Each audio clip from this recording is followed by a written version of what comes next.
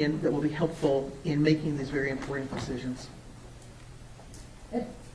Dr. Brahms, what kind of training did you have to be able to practice forensic and clinical psychology? Well, to be a psychologist, you go to 4 years of undergraduate. I was lucky; I only had to go to 3. I worked my way through school and through a lot of things. We only did 3 years, but I did get a BA. And then psychology graduate school is about 7 years. You have to have an internship. I went to Syracuse, New York, and worked in a hospital setting for my internship, and that's a year. And then, in addition to doing a dissertation, all of that, you need to have a year of postdoctoral residency in order to become licensed. And I did that in Flint, Michigan, at an inner city hospital, working as a pediatric psychologist with children with neurodevelopmental disabilities and medical issues. Well, Dr. Brahms, what is pediatric psychology? Pediatric psychology is a subspecialty of clinical psychology and really a subspecialty of child psychology. Pediatric psychologists work where there are either developmental or medical complications to a child's life. Most pediatric psychologists, like when I worked in Michigan and also in Columbus, Ohio, we work in the actual medical hospital, on the patient floor, in clinics, or perhaps in the emergency room at times. And we look at the interaction between development, illness, outcome, and we're really trying to help kids that are either in crisis or have long-term problems, such as recovering from burns or having autism or other neurodevelopmental issues. So we're in a medical setting more than in a clinical setting and dealing with those specialized issues. Well, why are those specialized issues important in a case such as this? Well, I believe they're central to this case because when you have someone who's been diagnosed with a neurodevelopmental disorder, such as Tanner, it's very important to understand how that person functions in real life. That a person is not just a diagnosis. A person is a person. And we also have to look at outcome. We have to understand, for myself, when I look at, as a pediatric psychologist, what might their outcome can be? What interventions do they need? How do we make the progress of their life as successful as possible?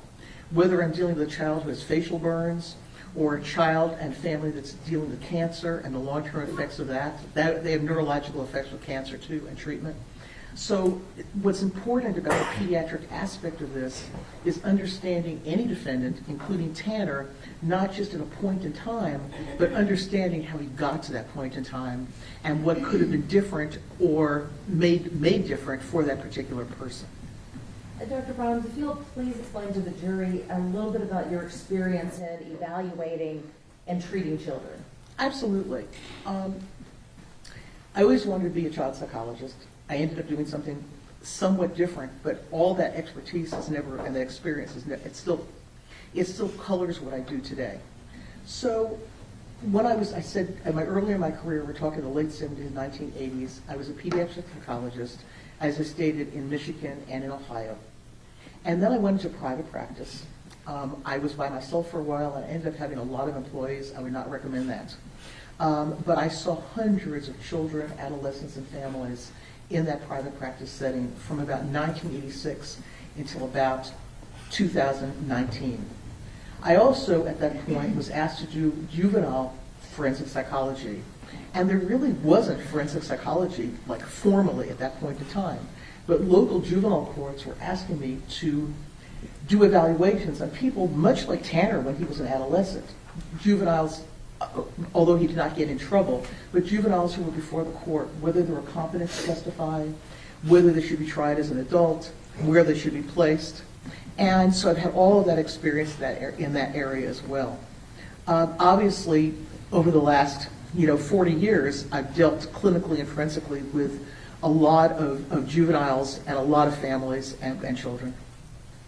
When looking at cases, how important is it to involve the family as well as the children in your evaluations? Well, it's important both clinically and forensically. As a clinical psychologist, Ms. Anderson, if you take your child to a therapist and they only speak to your child, that is really not fruitful. And it's also, I don't think it's professionally appropriate. The issue is none of us live in a vacuum. And a child especially is highly sensitive to a parent's parenting style, their ability to help them, their resources, all of that.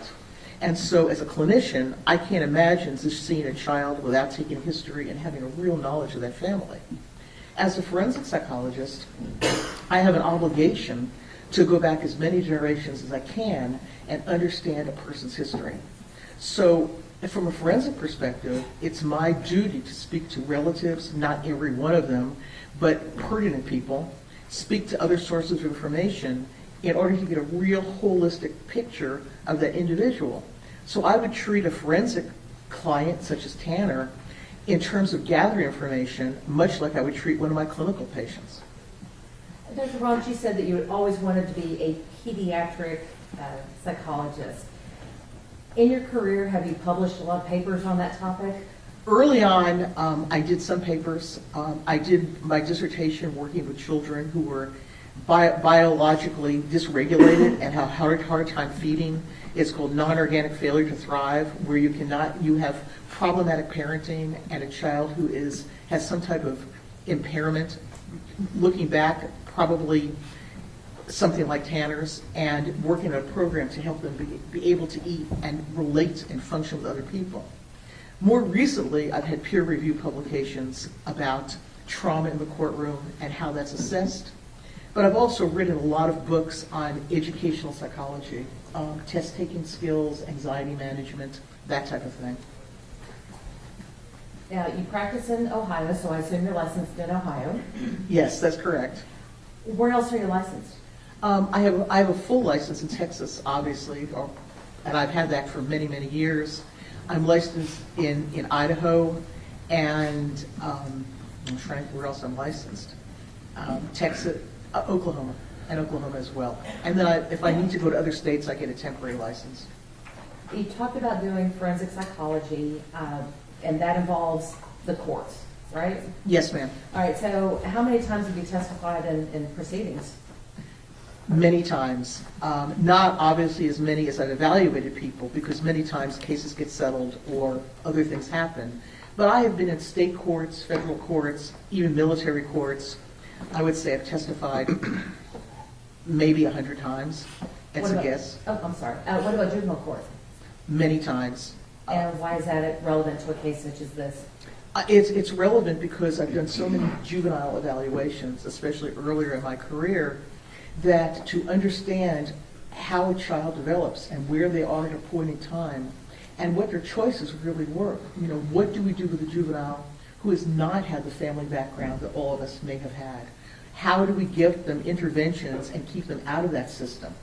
All of these things are very relevant. So this whole issue about development has a great deal to do with many cases in juvenile court, and I think many cases in adult court as well.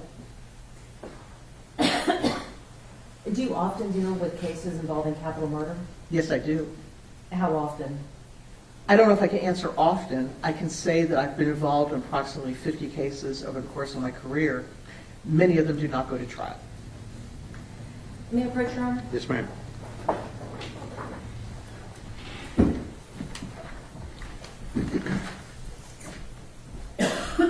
Dr. Browns, I'm going to hand you what has been previously marked as defense exhibit number 47. Yes, ma'am. Do you recognize that? Yes, I do, ma'am. What do you recognize that to be? This is my resume, and it is 27 pages in length. Is this a true and accurate representation of your experiences? Having spoken to my office yesterday, I would say yes, it is. Okay. Your Honor, at this time, the defense offers defense exhibit number 47 for all purposes. I've seen the judge. No objection. Defense 47 is admitted.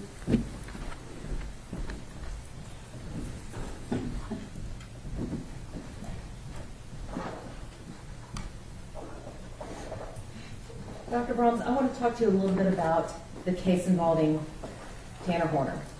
That's fine. You were retained by the defense in this case, is that correct? Yes, ma'am. All right, so, Dr. Brahms, how much is your hourly rate? $350 an hour. Is this standard for experts in your field? There's a wide range. I would say that I'm at the lower end of a range for forensic experts. Approximately how many hours have you put into this case so far?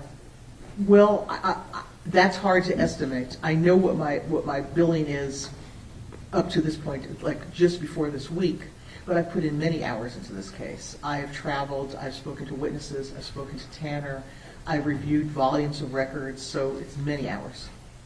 What have you billed so far? So far, and this is just an estimate, until this week for preparation, over the last 2 or 3 years, I billed $28,000 and then some expenses for flying and hotels when needed.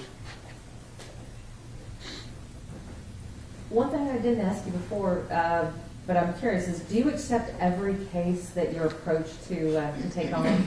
No, I do not.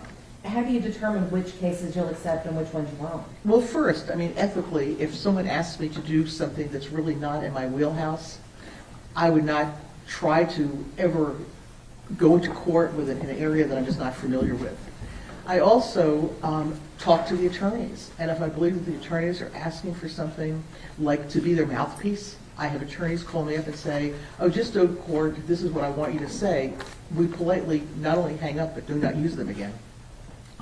So yeah, I would say, Ms. Anderson, that not just capital cases, but all cases. I do civil cases as well, like personal injury and workplace issues. I would say I turn down about 15% of the people that call me.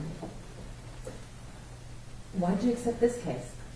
Well, first of all, when your team first spoke to me about it, you mentioned your concerns about development and your concerns about neurological issues such as neurodevelopmental disorders. And I knew that I had a lot of experience and interest in that area. I also know that your group does a very comprehensive job of getting other experts, that I would not just be on my own in doing this, but I would have solid information to back up my testimony. I had known you before. You seemed very determined to do the best job you could, and I felt very comfortable doing this. All right, so let's talk about the case itself. What were you asked to do in this case? In this case, I was solely asked to look at Tanner's developmental history and how that impacts his functioning over the course of time and prior to the offense. When you look at a case and agree to accept a case, what is your process? How do you begin your evaluation? Well, generally, I ask whoever it is, either defense or prosecution, I ask them for, or whatever attorney, for as much information as possible to get ready to see a defendant or other, what we call collateral sources. So I ask for everything. I don't want things in a summary. I do not want an attorney to summarize records for me, because I need, as the expert, to have availability to those records. Okay, some experts want to have a summary. I don't do that. Obviously, I don't need to read every page. If it's a medical record, for example, and they repeat the person's name and address over and over again, I don't need to spend hours billing for that. But I need to see information because I, as an expert, have an interest that might be different or a need for certain information than, let's say, an attorney. Okay? You mentioned a summary, and you don't rely upon summaries. Why is it important to have the actual record and not just a summary provided by an attorney? Well, first of all, attorneys are not psychologists. And the things with information that an attorney might summarize may not be the information that's relevant, those key factors that might be relevant in expanding my understanding of a particular defendant or person. So I need to be able to look at those records myself, and my job is to come up with hypotheses. As I sit at my desk and look at records, I don't just read. I keep thinking about, in this case, Tanner, in the situation. What are those records telling me? What other information might I need? How are those records written? What does that tell me about this case in full? So it's very important not to just see the summaries. Now, obviously, if there's a surgeon and there's a surgical summary, that's the summary I get. But in terms of other information, I need to have a hands-on with the information provided, the whole file. In this particular case where you provided records, Yes, ma'am. what kind of records were you provided? All kinds of records. First of all, I had a lot of law enforcement records. I had videos of Tanner's interrogation. I would say that with an S, interrogations. I had the video, obviously, of this terrible crime. I was given his school records, medical records, his jail records.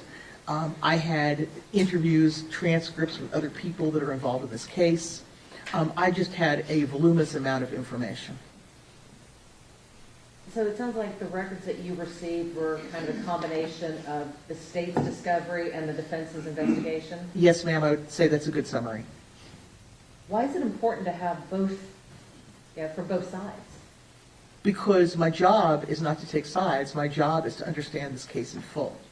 And the other issue is that law enforcement records can give me, as a diagnostician, or at least a developmental expert, information about that particular person. So the way the crime is committed, but also how they act toward an interrogation, how they act toward police officers. All of this information is very central in understanding, in this case, Tanner as a whole.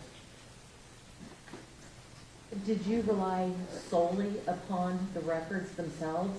Of course not. What else did you do? Well, I met with Tanner for approximately 12 hours over the course of this investigation. I also met with his mother. I met with his grandmother. I met with his brother. I met with some friends of his. I met with a paternal aunt.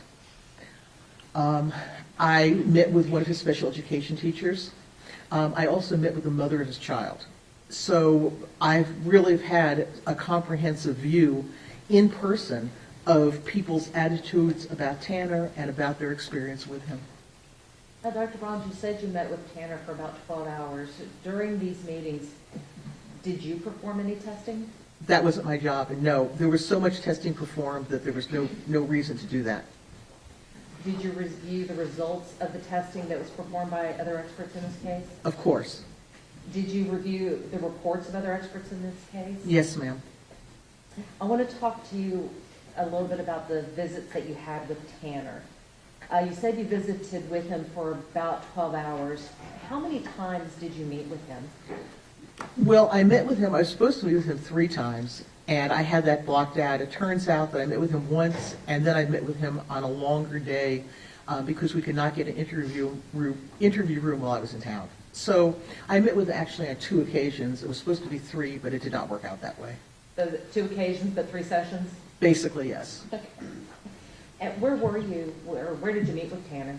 I met with Tanner at a private interview room near the pod where he's incarcerated. We had privacy. The door was shut. The chairs were comfortable. It was, for a jail setting, very conducive to having a private, interview with any defendant. We could hear each other, see each other. It was fine. Why is that important? Because when you are trying to interview a defendant through glass or through one of those telephones, you really cannot get into the intimacy and depths of their life. You cannot do that through a telephone or through a glass barrier. It is a relationship. When I meet with someone like Tanner, we have to be able to see and hear each other, to actually be in the physical presence of each other, because it is not just an interview for facts.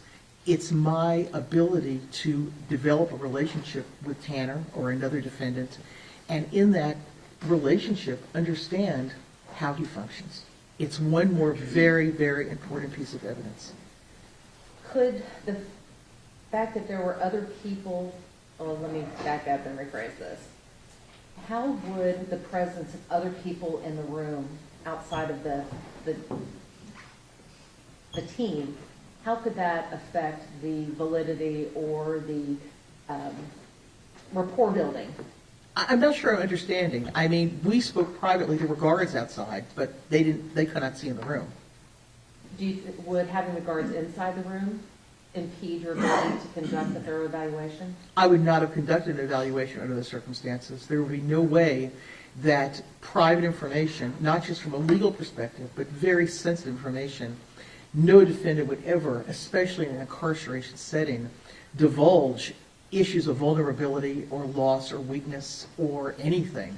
So I would have probably asked you to find a court order that a guard should not be in there, because I could not conduct an evaluation like that. How important is it, you mentioned the word rapport, so how important is it to build rapport with the person you're evaluating? Well, I think it's important to define the word rapport. My job in this is not to become friends with Tanner. My job is to set up an ambiance, an environment where Tanner or other defendants will feel comfortable talking. which means that I try to make it clear that they're accepted by me, that I have a lot of experience, that I'm not here to be criticized or judged, but I'm here to fully be a listening ear to understand. And that, yes, I may ask questions that are going to be painful, that are going to be embarrassing, but I'm hoping that there'll be a level of trust and actual likability between us that a client or a defendant would divulge such information. During these evaluations and these interviews that you do, how important is it to get that personal information from the client? It's crucial. I mean, if you went to a therapist and you did not feel comfortable with that therapist, you would not divulge your information that is highly personal. You would not feel comfortable with that person. There's a big difference, and I get asked this question a lot, between caring and likability and respect. Okay? I want this to be a respectful relationship. It's fine to tell some jokes sometime, and Tanner sometimes says things that are a little bit off the wall, and that was fine, but it has to be a level of trust. And that it's not a therapeutic relationship, I'm a forensic psychologist, but it has to be that he knows that I am listening and that I will ask questions that will allow him to tell the whole story about himself. Is that another reason why it's important to have your privacy and not have other people in the room with you while conducting these evaluations? Absolutely. Dr. Brahms, let's talk about child development, because that's why we're here, what you were retained to talk about. When we talk about, and when we use the phrase child development, what do we mean by that? What we're talking about is the trajectory of someone's life. We're talking about what happens, first of all, in the womb, in utero, which obviously is very significant in this case, but also historically. What are the people like that raised a particular person? What histories do they have? Obviously, in this case, both his mother and grandmother had problematic histories. Doesn't make them bad people, but they do. And then we look at stages of development. Every child, whether you live in Fort Worth or you live in, West Africa, goes through similar stages of child development, of where there's certain milestones and certain critical stages of life that children have to go through, hopefully successfully. And then we look at adult outcome and what skills and strengths they had or did not have as a child to have a successful adult outcome. So development is looking at the whole course of someone's life and trying to understand at every point why things were either successful or why they might have been problematic.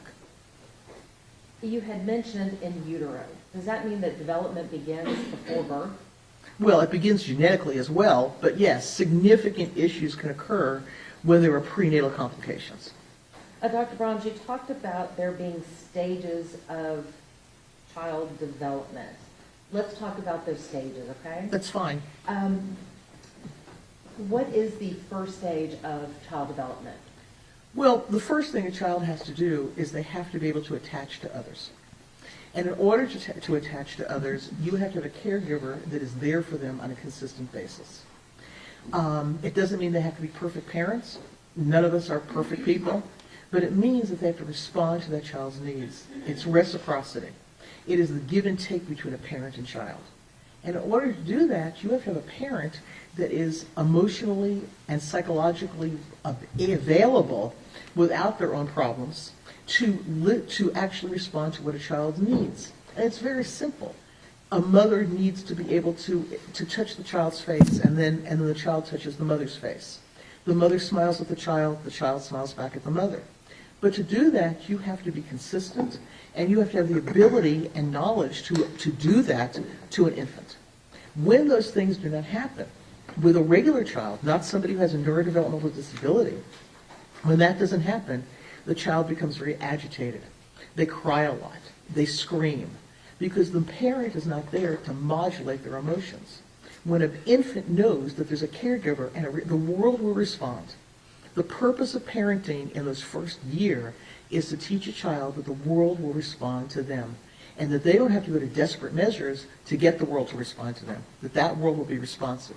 So that first period of attachment is significant as a building block for the rest of someone's life. Dr. Brahms, you mentioned neurodevelopmental disorders. How can a neurodevelopmental disorder affect the development of a child?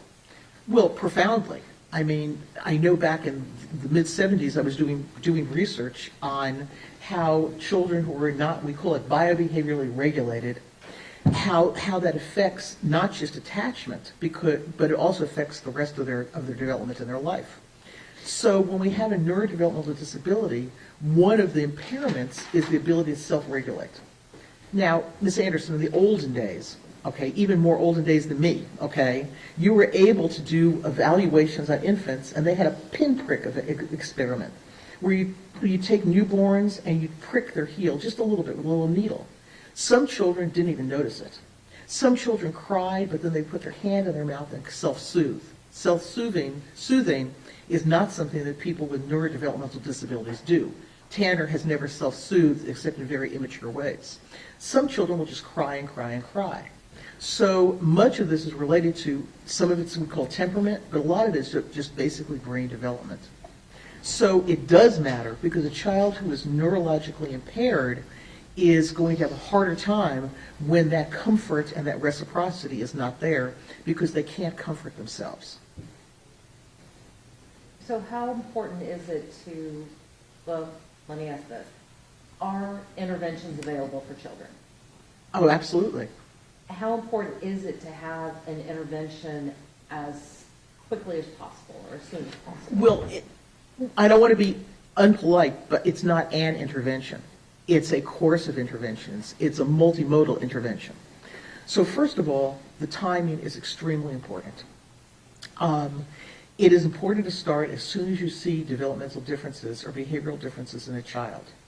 In many states, most states, there are infant programs where people come into the house, professionals come into the house and educate the caregivers about how to set up the best possible environment for that child. But what we do know in terms of early intervention with neurological disabilities, neurodevelopmental disabilities, that if there is not intensive intervention by about age 6, that child is far behind the 8 ball. That the types of skills, attention, self-regulation, socialization, attending to the environment, all of those issues need to be addressed well before a child starts to go into stages of development where those skills are absolutely mandatory.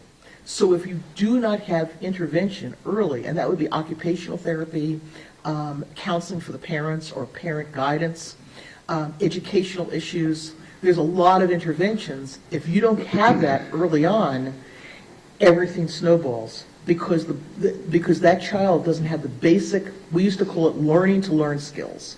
The skills that you have to learn in this world, to acquire information, to control your behavior, all of those things, if you don't have that by a certain time, your adaptation and your coping skills are going to be ineffective. You mentioned the term multimodal. What does that mean?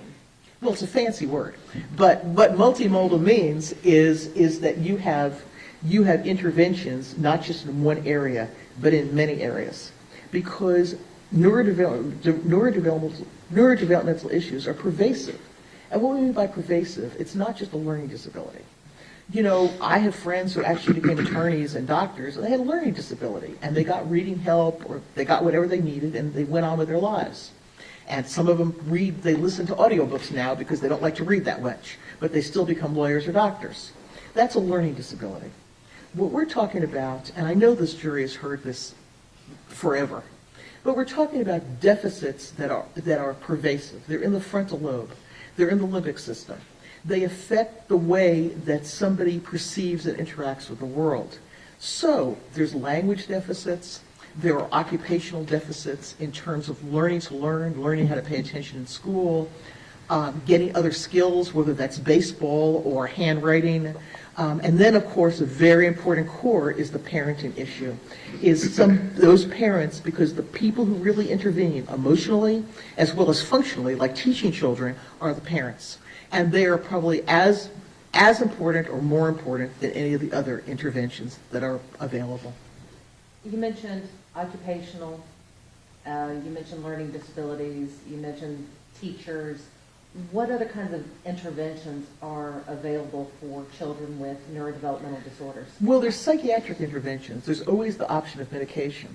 And this is an important issue because, number one, a majority of children with neurodevelopmental issues have, in quotes, ADHD. They do not pay attention. They are impulsive. It's all of that. You know, we can use whatever diagnostic terms we want to use. I usually don't say ADHD because I think it's part of the whole neurodevelopmental issue, but they have those problems. And you can treat that with a wide variety of medications. The secondary problem comes is that children who live a life with this type of impairment develop secondary diagnoses like depression. That's certainly true for Tanner. So we have to look very carefully at controlling those, or at least remediating, addressing those secondary diagnoses. Because then when you have a neurodevelopmental disability or impairment on top of a secondary problem that's major, now the problem, it's not just additive, it's interactive. What do you mean by not just additive, but interactive?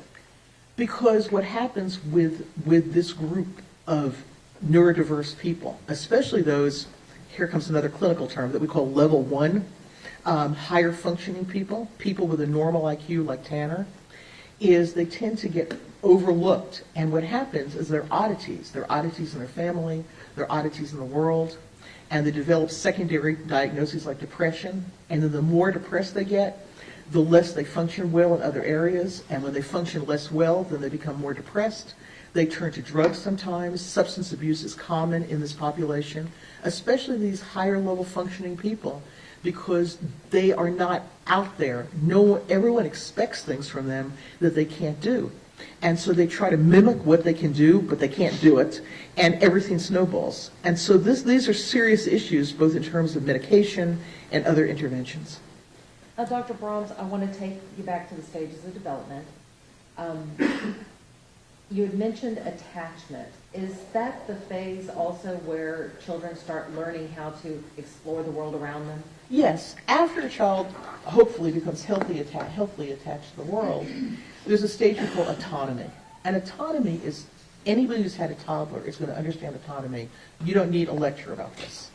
Children, let's say 3 years old, 4 years old, young, toddlers, a little bit above, will go out to the world and explore. And who do they come back to? They come back to their mommy or daddy. And their mommy and daddy tells them how to explore the world safely. If you want to look at a flower, you go look at a flower in the garden, but you don't rip it up. And you get compliments from your mom. You went and smelled that flower, but you didn't take that flower out of the ground. That is really grown up on your part. And then the child comes back to the parent for that compliment, and they get a hug, then they try to explore something else. So in that stage of autonomy, which is sort of toddlerhood, preschool, they start to learn how to deal with the world with their emotions being controlled and with their behavior being controlled, because there's a solid parental figure, a solid caregiving figure who is there to guide their behavior and give them that feedback and that reinforcement and that guidance. So when they go out to the world, their behavior is controlled. They can look at their environment, they can enjoy their environment, and they get attention. And I don't mean spoiled attention, but they get attention from a caregiver that they are able to be the big boy or big girl and do what has to be done to start to be part of this larger world around us. What happens if you don't have that kind of solid parent to help you during this stage? And what happens if you also have a neurodevelopmental disability? I mean, those things are going together in this case. What happens is children who do not have that guidance do not know really how to control themselves. Children who are neurodevelopmentally more normal may have less trouble doing those things. But when you have this hyperactivity and this impulsiveness and this generally agitated state, and when you have a family who can't give you what they need, then your ability to be able to go out in the world and act in an appropriate manner and not be afraid or not be overly inappropriate, that is compromised. And so in cases where you have a solid parental figure that can help navigate that aspect of child development, is it easier for a child with neurodevelopmental disorders or issues to succeed? Well, let me phrase that the opposite way, is that when a child with neurodevelopmental differences does not have steadiness, when they're moving all the time, for example, if their parent is on drugs a lot, if there's different people in the house, if they have different caregivers, they are getting the opposite of what they need, because a child with these disabilities needs predictability and stability and responsiveness. So predictability, stability, responsiveness. That is what is going to modify their neurological damage. Now, all children need that, Ms. Anderson. I'm not saying that we should let other children just do what they want, but in terms of pervasive developmental issues, it's very important to have that stability, that predictability, and that responsiveness. If you don't have that, the brain does not have a way to modify. I'm not saying heal. I'm saying to modify and have that child have the ability to use all of their ability and their skills to have a more adequate adjustment and successful adjustment. Hang on just a minute. We have a juror who has requested to take a short break. So let's Okay. take 10 minutes. We'll come right back in, okay?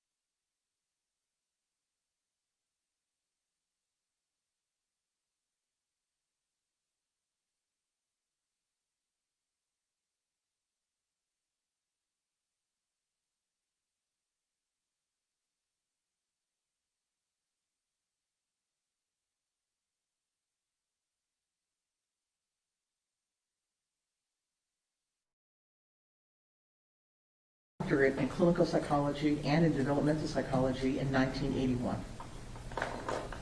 You mentioned clinical psychology, but I also heard you say forensic psychology Yes. earlier. What is the difference between clinical versus forensic psychology? Well, there's a large difference. Obviously, to do either, you have to have a great deal of experience in understanding human nature. Science is a scientifically based profession. But in clinical psychology, the client is your client. You are their advocate. And so that is why you go to counseling, because you want somebody to be your advocate. Obviously, you want to be honest with them about what's troubling them and what is going on, but you represent them. In forensic psychology, you represent the evidence, you represent the data. And you can be hired either by the prosecution or by the defense, but a forensic psychologist's job is within the limits of their expertise. They need to present to a jury or to a judge, to whoever is deciding the case, information that will help in the decision-making process. Not a biased opinion, but an opinion that will be helpful in making these very important decisions. Dr. Brahms, what kind of training did you have to be able to practice forensic and clinical psychology? Well, to be a psychologist, you go to 4 years of undergraduate.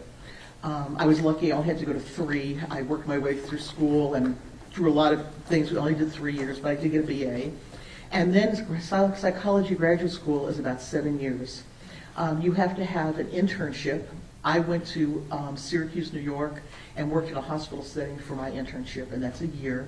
And then, in addition to doing a dissertation, all of that, you need to have a year of postdoctoral residency in order to become licensed.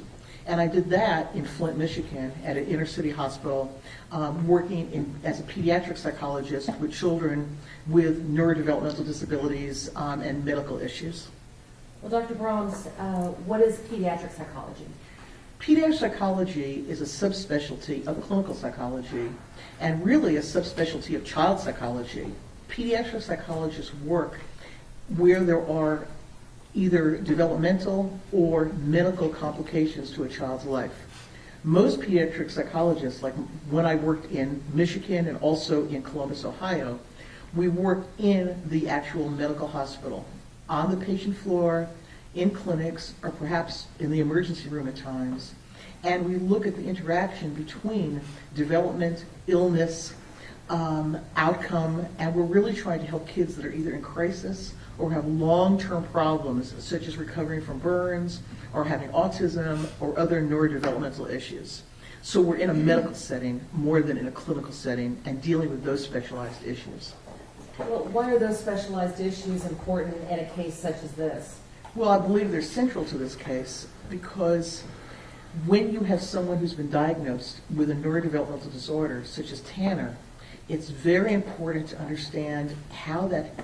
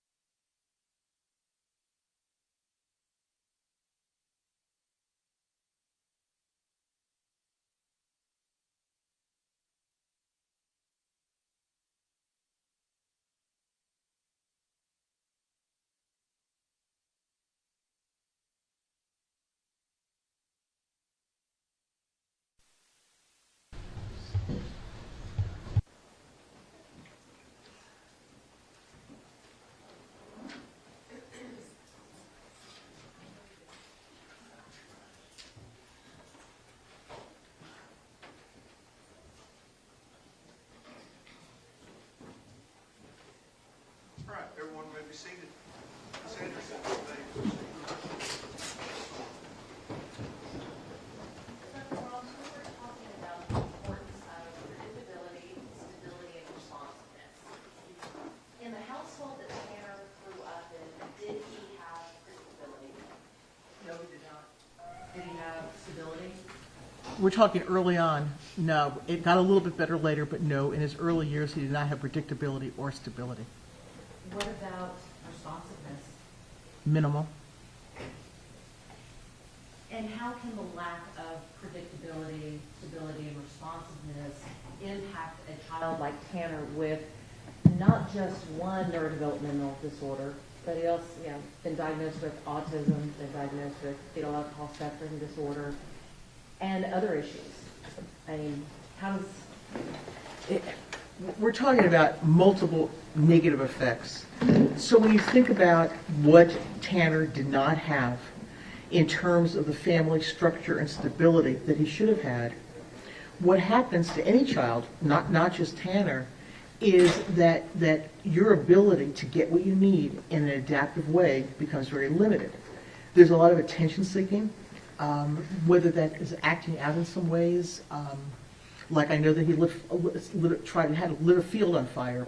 I don't think necessarily on purpose, but he did things that were not smart things to do. Children with neurodevelopmental disabilities also do what we call telling tall tales.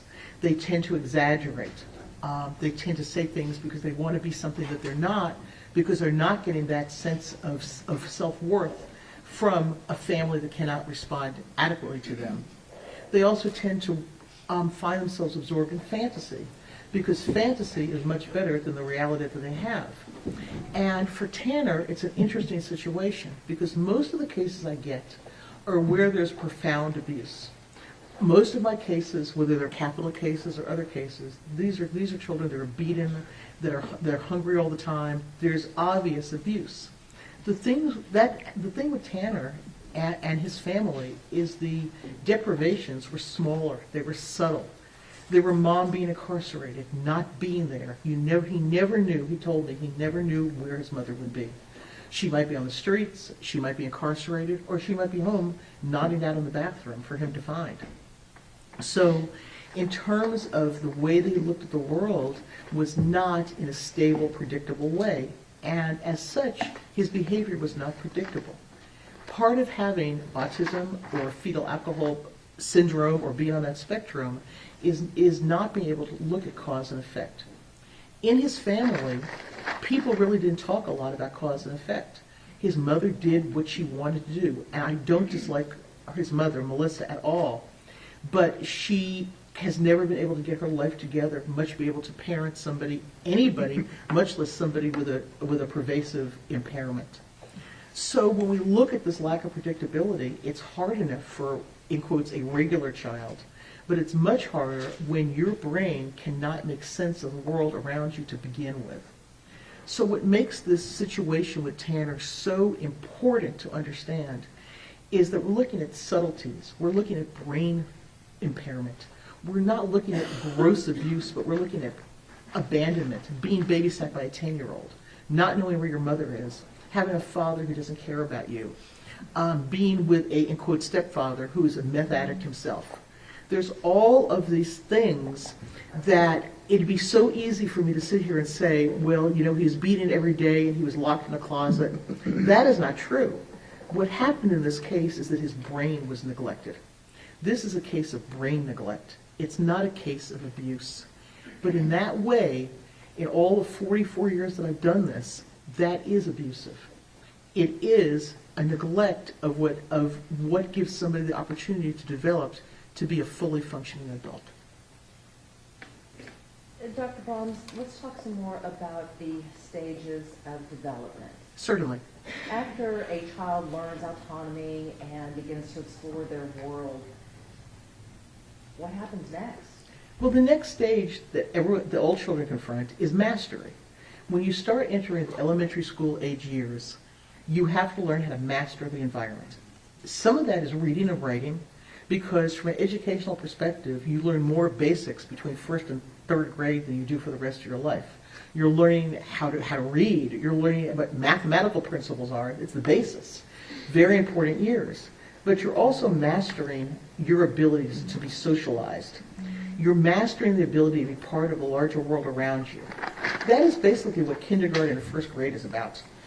Yes, it's about ABCs, and it's about learning numbers, but it's about how do you learn to be in the larger social world, to hang up your coat, to put your boots in a locker, to sit there with floor time and be with your friends, to learn how to interact with people, to be quiet when you need to be quiet, to ask questions that are appropriate. I mean, we know how many little kindergartners say inappropriate things. We've all had kindergartners. They say things that it's because they're kindergartners. And we teach them in a loving way why that would be appropriate or not appropriate. Tanner, in reality, as an adult, doesn't have much of that. Sometimes when I talk to Tanner, I felt like he walked out of a textbook.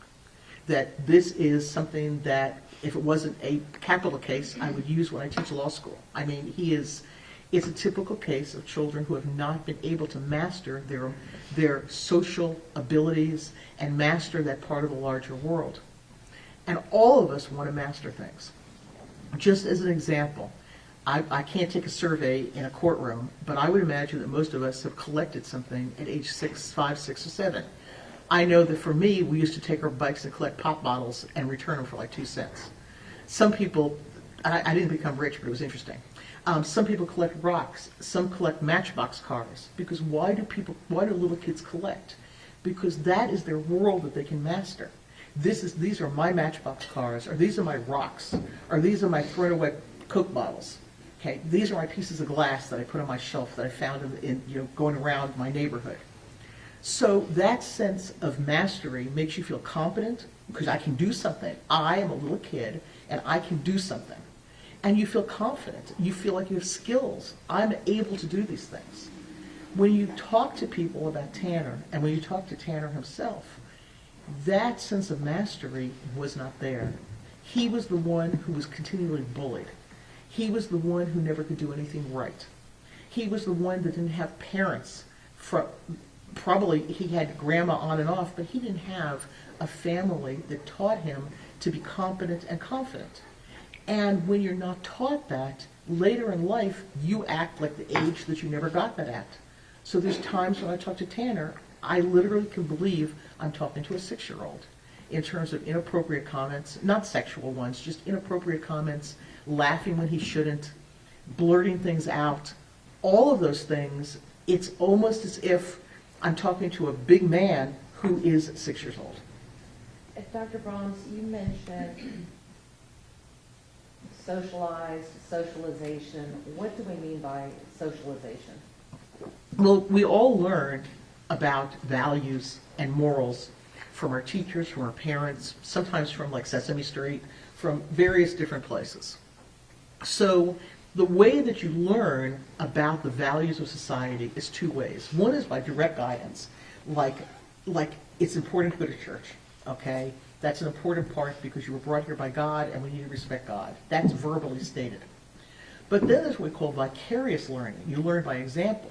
So you learn when your grandmother goes to church and says, that was a great sermon, I feel so much better. And you're listening, you're saying, you know what? This has some value, and my family's values are that we need to respect something higher than us, okay? Whatever religion you want to be. They were good Christians, so whatever you choose to be.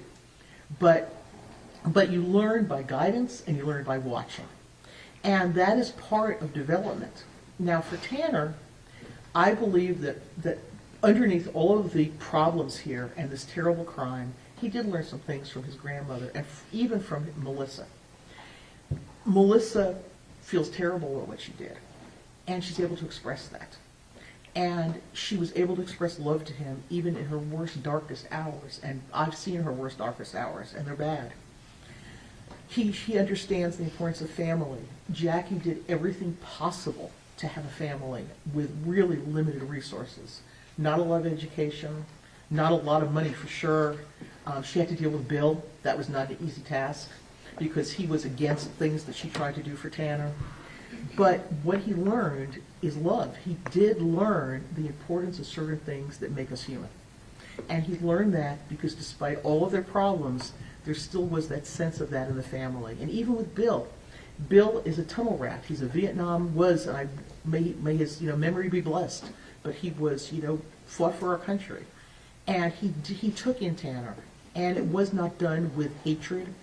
He did what he could do, but I believe that they tried their best to have a family. And I believe that in the long run, years later, Tanner wanted and wants the same thing, that he wanted to have a family, even though he had a very dysfunctional partner and very limited abilities cognitively, not intellectually, not in terms of smartness, but in terms of this pervasive developmental disorder. So those are the values that you get that you carry on. You mentioned guidance and modeling. What happens if you don't get proper role models, proper guidance, proper modeling? You get it from somewhere.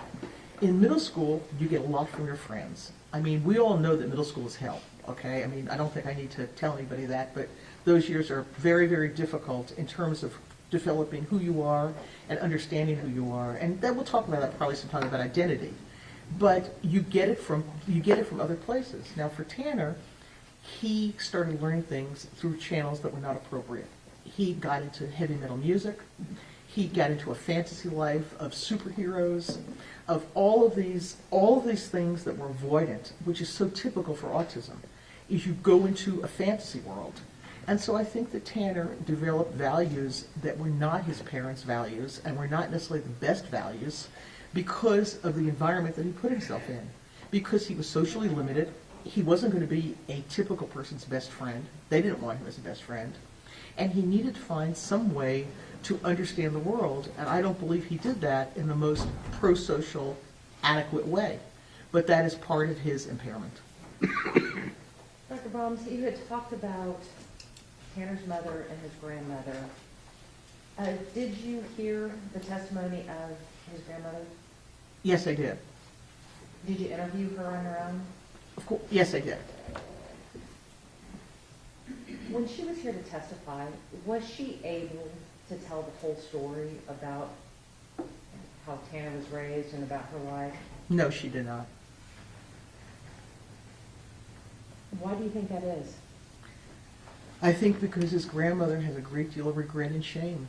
I think that she has shame because she was sexually abused as a child and has always felt inadequate and dirty and not good about herself. And it's taken her years of prayer and counseling to try to get over this. She feels terrible that her daughter became a drug addict, a real drug addict, and that she could not do anything to stop that. And she feels inadequate because she did not give Tanner and could not give him what he needed. She did not want to talk about what she went through with her daughter. It's incredibly embarrassing to sit here in front of a court and state that I was a failure as a mother, that my daughter really is markedly dysfunctional. It's hard, it's shameful. And she's a sensitive woman who truly has love in her heart for her child and for her grandchild, and she's disabled and she's in a wheelchair. And I think this, in my view, having spent hours with her, this was probably the hardest thing she's ever done. Do you believe that Jackie possessed the desire in her heart to do everything that she could for her grandson? Without a doubt. Did she possess the ability to do those things? Very limited. And what do you feel hampered her ability to give the stability or the predictability that was necessary in the home? Well, first of all, she had a lot on her hands. She had Melissa, the mom, in and out of the house with drug problems. She was trying to give her money. She had no money of her, little money of her own, Social Security, whatever. There were always financial problems. Her husband, Bill, was not supportive. And she is not a highly sophisticated woman. She's a fairly kind, I like Jackie, you can't help but like her, but she's not a sophisticated woman.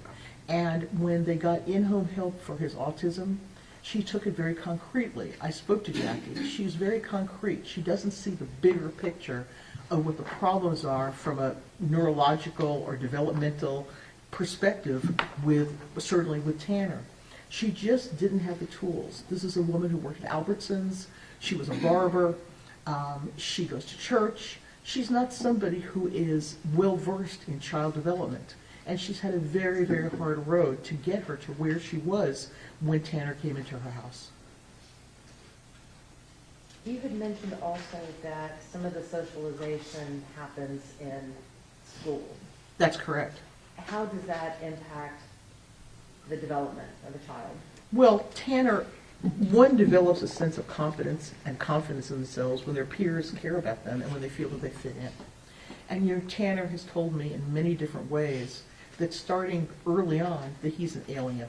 I don't mean a real alien. This is not a psychotic delusion. I mean an alien that he is somehow in this world but does not have the skills that, in quotes, humans have.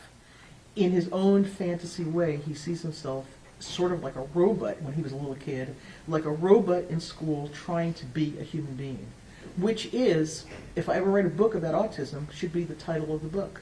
Because people who have these disabilities have to mimic, they have to cover, they don't know how to do these things on their own. And so, of course, he was bullied. He was painfully bullied. And he never wanted to tell his grandmother much about it because he was embarrassed.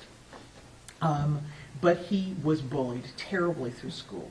So you have somebody with autism, and you have someone who's on the fetal alcohol spectrum, who really cannot mimic the, everyone's talking about theory of mind, but to understand how he should act, how people perceive him.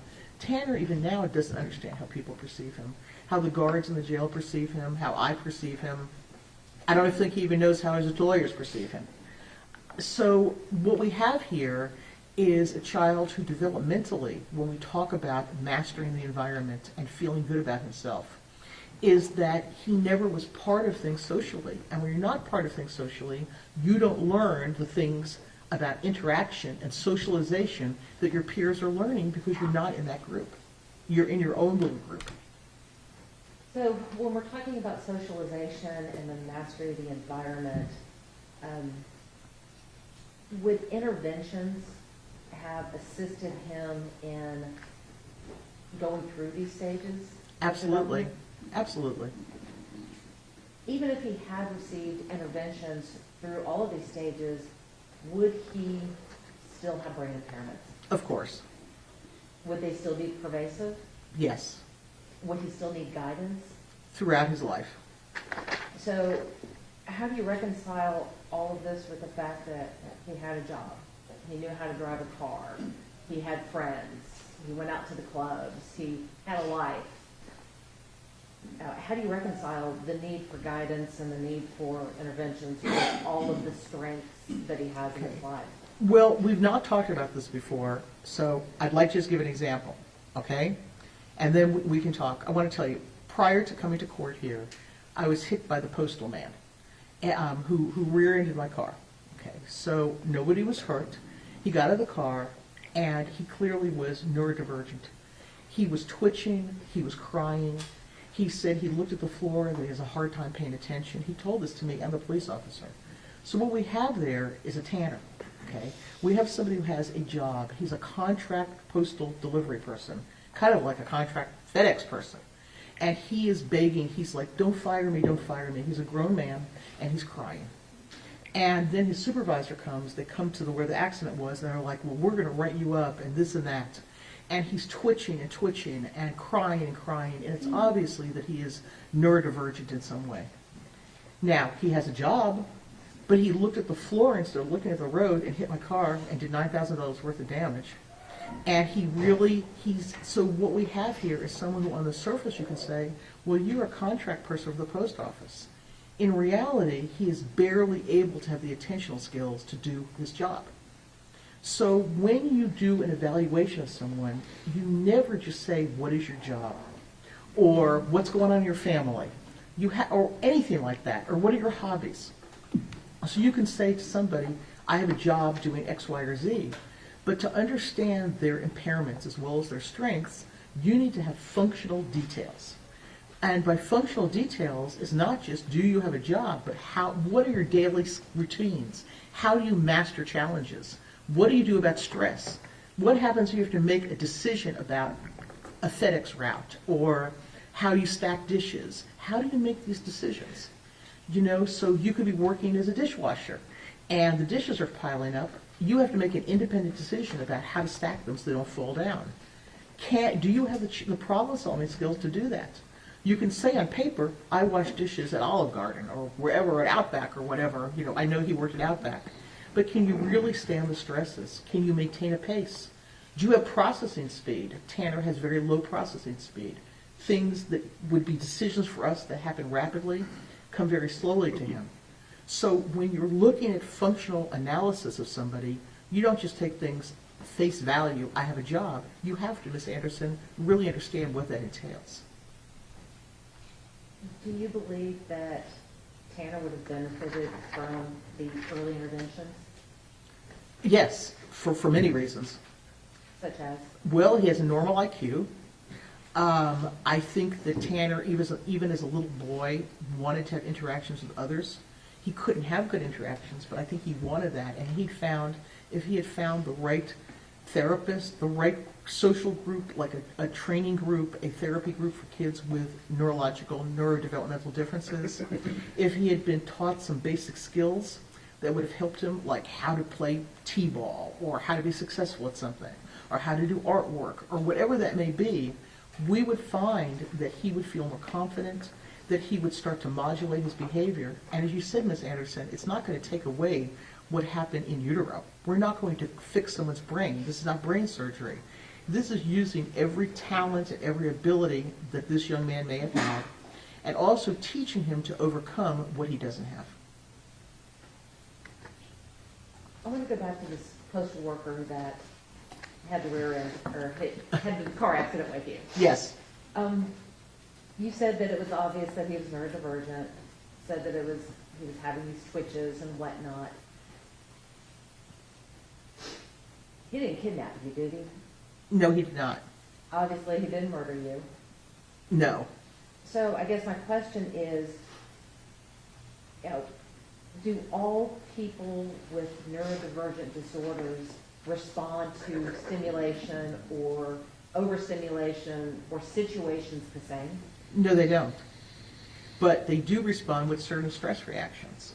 We do know from purely a neurological basis that people who have autism or neurodivergent with FASD or whatever else, that their ability to plan, and they're always getting themselves digging their hole deeper. The way that I used to talk to people in counseling is you're digging a deeper hole.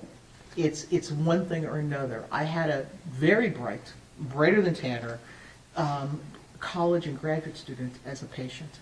And he would dig himself into holes continually. So he'd give a PowerPoint, and obviously he has poor communication skills, and he's very, in quotes, nerdy, and it didn't go well. And so what he then does, he leaves the classroom without anyone asking him a question. So then he gets in trouble with the dean, and then he doesn't agree with what the dean tells him, so he goes to the president of the university. This thing is just digging a bigger hole. He should have just not been so hyper-focused on his behavior and what happened and his stress level, and found other ways to cope. But there could be a lot of ways of doing that. But so what we find is there's behavioral patterns. Not every situation, Ms. Anderson, is the same, but the reactions tend to have a diagnostic and commonality to them depending on the situation. What do you mean by diagnostic and commonality? Well, we know that the brain, all of our brains work in a certain way. We all have to solve problems by looking around the environment, pulling together information, and then our emotional part of our brain has to have some control over the thinking part of our brain, and vice versa, to come out with solutions. When you have damaged those areas, that's going to be very different and difficult. And we know from research, and we know from clinical experience, that people with these disorders who deal with stress generally do not have good reactions. It's avoidance. Tanner has a lot of avoidance. It's meltdowns, which Tanner has had many meltdowns. My mailman was having a meltdown. These are predictable things. So not everyone's going to respond to the same situation in the same way, but the impairments are generally the same. Dr. Brahms, when you were talking about mastering the environment, you used the phrase competent and confidence. Yes, ma'am. What did you mean by competent and confidence? Well, in order to be successful in this world, you have some competencies. And to have competencies, you have to be able to follow through on things, pay attention, solve simple problems, not get discombobulated by stress. All of those things and many more are part of having this type of disorder and impairment that Tanner has. And if you don't feel that you're able to master the environment as a child or as an adult, Tanner could not master the world as an adult. He couldn't find the right place to live. He couldn't handle a job. He couldn't handle relationships. Then your feeling confidence about yourself is minimal, if not less than minimal, and you start doing things to make yourself feel better, whether it is resorting to fantasy or thinking you're someone you're not or hoping you are. Whatever that is, it's not a fully formed, competent, and confident individual. How can trauma affect a person's ability to master their environment? Well, trauma takes away from everyone's ability. I'd like to use Jackie as an example. I mean, his grandmother has had a lifetime of trauma, and her ability to focus and to think things through, she struggles every single day to do that because of the trauma that she's been through. Now, trauma can have both a behavioral impact because of your experiences. So someone is traumatized, they act out in certain ways, or they become depressed, or whatever that may be. It's somewhat more damaging, though, because trauma also causes changes in brain function and brain structure. We know that toxic stress, abandonment, which he's had a lot of abandonment, seeing things that no child should see, that type of thing, all of that impacts not just the way a child responds, but the way their brain responds, and the actual neurochemical changes in their brain and structural changes because of that stress. You mentioned the term toxic stress. What does that mean? Well, toxic stress, there's good stress and there's bad stress. So all children grow through stress. All of us grow through stress. So if we have a problem at work and we resolve it, we've learned a lot, we've grown, we're stronger, we're less afraid to make a mistake, we've figured it out, okay? That is a level of stress that we can tolerate, okay? Toxic stress is when we do not have the tools to overcome a stressful or challenging situation. It might be two things. One, it might be that the situation really is insurmountable. There are situations that will cause anybody toxic stress, no matter how smart we are, no matter how our brains operate. But stress can become toxic when that person has an impaired brain and then they're faced with challenges that you or I might be able to deal with, but they cannot. And that becomes toxic, especially when they're faced with those stresses over and over again. For Tanner, it was never knowing where his mother was, never knowing if she was alive or dead. It wasn't toxic stress like being beaten every day, okay? It was toxic stress that this world is unpredictable and this world is something that I cannot control or master every single day, and he doesn't have the skills that we do. We're talking about trauma here. Did Tanner share with you some of the more traumatic events in his life? Yes. Yes, he did. Let's talk about that. Did he share with you about the time that he himself had been sexually assaulted? Yes, he did. What happened? Well, not surprisingly, it was difficult for Tanner to talk about. What happened is that his mother, they were living on a property that had several homes, and there was a landlord. And as I think I mentioned earlier in my testimony, he was involved in setting a fire and causing some problems on that land, and he had to apologize to the landlord.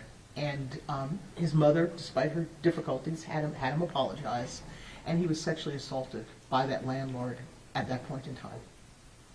How old was he at the time? He was about 10. You talked about setting the fires. Were those fires, or let me rephrase that, was there any indication that those fires were set with the intent to burn down a house or to cause mass destruction or anything like that? No, not at all. When he told you the story about the fires, what did you make of the fires? I felt that I was talking to a young man who was unable to predict cause and effect, And he thought it would be interesting to see what it looked like if some dry brush was burning, and it never occurred to him that that could spread. When someone who has been sexually assaulted, like Tanner was, at such a young age, can that cause that person to either, to mimic that same behavior? Well, I don't think that the research, again, Ms. Anderson, I know you're not a psychologist, but it's not a matter of mimicking behavior. It's a matter of having, when someone is sexually assaulted, there's a lot of questions raised in that person about their sexual competence, about why they were picked upon to be abused. And because of this, not everybody by far, they get into situations where they're exploring their sexuality and where they're trying to get some issues worked out about that. So I think what sexual abuse does primarily is put somebody in a position where they're unsure of their own sexuality, which can lead to many, many different outcomes. Okay, it can lead to sexual exploration. It can lead to depression. It certainly did for Tanner. He had some traumatic symptoms after that. Even now, it's in his memory. I would not diagnose him with PTSD, but I would say that at the time, he had many trauma symptoms that sort of have remediated over time, but the actual event is something that he clearly does not get out of his mind. That is something that is still very troubling to him today. And difficult to talk about? Very. You had mentioned earlier about identity. Yes. Tell us about that stage of development. Well, during those middle school years and beyond, one has to establish who you are as a person. What am I? Am I a smart person? Am I good at certain things? What am I going to be when I grow up, so to speak? Much more than I want to be a fireman. We're not talking about a 6-year-old. We're talking about forming an identity that will lead into adulthood. So when Tanner was in those stages, most children in healthy situations have positive experiences. They're not bullied, they don't have home life problems, and they're able to have experiences that mold who they would be. For Tanner, he did not have those positive experiences. His identity started being formed as that alien, that person that can't really get along, who has to mimic, who doesn't really understand the social world around him. And when he started to develop an identity, what was left for him? I mean, what really was left for Tanner? Well, it was the odd things. It was the outlier things. It was the rock music and the heavy metal many people don't listen to. It was watching Marvel movies 20 times. It was Dragon Ball Z. A cartoon that I still can't understand, by the way. But it was all these things that he created his own identity. But it wasn't an identity that was the typical identity of, I'm in 4-H, I'm in the school play, I play basketball, I do these things. At that point, he was a church-going kid, and he could not sustain that. Now, I know later on he's become much more serious about the values his grandmother taught him about religion. But at that point in time, he couldn't get along with the youth group there. I mean, I think he played some kind of musical instrument, but he shared, he's always an outsider.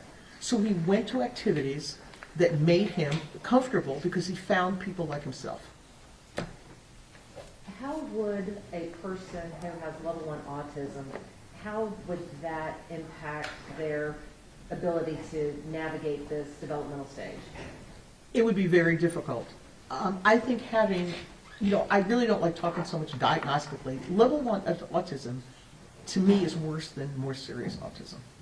Because, and I know that sounds probably off the wall here, but I do mean that to some degree as a professional. Because if you are more impaired, people see that you're impaired, and people either have empathy or you get special services or whatever.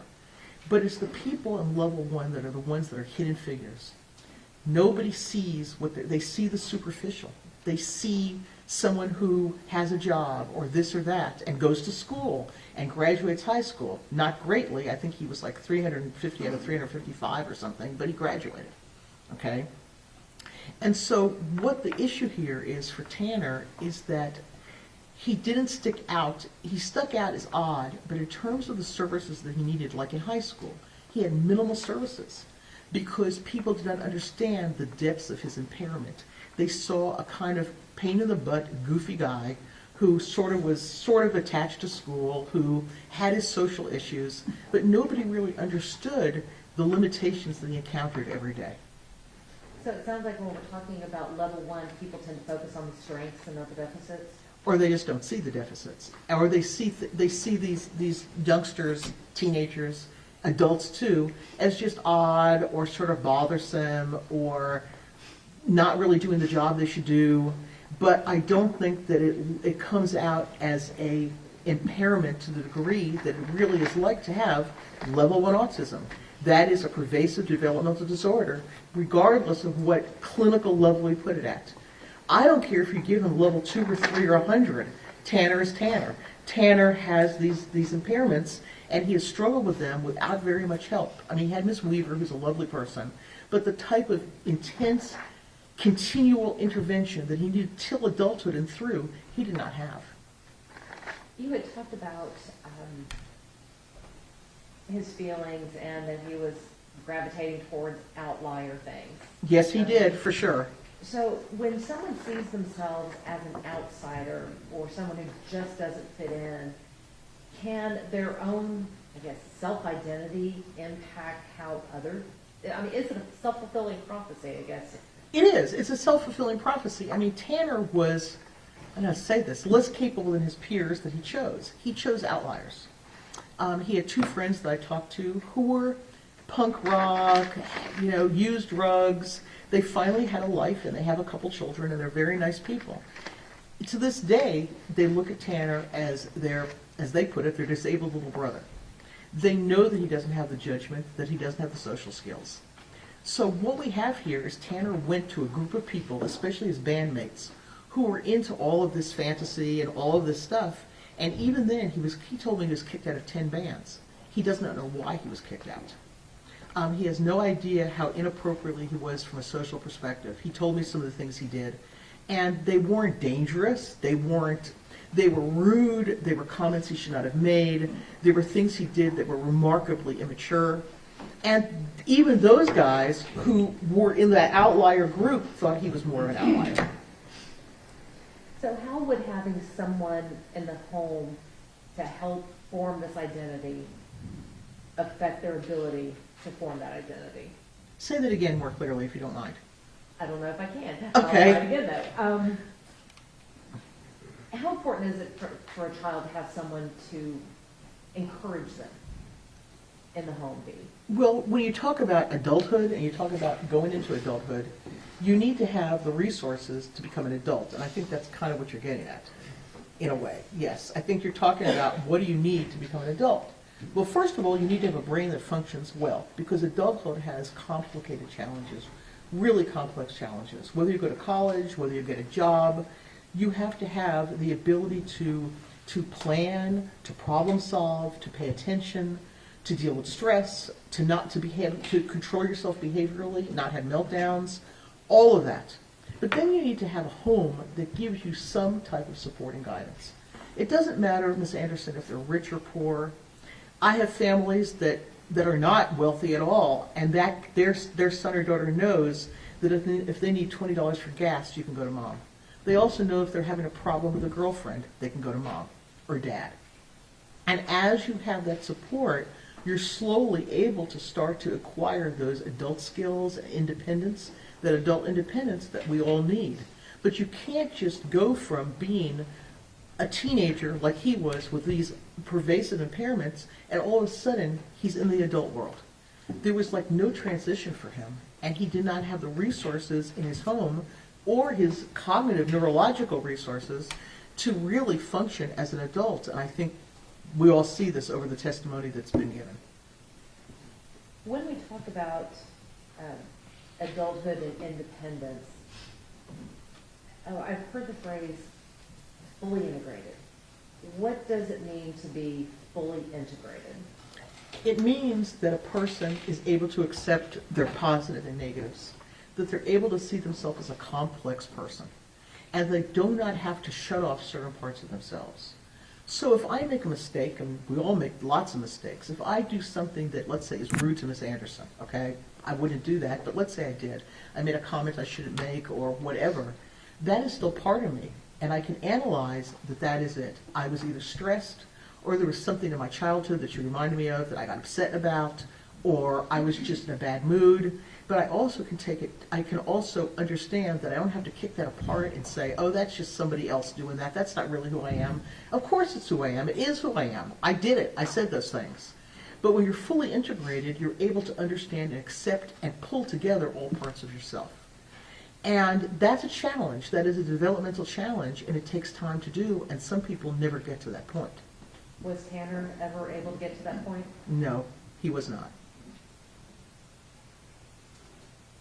How important is it to have coping skills in order to help yourself to fully integrate?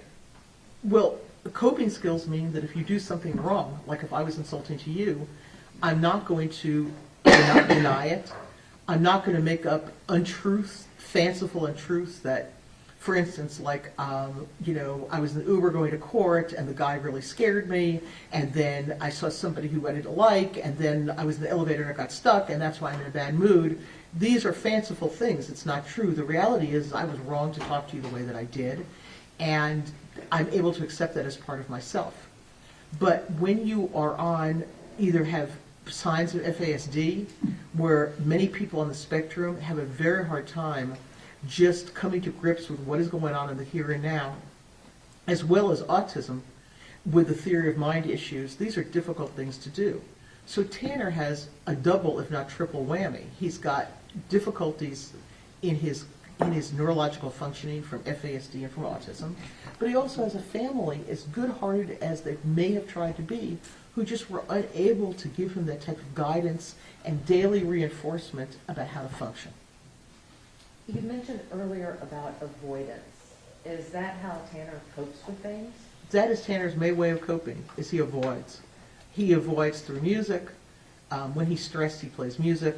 He avoids through watching the same Marvel movie 20 times. He avoids by watching Dragon Ball Z 100 times.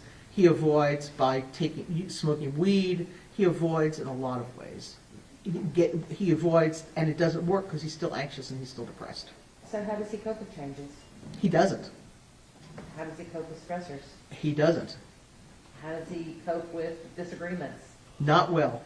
He leaves. He's not an arguer. He can't do the social, he can argue, but it's ineffectual.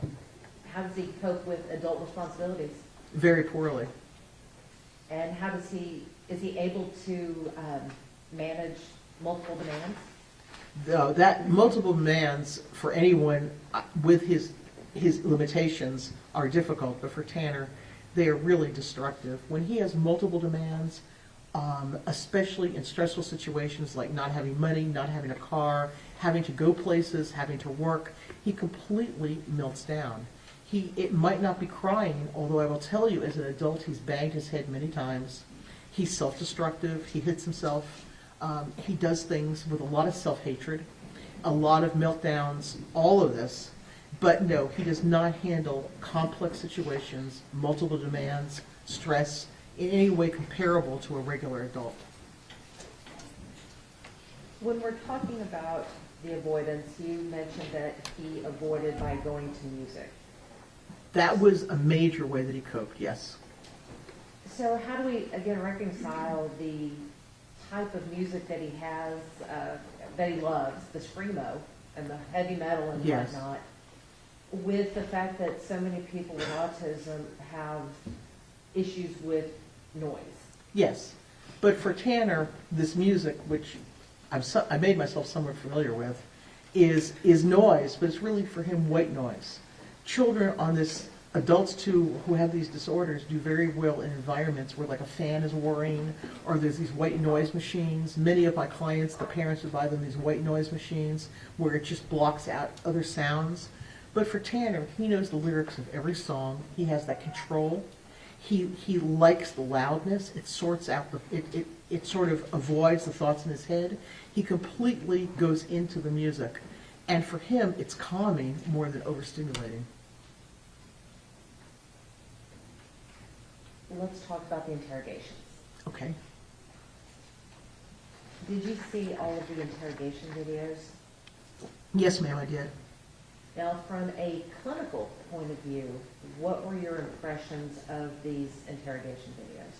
From a purely clinical point of view, Ms. Anderson, if I was not involved in this case and someone just clinically gave me and said, what would you think about that person? If I knew nothing except the video, okay, and this was a test of some kind, I would definitely say that person was on the autism spectrum, without a doubt.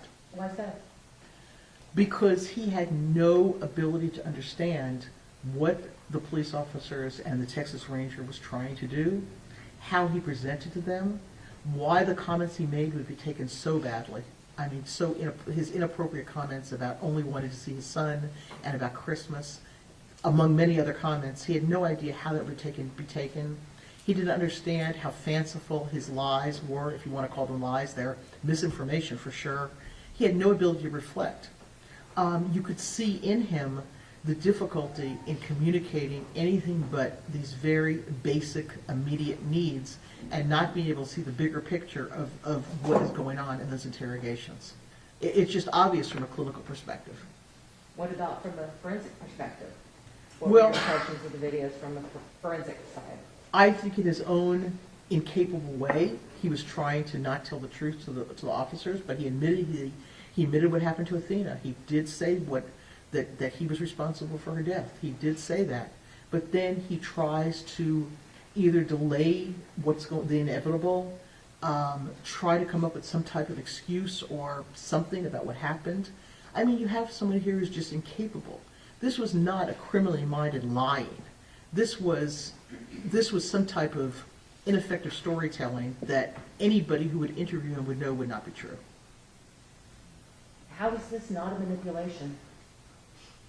It's a sign of autism. It's a sign of what he has on. What is he manipulating? He admitted what he did. Eventually, I hate to talk about this, it's very painful to talk about, but they eventually found Athena's body. Eventually, he got them into the area. What is he getting from that manipulation? What is he gaining? He's gaining nothing. There's nothing to gain. My question watching the interrogation was, is this a fantasy? Is this him trying to be on Law and Order? Is this Tanner's just way that you're supposed to talk to the law enforcement like this? It seemed almost like he was movie scripting, like this was something that if you're caught, this is how you act. But it had no end. There was no purpose to what he was doing.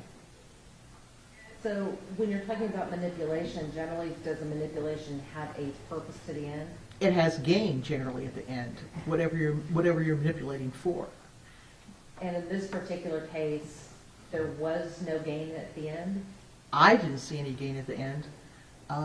What I saw was someone struggling to make sense about what happened and struggling to understand, which he did not, what is going to happen to him. To him, at that point, it was just let me go home and see my son.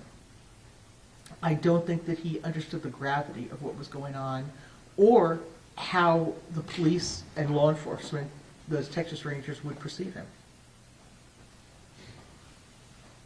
During your evaluation, did you discuss these interrogations with Tanner? To some degree, yes. And what was his reaction when you started challenging him on these interrogations? He went back to the fact that nobody understood how much it was Christmas and he wanted to see his child. He told me that he did not really remember everything that happened. He told me basically he did not understand the gravity of the situation. In these videos, we see Tanner take on the persona of Zero. I know. Does taking on this persona make any sense to you? It makes diagnostic sense, absolutely. Why is that? Because you see this in a lot of people like Tanner, that's the lack of integration, the lack of integration. He cannot say, I did this. He said it happened, okay? He said Zero was involved in this. Zero, okay? Is there really a Zero? I don't think that there's a Zero that walks around with him all the time. Is it something that he has a Zero in his life that he turns to when things get bad, that he talks to, that's sort of a part of him that's not integrated? Yes. And I think in this very stressful situation, when you have to talk about something that is so horrendous, I believe that this was his autistic way of being able to talk to law enforcement, that Tanner Horner himself is not integrated. Tanner could not do this. He had to put some of this aside. I don't think that this is a fantasy. I think this is the same thing as when your 4-year-old breaks something and you ask them if they broke it, they have an imaginary friend or say somebody else did that. This little guy did this. This is the developmental fixation that we have with Tanner. So, I don't think there's no such thing anymore as multiple personality. I don't think he has dissociative disorder. I don't think that he really has another person. I think you're looking at someone who is remarkably impaired and extremely immature for adulthood. So in taking on the persona of Zero, it sounds to me that that was just his way of being able to tell the police the truth. That would be my testimony, yes. And so how do you tell if that's just not another manipulation? Again, I don't see in the interrogation what he would get out of a manipulation. I don't see any gain. They know that he did it. He said that he did this. I don't see that there's anything else that he would gain. You've got to understand that Tanner also takes on other persona. I mean, he sees himself as a Marvel character. He lives in these movies. He takes on other identities. Not in terms of going to work and acting like he's Superman, but in terms internally fantasizing that he is some of these characters, that he could be that competent, that he could fly, he could be the superhero. And he lives in those movies. He lives in that music. He lives in another space because, as he puts it, the Tanner space is not the best space to be in. I guess the question I have is, could that be perceived as a ploy to feign insanity? Well, let me put it this way. He's never feigned insanity with me, ever. He's never said that he's had psychotic features or he sees things or hears things. There's nothing like that. He speaks about his depression very rationally. I don't see that. I did not see any feigning during the interview. I did not see him telling the officers, I have a severe mental illness, I'm mentally ill, I think that you're the devil. There's nothing like that. He is just somebody who comes across as very incompetent and unable to relate on an adult level.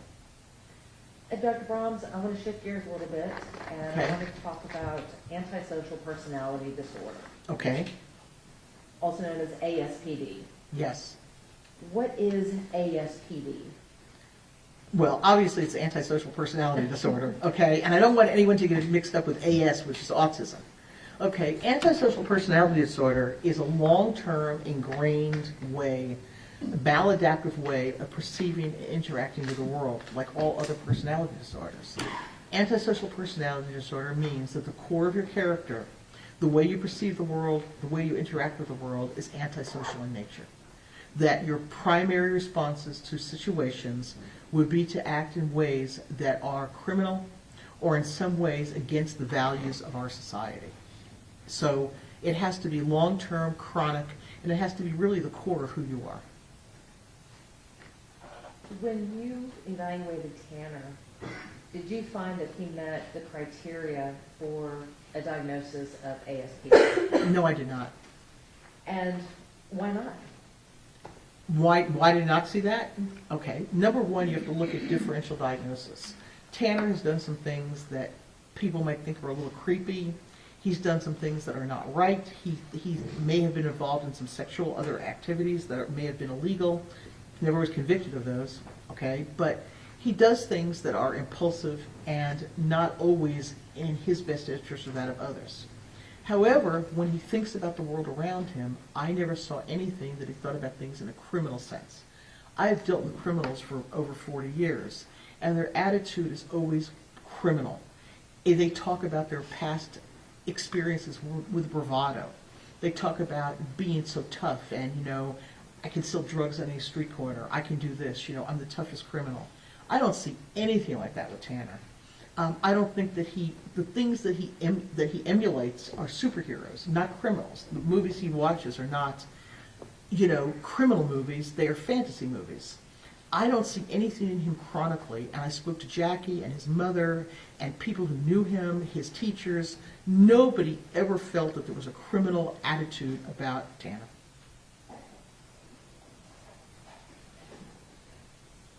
Your opinion that Tanner does not meet the diagnostic criteria for antisocial personality disorder is based on the evaluation that you did of him? Yes, ma'am. Based on the interviews of, sounds about at least 6 or 7 Yes. collateral witnesses? Yes, ma'am. And then the records that you reviewed? Yes.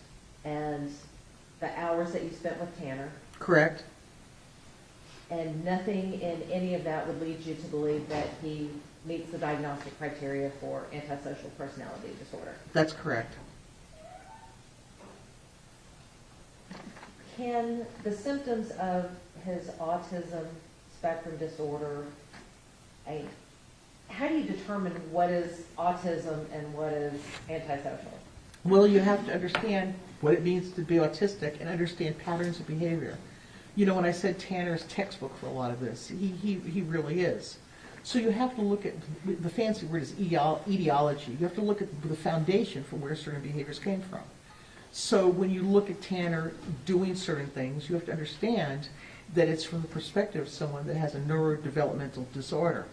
And you have to understand how he thinks about the world. Did he think about doing something to be a criminal act? Or is just this a behavior that he doesn't really understand how other people will perceive this as maybe inappropriate or maladaptive? So when you always have to make a differential diagnosis. So for instance, this is maybe a silly example, but years ago I was giving a lecture to some teachers, and we were talking about diagnosis.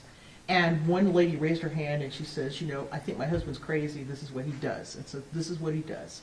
Every Saturday he gets up and he mows the lawn wearing this pair of Aggie shorts, and he smokes a cigar. And he goes around and he's got no shirt on and he mows the lawn. So she goes, is there something wrong with him? So you make a differential diagnosis. Number one is that this might be just his way to relax. Number two, he just might have some oddities to his personality. Number three, you should be really happy he's doing the lawn.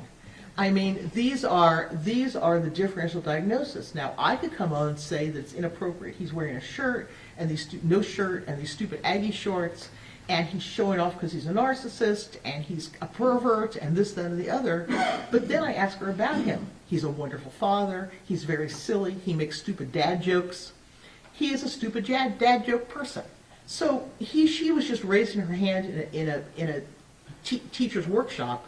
But that is a differential diagnosis. You have to understand the person as a whole before you look at the behaviors and decide what the foundation of those behaviors are. So it sounds to me what you're saying is that you don't take things at face value, you have to dig a little deeper? Absolutely. And you would expect that if you went to a therapist. You would expect that for your family, much less for a court. It's very important to dig deeper and just not look at a symptom or a behavior as a behavior. You have to understand where that came from.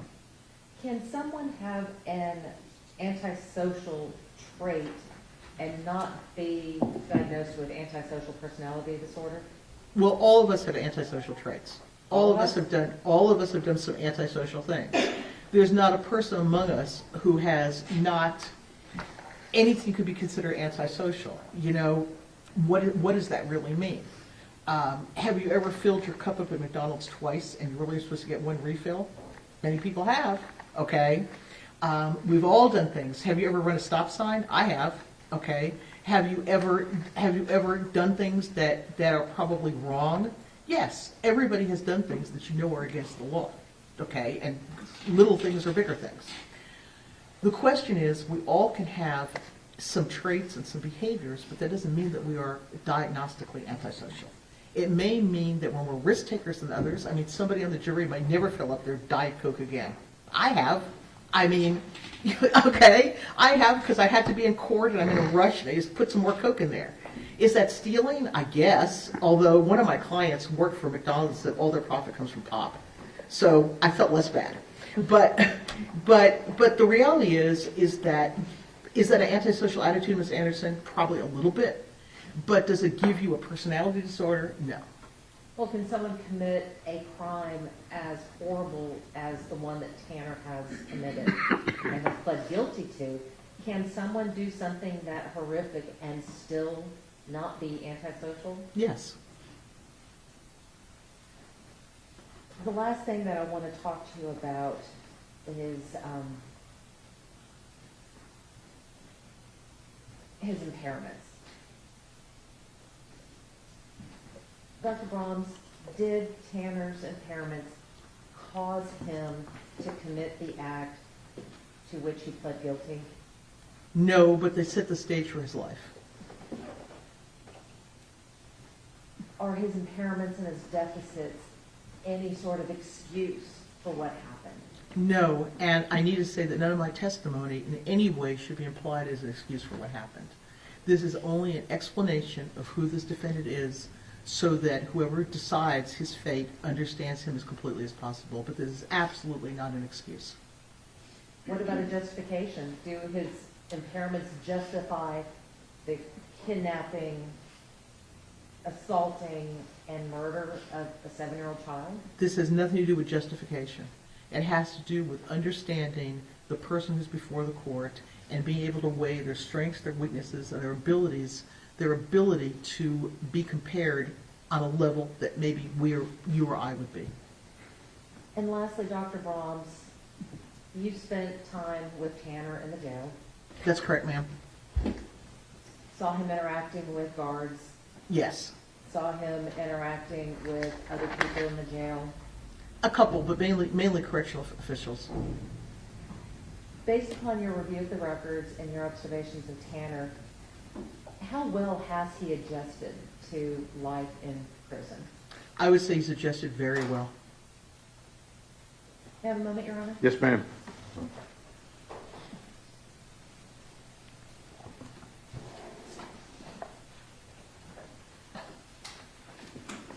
I'll pass the witness, Your Honor. Cross-examination. Yes, sir.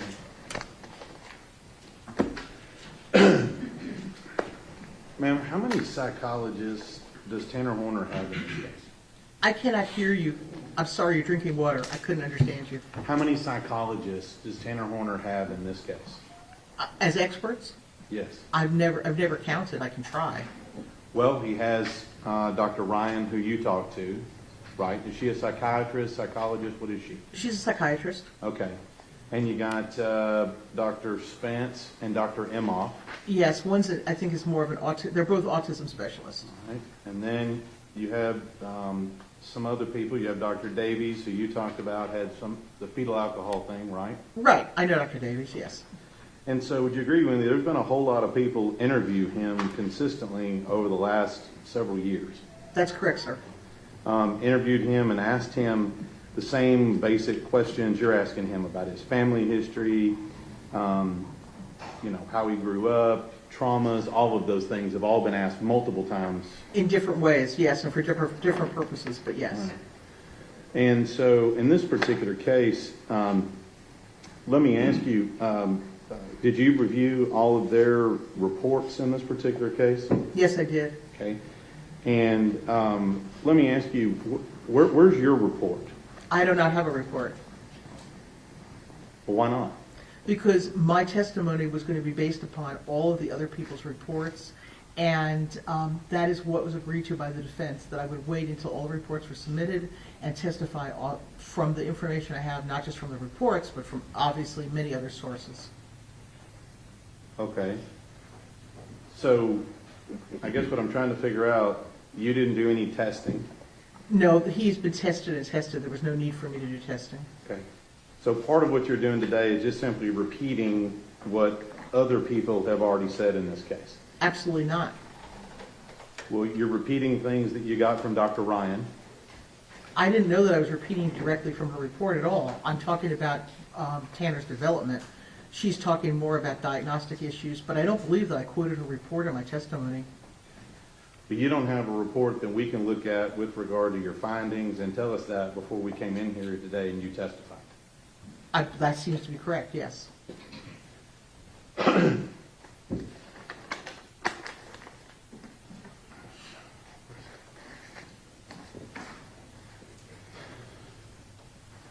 I'm just going to start from where you ended here. You said that Tanner has adjusted to jail life, correct? That's correct, sir.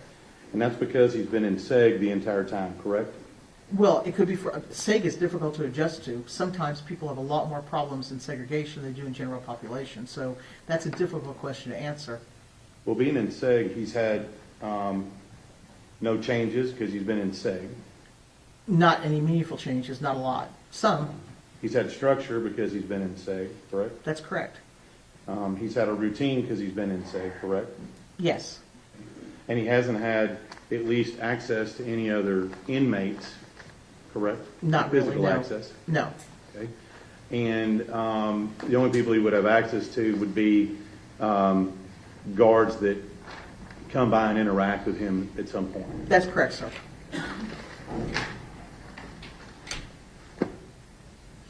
Now, I'm trying to figure this out here a little bit here.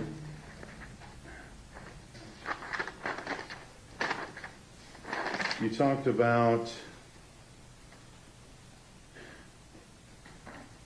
he's got some development problems as a child.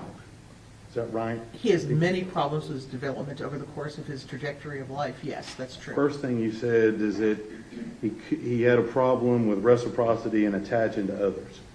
No, that's not what I said. What I said was the environment that he lived in and his mother's difficulty would make it difficult for him to have that stability and reciprocity. And I think that we see that in his adult development. That's what I testified to. All right. And so because of that, that's why we've ended up here today. Is that what you're saying? Absolutely not. I think I just testified with Ms. Anderson that I'm not saying there's a correlation between what he experienced as a child and this terrible crime. My only role here today is to try to give information, unbiased information to the jury so they can understand Tanner more fully. I've not talking anything about the causality of this terrible crime. All right. So all the stuff that you talked about with regard to his development up and through his childhood, you're saying that didn't have anything to do with his crime? It has to do with the jury understanding what his functioning was like at the time of the offense and what his impairment has done to him over the course of time. All right, so let's talk about that. Did you watch the audio and the video in this case? Of what? Of the interrogation or? Of the murder, Yes. okay? And you've testified, and I'm going to try to use some of the words here, that he can't handle stress, he's impulsive, trying to remember several places here, but essentially he doesn't have the ability to cope. Am I right so far? Generally, yes. Okay.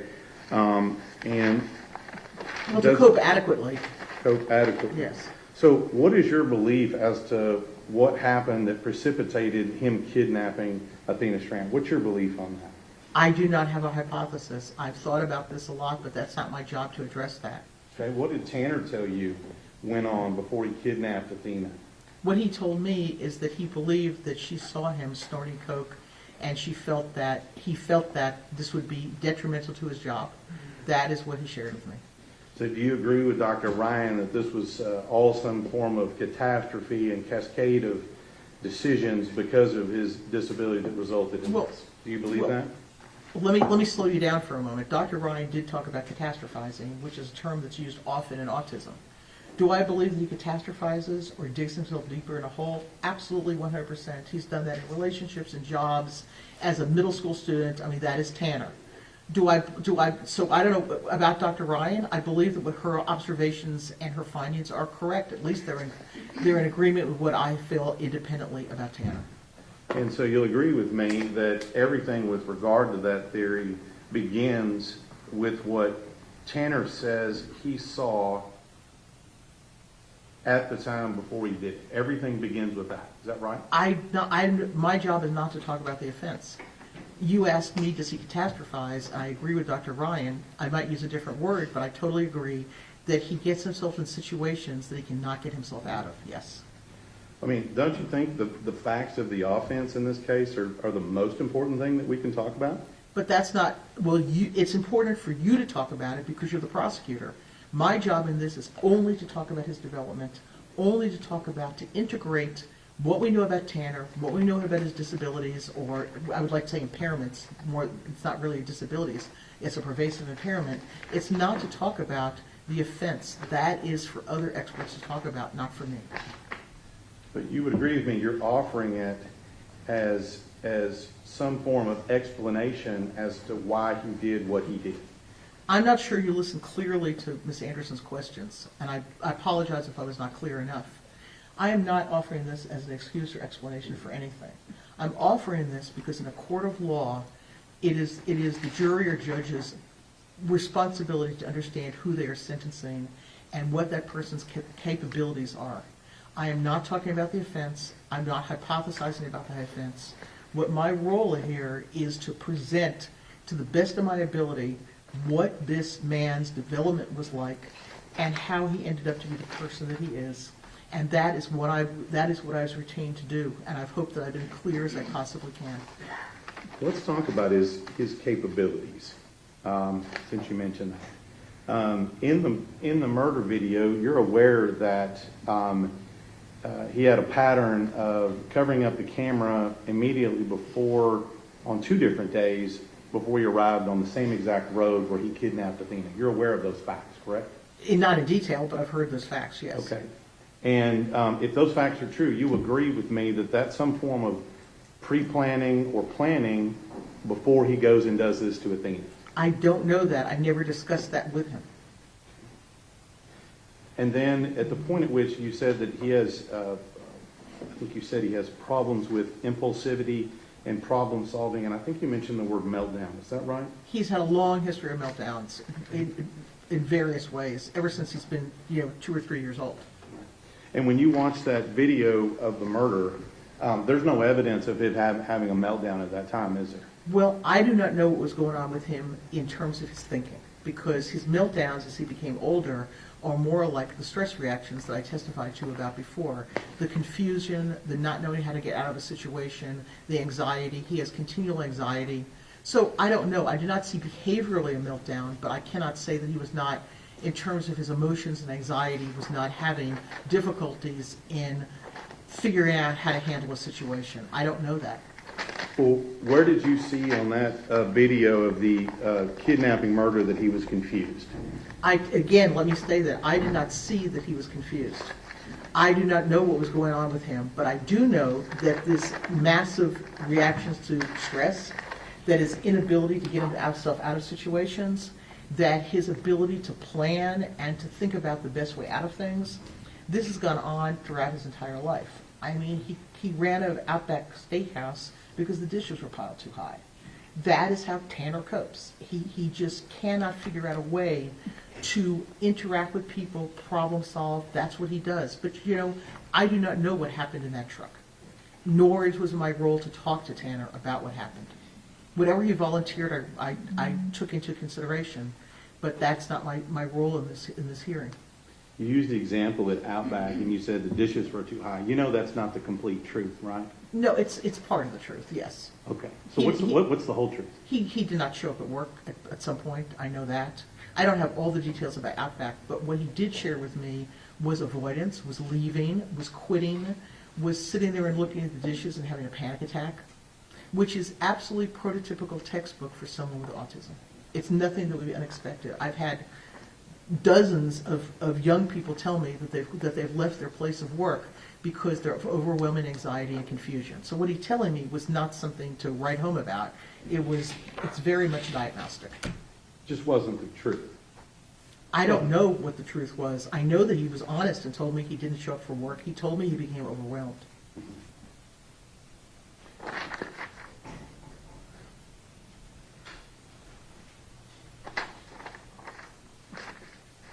You said he has problems with problem solving and low process speed. Did I read that correctly? Slow processing speed, yes.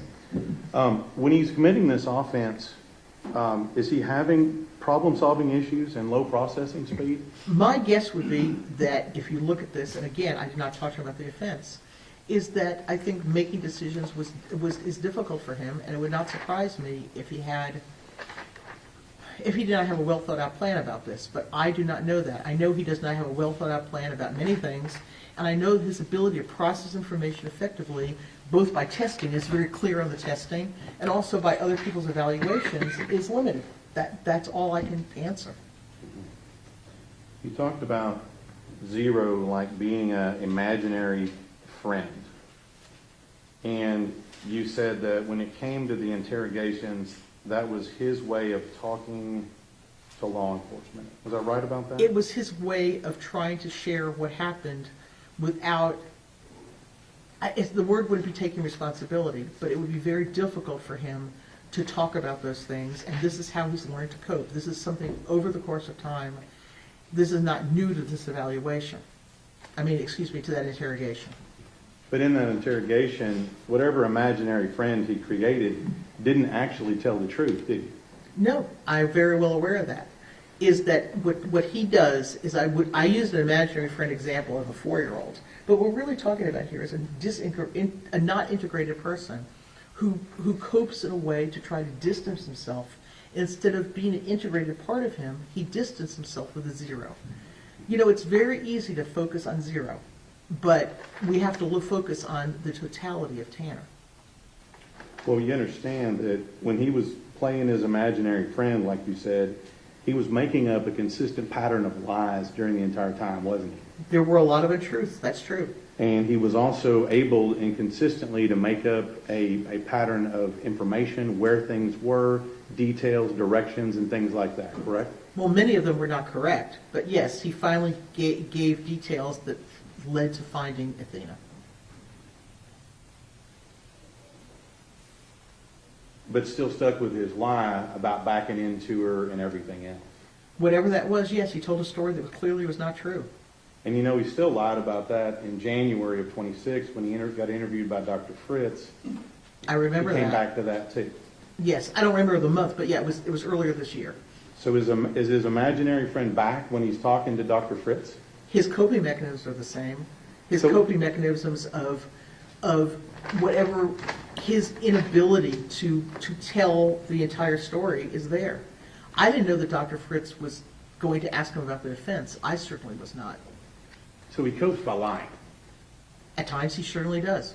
And he copes by avoiding responsibility by deflecting it off on anybody but Tanner. Many times, yes.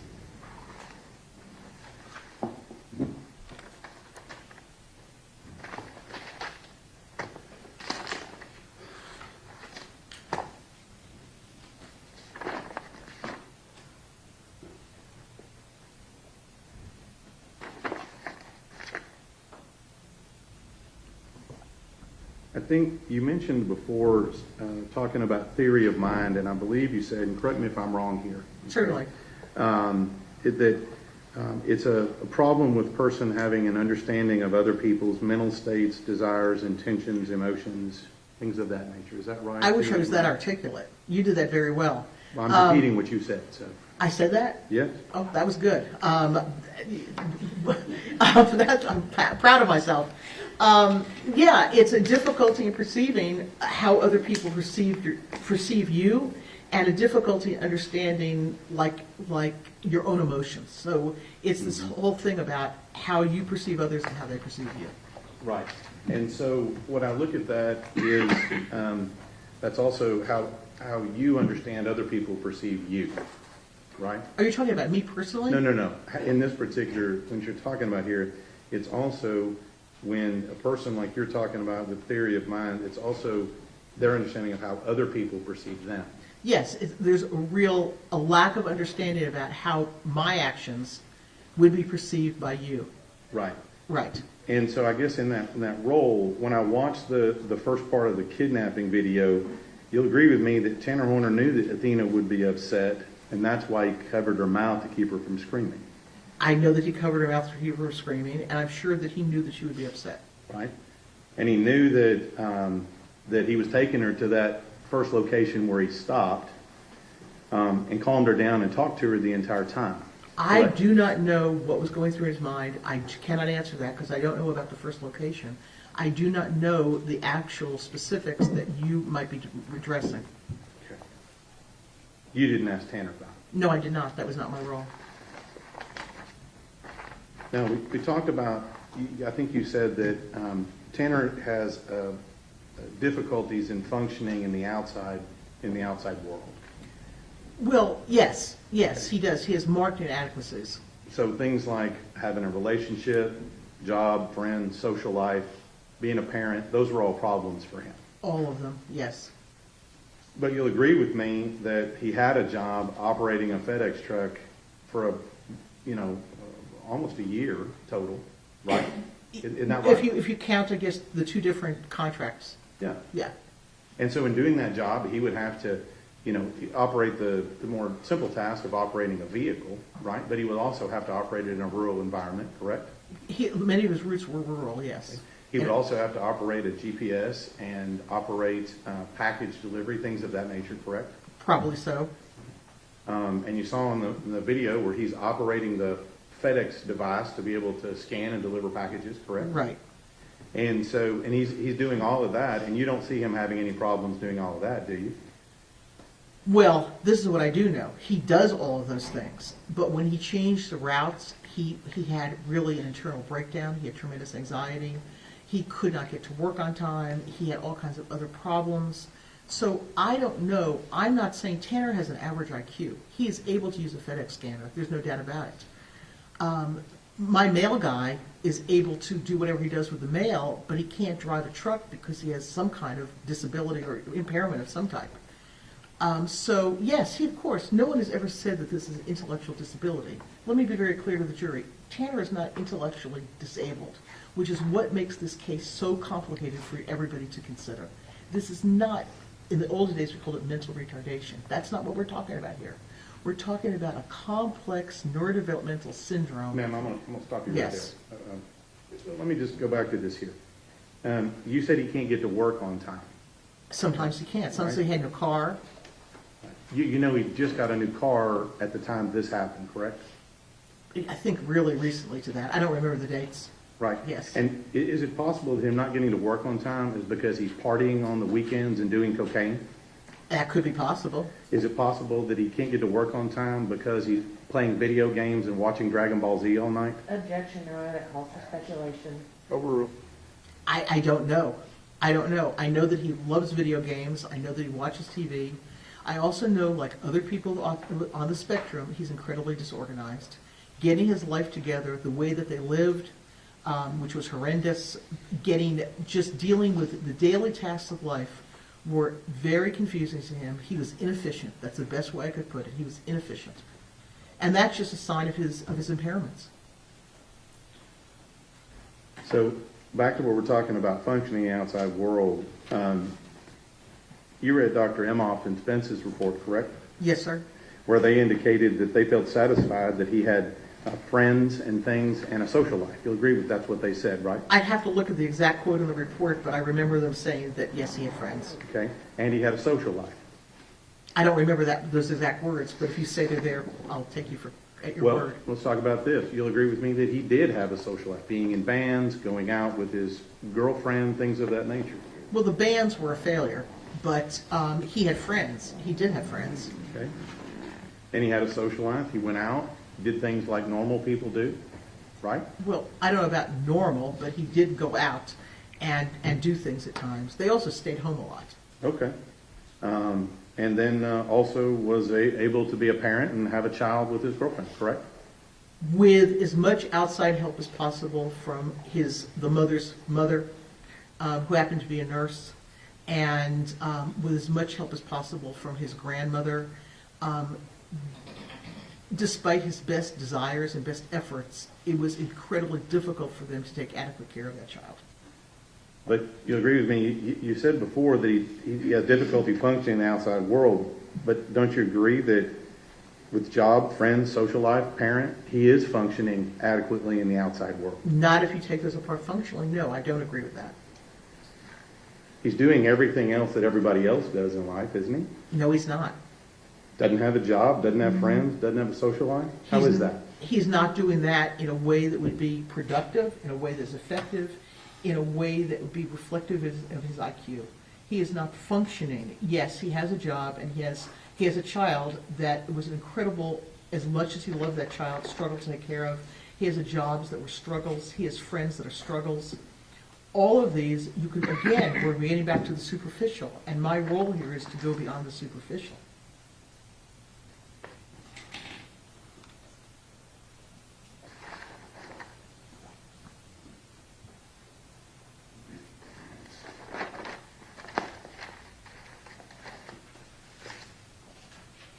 So you talked about a little bit about his development, that he needed interventions and things of that nature. Is That's that right? correct, sir. Okay. And again, and with regard to interventions, are you saying that if we had had those interventions, we wouldn't be here today? Is that what you're saying? I think there's a possibility, yes, I do. I think that Tanner would have taken a very different developmental trajectory had he had the services that he desperately needed when he was young. So what he did in this case, the one thing I noticed you didn't mention is, did you ask him about what he did to Athena sexually? He brought it up very generally, and I did not want to go into the offense, so he told me minimal. Okay. So if he's catastrophizing, as Dr. Ryan said, and you seem to agree with that, that is his propensity, but he stops off in the middle and gratifies himself sexually in the middle? I don't know if he gratified himself sexually. I really do not know. He mentioned one thing about it, and I did not go on with that because that was not my role to do. What did he mention about it? He said that he could not get an erection. That would imply that he was trying to. Yes. Did you read the DNA results? I know the DNA result, that his DNA was found on her. I know that. Yeah. You know where it was found on? Objection, Your Honor, it's mischaracterization of the evidence is in the record. I don't. Wait, rephrase your question. Judge, she said she knew it was found on her. I just want to know if she knows where it was found on. Go ahead. Where it was found? Where was it found on? I don't have the specifics. No, I don't. I can't answer that question. I don't know.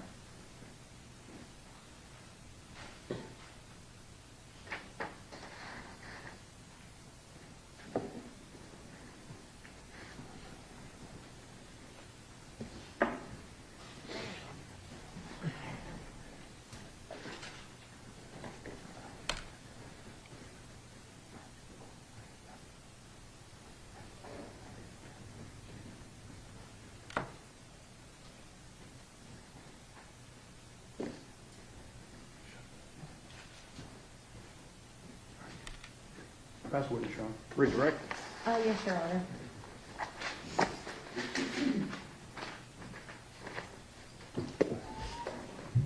Dr. Brahms, the state asked you about the video of the offense and specifically about putting a sticky note up on camera. Correct. Once that sticky note is up on that camera, can you see what happens? Some of it. I can see him. But after he puts the cover on the camera, No. can't see what's going on in there. So the state is asking you to make a lot of assumptions on what is going on at that time. That's correct. Are you able to state whether or not Tanner was having a meltdown when you can't physically see him? No, I hope that I was clear. I'm not testifying or hypothesizing or assuming what happened in that truck. So if anybody were to get up on the stand and say, I don't see evidence of a meltdown, I do see evidence of a meltdown, I do see this, I don't see that, are all of those just based on assumptions, They're all based on assumptions. but no evidence? That's correct. With regards to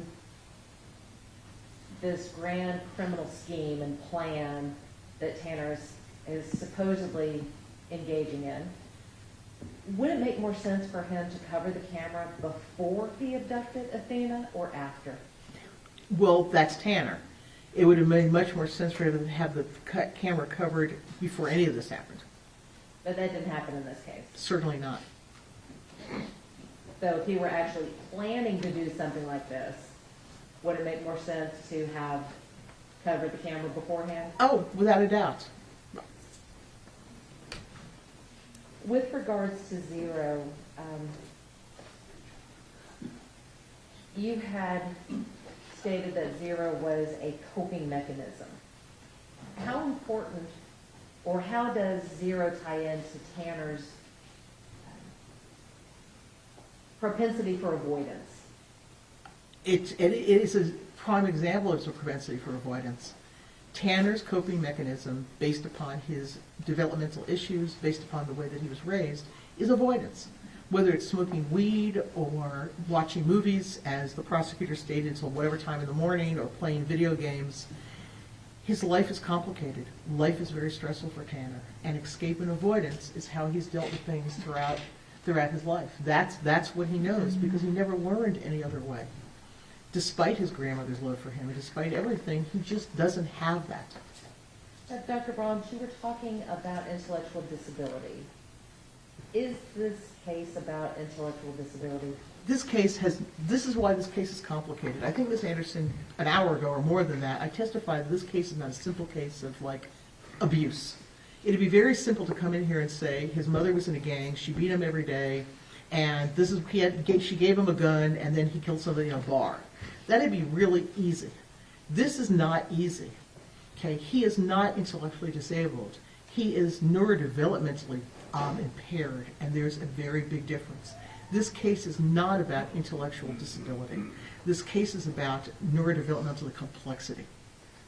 And Dr. Brahms, explain to the jury what intellectual disability is, just so we know what we're dealing with. Okay, well, IQ is on a scale, okay? It's a bell curve. So what you have is you have this curve, and in the middle is an average IQ, which is 100. And that's fine to have an average IQ. It goes down by what we call standard deviations. So like an IQ of 85 is one standard deviation below normal. An IQ of 70 is two standard deviations below normal. In terms of going higher, a 115 is one standard deviation above normal, and then a 130. And that's how the population is. Most people's IQs are between about 95 and about 90 and 110. Everybody's in there. And if you have an IQ between 90 and 110, you can live a very good life. You're just intellectually normal. Okay, Tanner's IQ is in that range. When we talk about developmental disabilities, in the olden days we called it mental retardation, you would have to have an IQ of below 70. In a court of law, to be deemed intellectually disabled, which is a legal term, you would have to have an IQ in that 70 range, and, this is very important, like Tanner, have difficulties with adaptive daily functioning.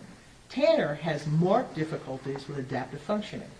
If I had not known his IQ, okay, which I do because he was tested, and I just spoke to him and learned what he did in his daily life, I would estimate his IQ to be lower than what was tested.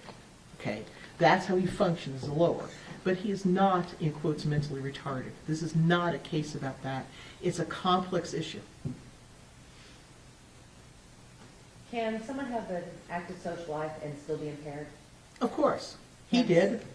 Can someone go out to the movies, the bar, restaurants, and still be impaired? Yes, Can someone have friends and still be impaired? of course. Can someone be a parent and still be impaired? It's hard, but yes, you could still actually have a child, but it's difficult to do the complexities of parenting. Can you drive a car, deliver a package, hold down a job, and still be impaired? Well, getting back to the intellectual disability, there are many people who have IQs close to that developmentally delayed, in quotes, mentally retarded range, and they're serving they're cleaning the floors of McDonald's, and they're absolutely fine because they can do that type of simple, repetitive work. So just because you have an impairment doesn't mean that you can't work. It's how that impairment affects your functioning in real life. And Dr. Brahms, you had used the phrase, go beyond the superficial. Yes. What did you mean by that?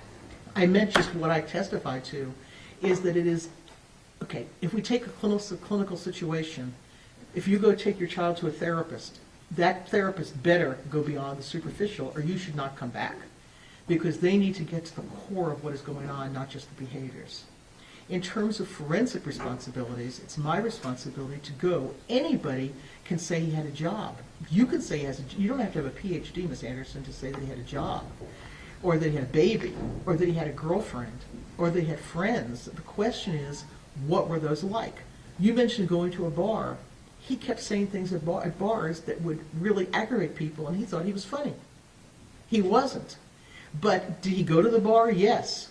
Was he socially appropriate and made tons of friends? No. The state asked you about the facts of the offense several times. Yes, they did, ma'am.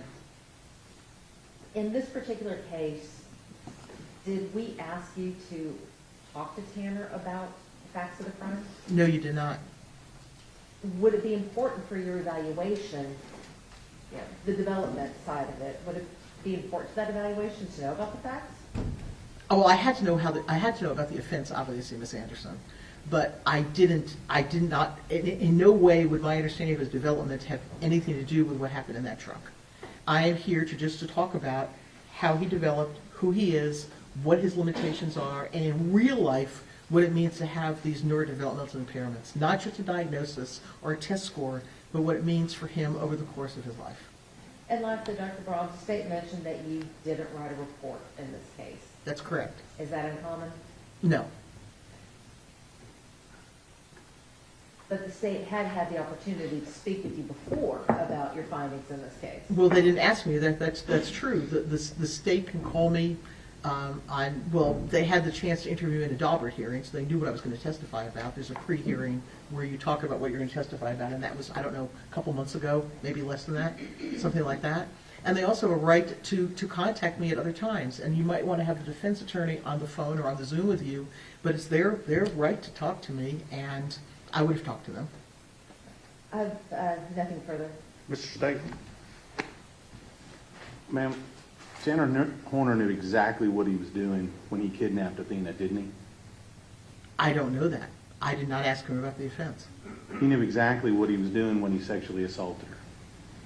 If he's sexually assaulting her, he knew it was sexual assault. I will agree with that. And he knew exactly what he was doing when he choked her and he beat her to death. I know. I think that is true. I think he knew that would cause her great harm, if not death. That's what. Ms. Anderson? Nothing further, Your Honor. May this witness be excused? Yes, sir. Thank you, ma'am. Thank you, sir.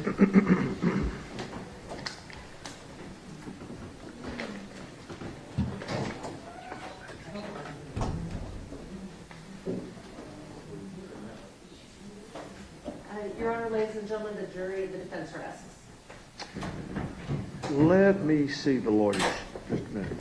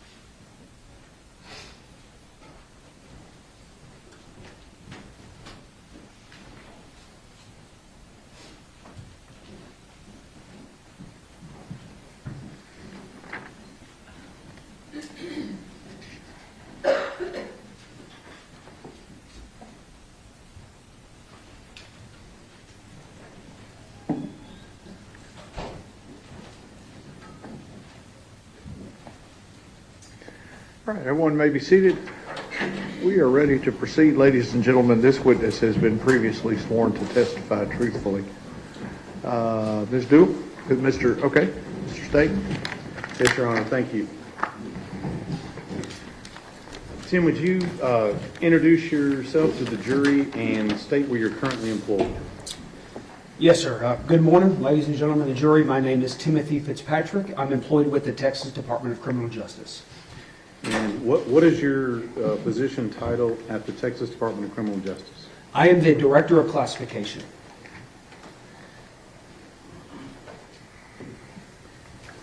And I'm going to get to your CV in a minute, but how many different jobs have you done in the TDCJ system? I have done numerous jobs. I started off as a correctional officer when I was 18 years old. I have held every correctional security rank, so including sergeant, lieutenant, captain, major, assistant warden, and warden at numerous facilities before I was assigned as the Director of Classification. And when you say Director of Classification, what are your duties as the Director of Classification? Sure. So just at a high level, those duties include and begin with the admission of all convicted felons in the state of Texas. So we have 254 counties in Texas. When someone is convicted of a crime and sentenced to the Texas prison system to serve their sentence, I have a department that begins with receiving all of that documentation from the courts. We review and certify that documentation, and then we schedule them for admittance into our custody. We are then responsible for all the physical admissions, so when someone arrives at one of our intake facilities, we conduct intake processing, which is a 30-day comprehensive process that we put them through. We are responsible for all time calculations, so making sure that the intent of the court and what someone is sentenced to is calculated correctly based on all of the court documentation. We assign every inmate that is received to one of our 104 prisons in the state of Texas. So they are spread throughout the entire state, and we have to make decisions on where to best assign those individuals once they get to our custody. Once they're at the facility that they're assigned to, we make decisions on housing, job placement, and things of that nature. We also process all releases at the very end. So essentially the way I like to describe it is it's incarceration from A to Z.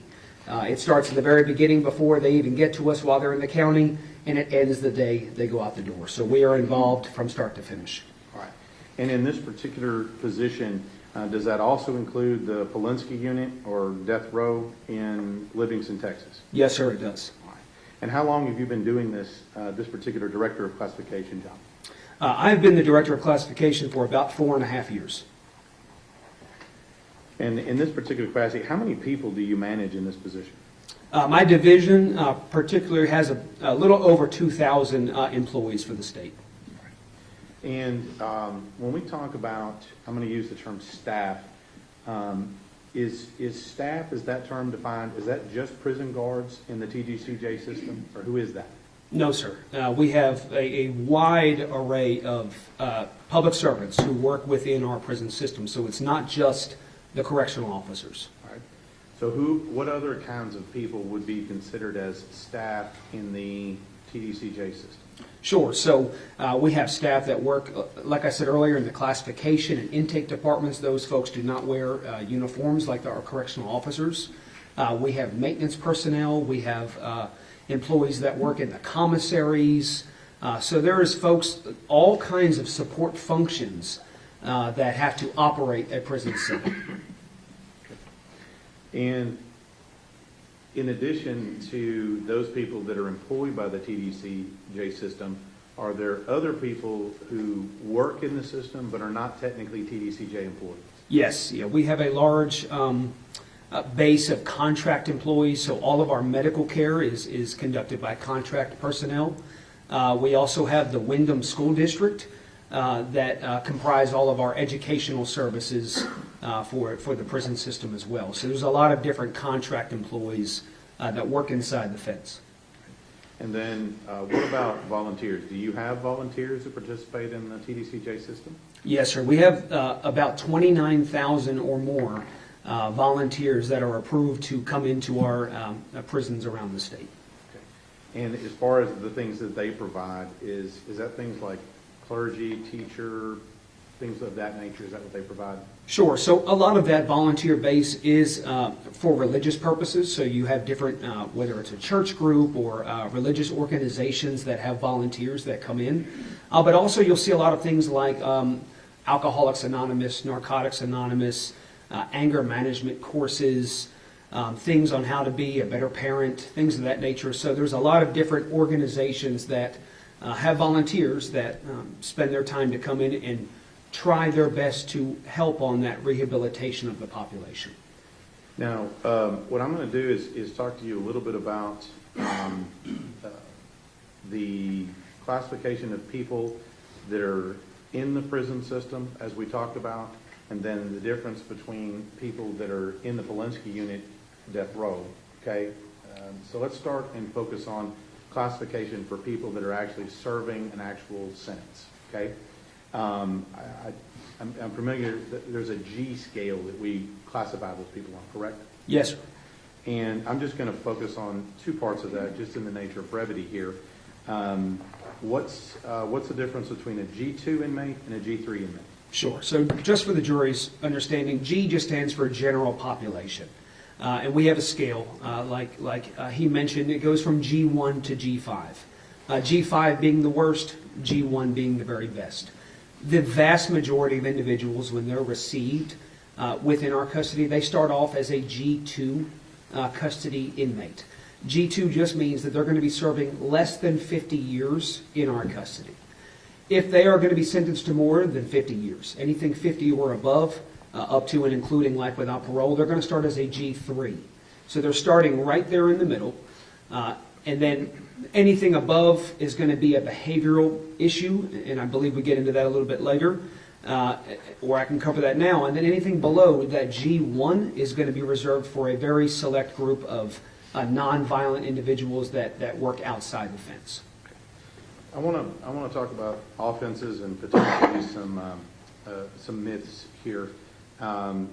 Is it true that if someone commits a sex crime, that they're segregated from the rest of the prison population? Is that true? That is not true. And with regard to an offense involving violent offenses like murder, aggravated assault, weapons offenses, are they similar? Are they housed separately? They are not housed separately. So let me give you an example. If an inmate is serving, let's say, a 40-year sentence for murder, and then someone serving a 60-year sentence for as a habitual drug offender, right?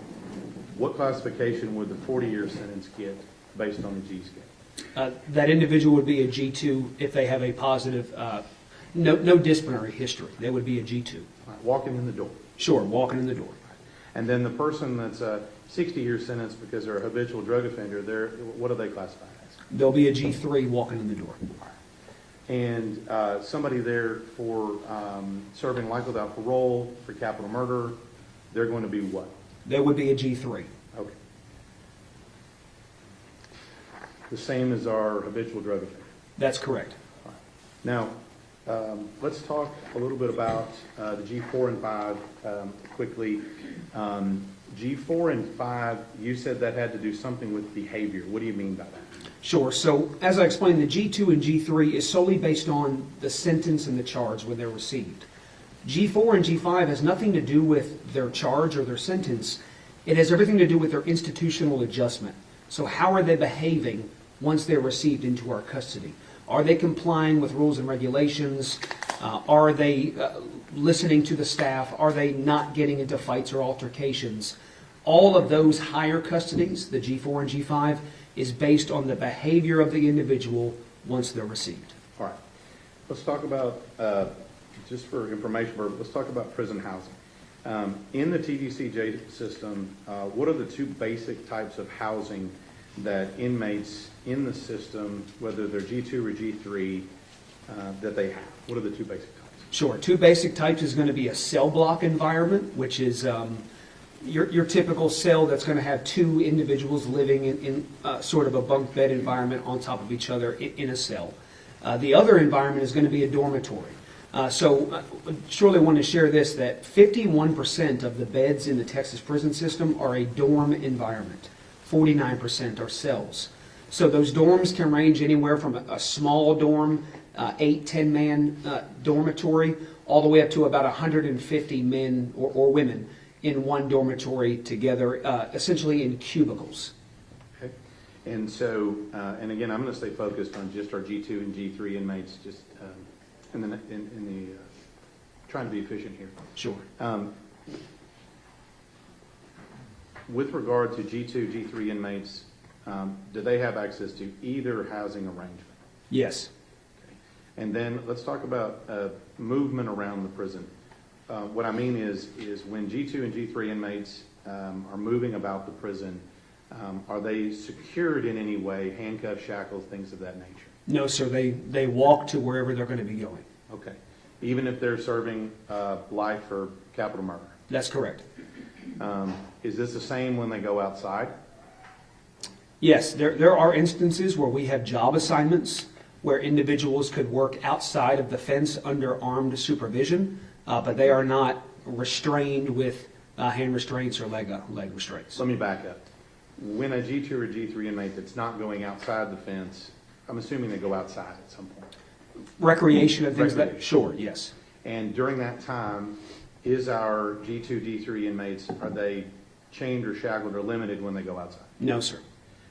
Let's talk about meals. How does it work for those in either the dorm or the cell block environment?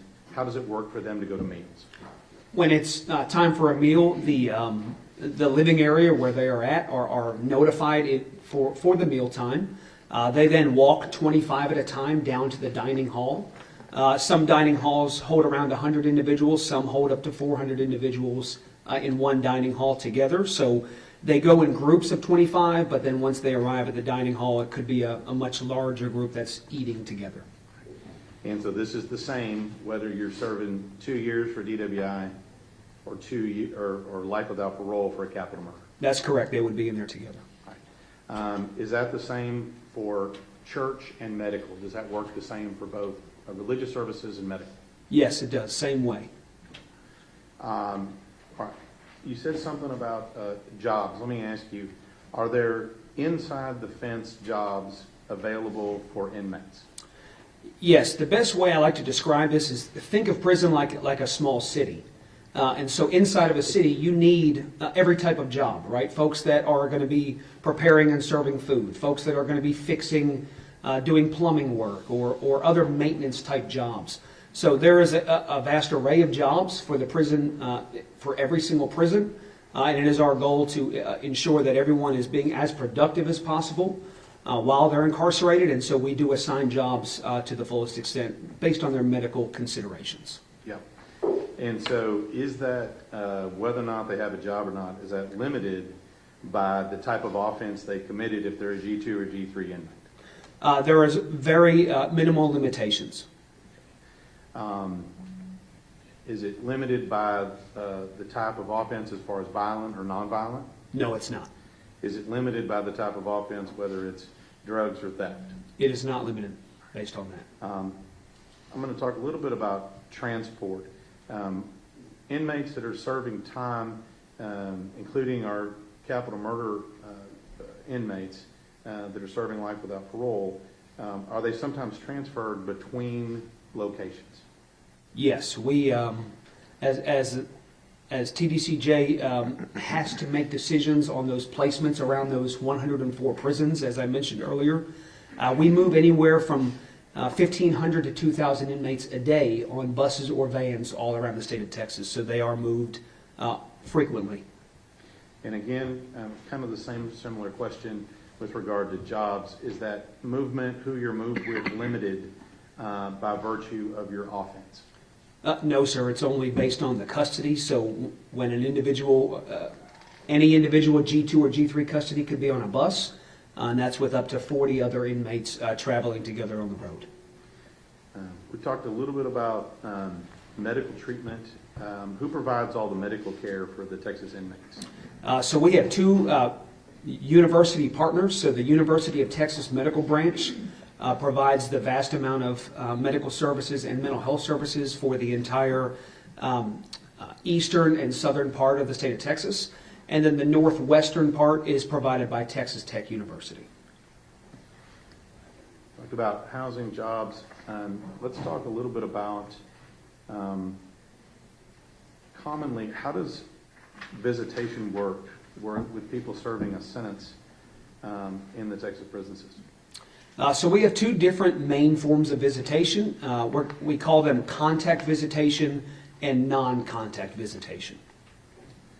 And somebody serving in a G2 or G3 status, like we were talking about, are they available to have contact visitation? Yes, they are.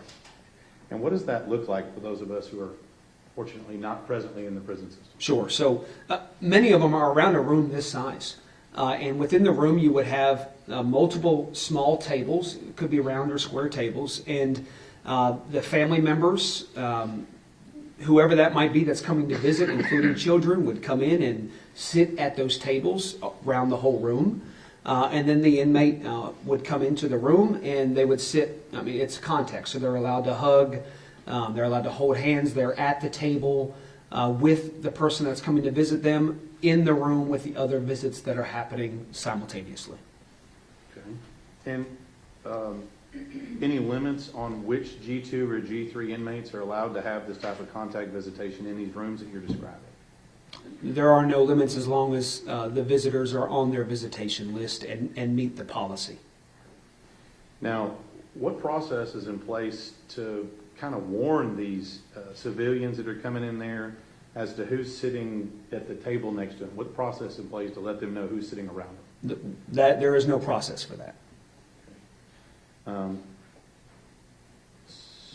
So the children and other people in the room, they're not made aware of who else is visiting them and what they did? That is going to be protected information, essentially, so security type information, so we would not be able to tell other families the charge or the sentence of the individual sitting potentially right next to them at the other table. And typically, how many guards are there in the room? 1 to 2 correctional officers in the room. Let's talk about other services available to people in G2, G3 status.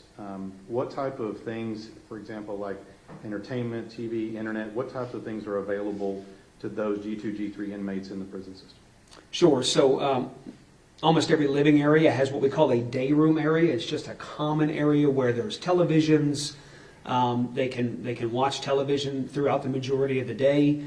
They do have access to computers through different educational programs and college courses. The internet access is going to be very, very restricted based on the type of program or course that they're going through. So there is not just internet access for the population. And then they also are provided tablets. So they get a tablet that they are able to get their mail on digitally. They are able to read books on those tablets, send messages back and forth to folks that are outside of prison. They have games, music, books, everything else on those tablets as well. And that's for all G2, G3 inmates, including people serving life without parole. That's correct. Now, we talked a little bit about volunteers that are in the prison system. With regard to these volunteers, kind of a similar question to visitation. Is there any type of divider between these volunteers and the inmates? There is no divider. And so, for example, if we're having a religious service, is there any process to make the volunteers aware of the people that are in the same room with them? No, sir. Those volunteers come in and let's say they are going to do a church service on Sunday morning. We do what's called an all call, so we go to each living area and say, anyone that wants to come to this church service at 9 a.m., come on out and go down to whether it's a chapel or a gym area. It's just a little different based on the infrastructure of every facility, but once everyone gets down there, there could be hundreds of individuals in that room at one time. For that service, the volunteers are not made aware of every single convicted felon in that room and what their charges are, and they interact and mingle amongst the population. Let's talk about commissary. A lot of people may not know what that means, but give us just kind of a general description of what is commissary. Sure. So, way to think about commissary is just a store within the prison. They have spend limits based on their custody. So, G2 and G3 inmates can spend $105 every 2 weeks within the commissary. They can buy all different kinds of food, drink items, shoes, different small appliances. We sell alarm clocks, fans, things of that nature. So there's a lot of different items, hygiene products and things like that that are for sale. And is that limited between G2, G3 inmates, It is not limited. No. including someone who may be serving life without parole for capital murder? They would have access to all those items. So, just to be completely clear here, is there any, other than the term of sentence, is there any meaningful difference between somebody classified as G2 or G3 other than just their time of sentence? The only real difference is when you look at basic prison life is going to be a slight difference in the job that they can be assigned to. So a G2 can have essentially any job in the prison setting. A G3 can have any job unless it has access to multiple areas of the prison. So a quick example is a G3 inmate could not work in maintenance because they might have to go and fix a shower on one side of the prison and then fix a toilet on the other side of the prison. So that's multiple areas. But that G3 could work in the kitchen because that's one area, or the industry building. So they surely still have jobs. It's just a small variance on the type of job that they can be assigned. You talked about G4 and G5 inmates, and that is changes due to behavior. That is correct. And when somebody has that type of disciplinary issue, would that cause potentially their classification to change? Yes, that is possible. And for example, let me just give you an example. If a G3 inmate, let's say, commits a minor assault, one that doesn't require extensive medical care, is that something that they would have potentially a classification change? Sure. So if someone commits an assault of that nature, a disciplinary infraction would be written. They would go before a disciplinary hearing officer, and if they were found guilty, they would then come before the unit classification committee. So it's a 3-panel committee who would make a decision on whether or not their custody needed to be downgraded. So they could be downgraded to G4 or G5 if it was more egregious, or remain at their current custody if the panel thought that it was not a significant concern. So there's a possibility that one could assault a guard or inmate or staff, but not even lose their classification. That is possible if it was not serious in nature. Let's say they do lose their classification. What's the process for that to be reviewed and changed at a later date? Sure. So if today somebody is downgraded to a higher custody, they have an automatic review date at the 6-month date of their downgrade. So 6 months later, they would come back before that committee again. We would reevaluate how they've behaved through those 6 months and then make a new determination on if they're going to be promoted or remain where they're at. And so once that's complete and they get their review, is the inmate then allowed back to the same access they had before? Yes, if they are promoted, they go back to that same access that they had prior to the disciplinary.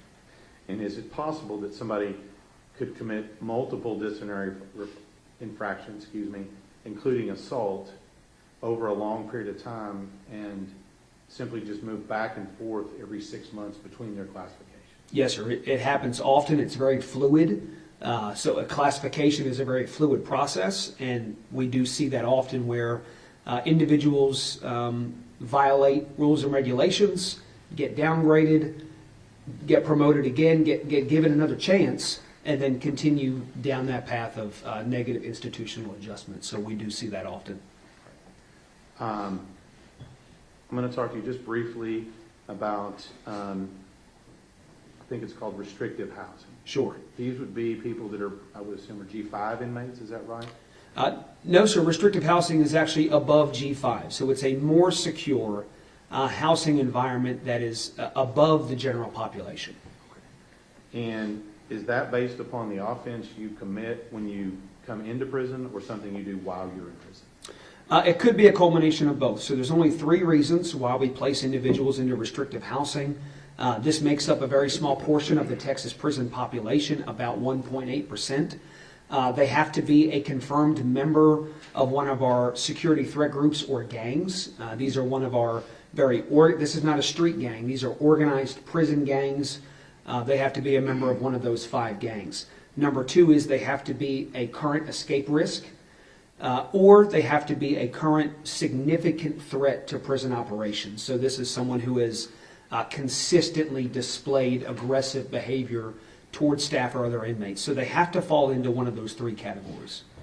So it doesn't necessarily have anything to do with what offense they committed on the outside? Not necessarily, unless, for instance, they escaped from a county jail, per se. So that could be a situation where it was prior to incarceration, but the majority of these are situations that have happened during our custody. While serving time, how does someone tell the difference between a G2 inmate and a G3 inmate? Well, our line staff will not know that per se. They don't wear a different color uniform. They don't have any other identifiers other than for one of our correctional staff members working on the floor to understand or know that right away. There are, of course, reports and things that the classification and administrative staff can see to know who is doing what sentence. I guess I'm trying to figure out, how does someone in the prison system, whether it's a prison security official, medical staff, or a volunteer, how do they tell if the person they're interacting with has committed a violent murder or they're serving 2 years for DWI? They would not know that unless they looked him up on the computer.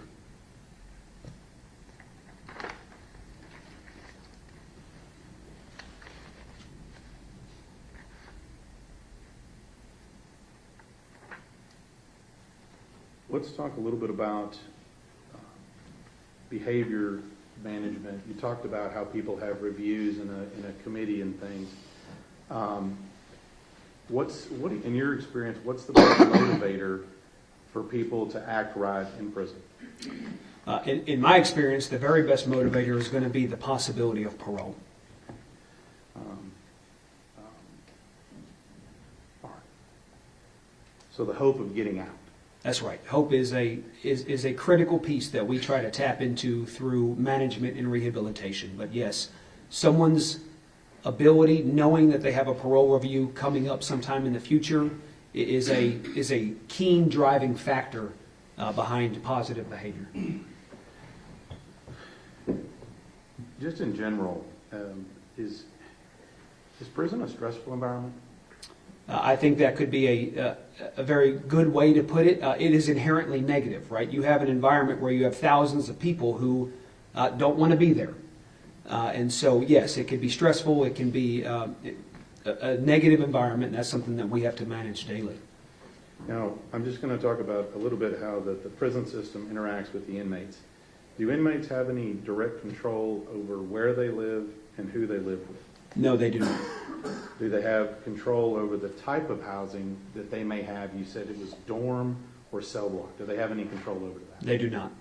And then with regard to inmates serving a sentence, what is the possibility that their living arrangements may change? It's very possible. Earlier I spoke about the fluidity of classification, but it goes deeper than that.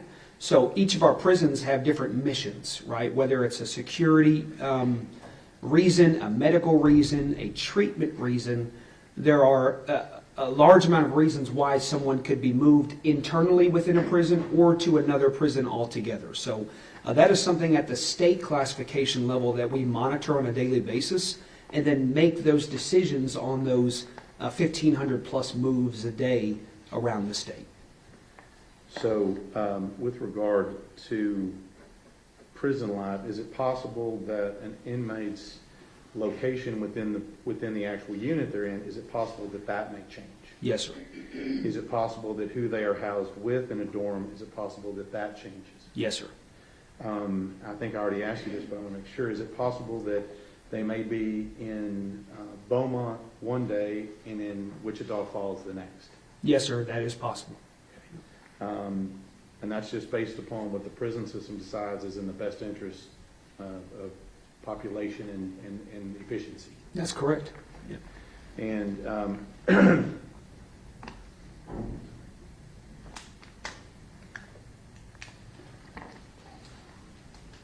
given that propensity for change, given that propensity for stress, if any particular inmate who is triggered by that stress and tends to react with violence, does that cause any potential problems while in prison? Yes, any behavior where the result of their actions is violence, that's going to be a significant concern. It's a concern for my staff. It's a concern for the other prisoners that are incarcerated around that individual. So, yes, the manner in which somebody reacts to their environment, especially if that reaction is violent in nature, that is going to be a concern. And then secondarily, in the prison system, you said there's, I think you used the term infraction, is that right? Yes, sir. And can you just give us the 10-cent version of the types of things that may be infractions? Sure. So you have on the low end things like they're not in the right area, right, or they're not listening to an order that's given to them from a correctional officer, or they're being disrespectful towards staff, things of that nature. All the way up to significant contraband possession, cell phones, drugs, weapons, escape attempts, serious assaults, homicides. It is the full array, again, kind of going back to just the way it is here in society. All those infractions that I listed, it's the same thing within prison, with, of course, more structure and expectations on the way they behave and manage their behavior within prison. And if you said talk about drugs, not to speak ill of the prison system, but there's still drugs in our Texas prison system, correct? That is a fact of life, yes, sir. And, for example, I asked you before, if an inmate is caught committing one of those infractions by a guard, and their default, because of whoever they are, is to resort to violence, does that cause any problems? Yes, it does. And to your question, go ahead. Is that the same thing you described for somebody who reacts to stress and change? Is that the same type of problem? Yes. Yes. Now, kind of dispelled a couple of myths here. Is it true that there is a typical predator versus prey person or inmate in the prison system? Is that true? There is no mold for me or anyone in the correctional setting to say this person will or will not be a predator or prey. No. You just can't tell. It is case by case. Yes, sir. Now let's talk a little bit about, I talked about the Polinsky unit. Sure. And where is it located? I was a captain over death row at that facility. It is in Livingston, Texas. And so let's talk about a little bit of differences here. With regard to housing at the Polinsky unit in Livingston, is it the two different types of housing that we have in the normal prison system, or is it one type of housing? It is different and is one type. Okay. And then with regard, I'm going to ask you some of the similar questions here. Sure. With regard to the movement of inmates within that unit, how does that differ from the regular, say you're a G2 or G3 inmate at serving time? So, like I explained earlier, for that movement going to and from the dining hall and things of that nature, there is nothing like that within the death row environment. So, any time before someone is going to be taken out of their cell within death row, they are completely searched, strip searched. They are then they redress, restraints are applied, the door is open, and they're escorted out of their cell with two correctional officers at all time, taking them where they need to go, and they remain restrained the entire escort. And I'm going to kind of go through this quickly here. Is that the same for transport, medical, things of that nature, does that remain the same for that? Yes, transport's completely different. They will never be on a bus. Anyone assigned to death row is going to be in a van, a secure van by themselves with vehicles in front of and possibly behind, following and chasing that vehicle. Much higher level of security oversight for types of transports. For your question about medical, someone in G2 and G3, they get essentially what you and I would know as in a doctor's appointment, right? They get a little slip with their time.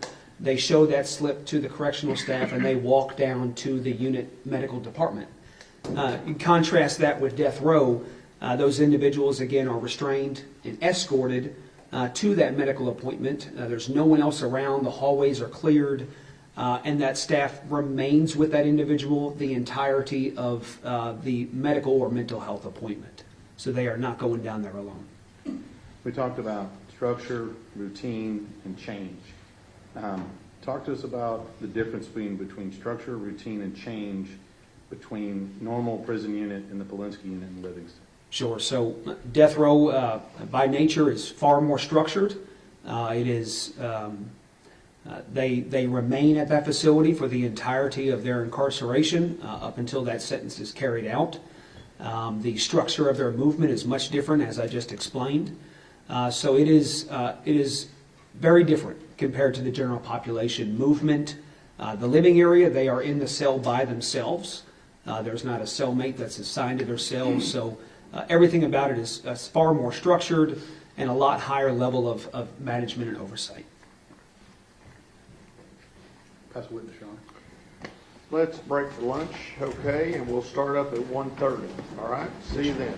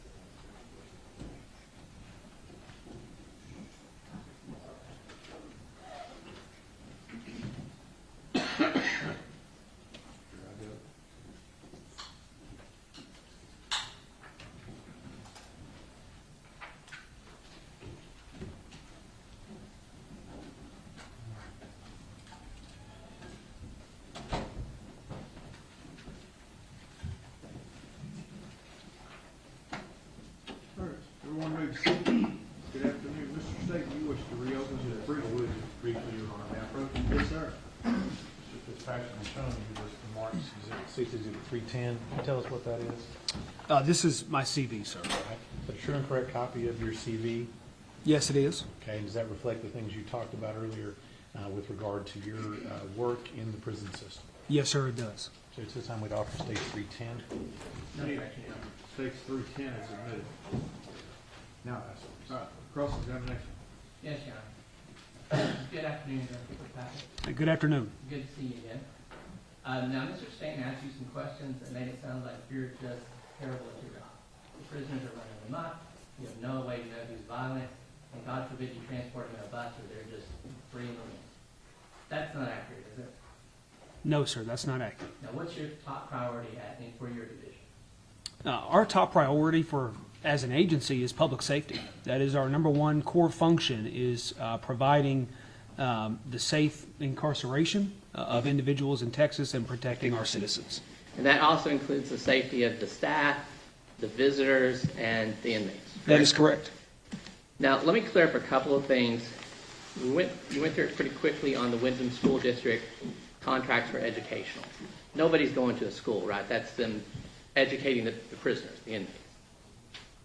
That is correct. They come into our facilities, Yes. and they have a campus essentially inside of the prison walls, and that's where they conduct their educational services. They also do vocational services, so they might be able to learn how to be a diesel mechanic or things of that nature. Sure. And talking about inside the prison walls, a G3, which is anyone with over 50 years, would include someone with life without parole. That means they're restricted to living within 4 concrete walls, right? They are within the walls, yeah. It could be concrete, it could be fencing, but yes. And they're not allowed to live out at a work camp or anything like that. That is correct. And when you talked about working outside, you meant outside the building, not outside a prison facility. They could do both. A G3 could? Yes, they could work outside the secure perimeter in what we call a field squad. Sure. They would be under direct armed supervision. Now, you talked about there being 104 prisons. How many can house a G3? 34 of those prisons within the state they're designated to house G3 custody. And you talked about your division is in charge of transport too. That's correct. And you do safely transport prisoners all the time, intake to different facilities, that sort of thing. Yes, sir. That's one of our missions, yes.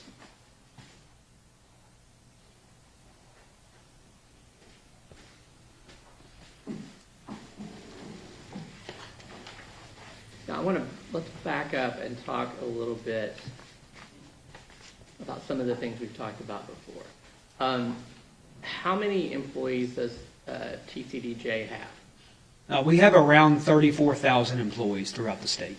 And how many inmates do we have approximately right now? This morning, the count was 142,464 incarcerated.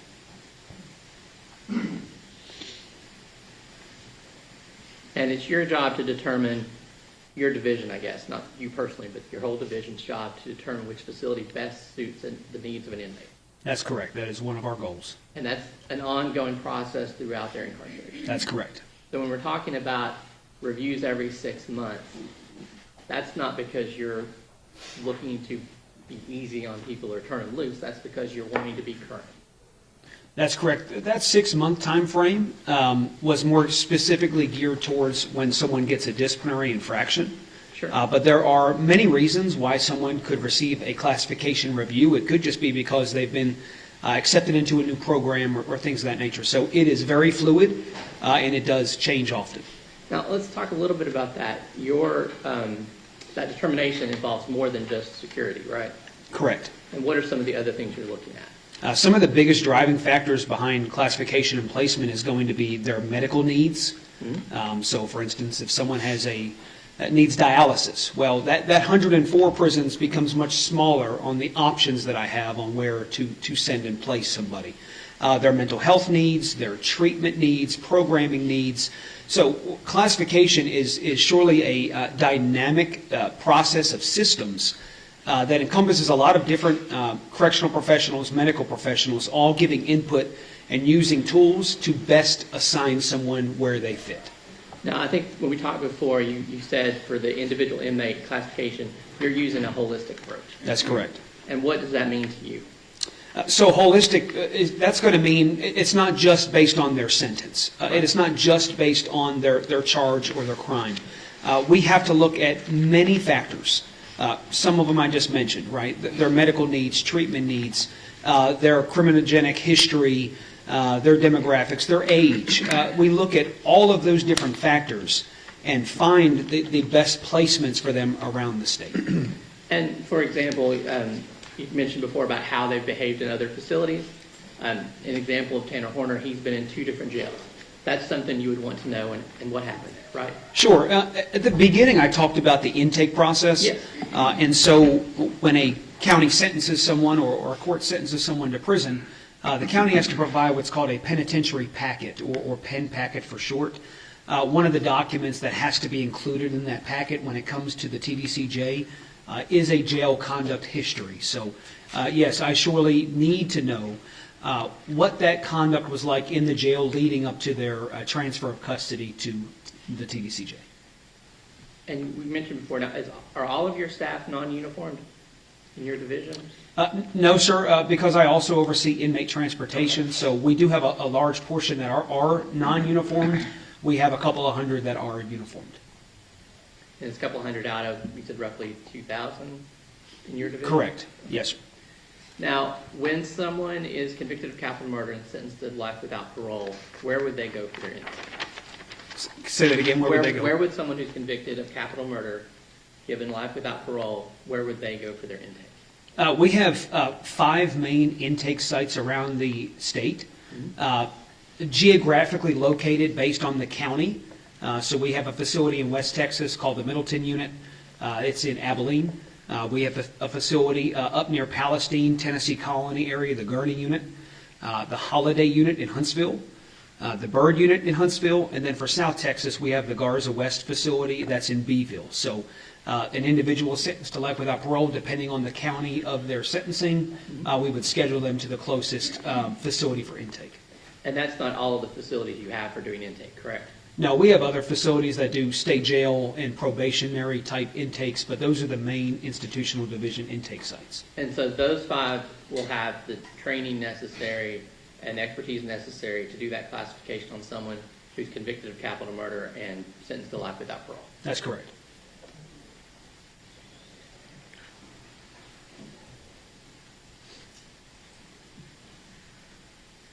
We talked a lot before about the 2 different ways that they could reside, either with a cellmate or in a dorm.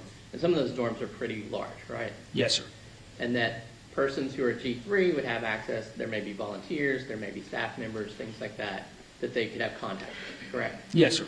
And obviously it's your belief that they can have that contact and you can still maintain safety for the public, for the staff, for those visitors, for the other inmates. That is correct. That is the goal of the correctional staff on those facilities, is to provide those opportunities for folks that are trying to better themselves and trying to have a positive adjustment while in prison. One of our foundational missions outside of public safety is rehabilitation, because that directly impacts public safety. The vast amount of our inmates are getting out at one point. Last year we received 56,000 new inmates. We released 50,000. So those people are going to go out and live next to you and I, again, based on their sentence. So our goal is going to be rehabilitation, right there beside public safety. And so, yes, we want to do all we can to get them to those programs and make sure that those go as smoothly as possible. Let's revisit a second. I know you talked about movement around the facility, and it sounded a little willy-nilly. That's not what authorized movement means, is it? What does authorized movement look like for an inmate, say a G3? Sure. So there's different reasons why they can move. So they could be coming out with a group of individuals going to a work assignment. They could be coming out and going to a program or to a meal. So there's different reasons why they can move in groups. There's also many reasons why they can move individually. So that example I gave earlier about the medical appointment, they wouldn't necessarily be going in a group. If just that one individual had an appointment, they would show their slip, essentially, and the officers would let them out, and they would walk through the hallways to go down to where their appointment was. Is that what we mean when we say there's either a mass movement or they could have a pass to go somewhere? Sure, yes. Now, as part of that classification process, do the inmates receive a complete medical workup? Yes, that's happening in tandem with the classification process. So during intake and then afterwards as well, they see nursing staff, they see medical providers, and then their electronic medical record is updated by the university partners, the medical partners. And when the EMR, the medical record is updated, that feeds into our inmate management system. And so we can see the vital data that we need. We're not going to see, for instance, someone's diagnosis, but we would see if someone, say they need a bottom bunk because they can't climb into the top bunk. So we would see different living and work restrictions that would impact how we assign people. Okay. And in those 34 facilities, you're able to make those accommodations? Yes. Now, do they also receive a mental health workup as part of the classification process? Yes, sir. Again, not as part of the classification process, but it's happening simultaneously. Okay. So that happens, and that gives you data to rely on in doing the classification? Correct. Okay. So let's describe that quickly. You described the medical, uploading their information, and there was a medical exam as well? Yeah, so there's different medical evaluations, and they put that information into the electronic medical record, and then out of that, our system pulls vital pieces of information that could impact their housing or job assignments. Same thing with mental health.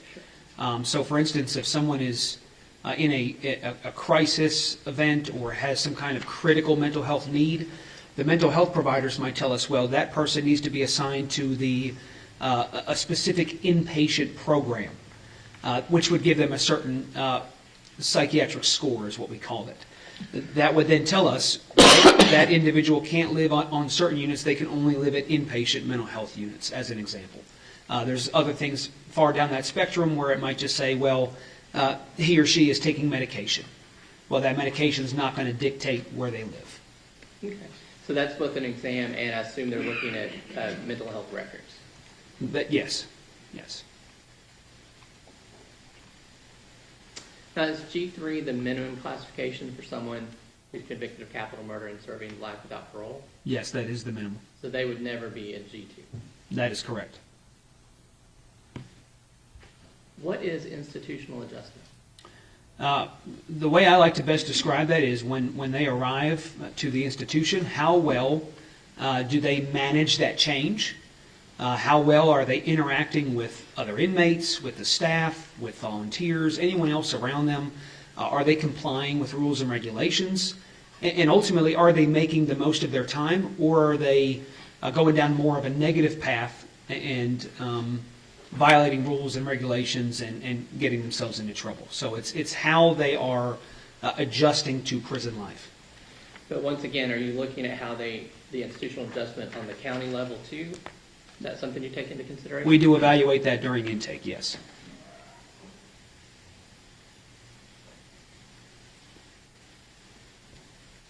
And we talked about when someone gets downgraded to a G4 or G5. Those inmates would receive additional restrictions, I assume? Yes, sir.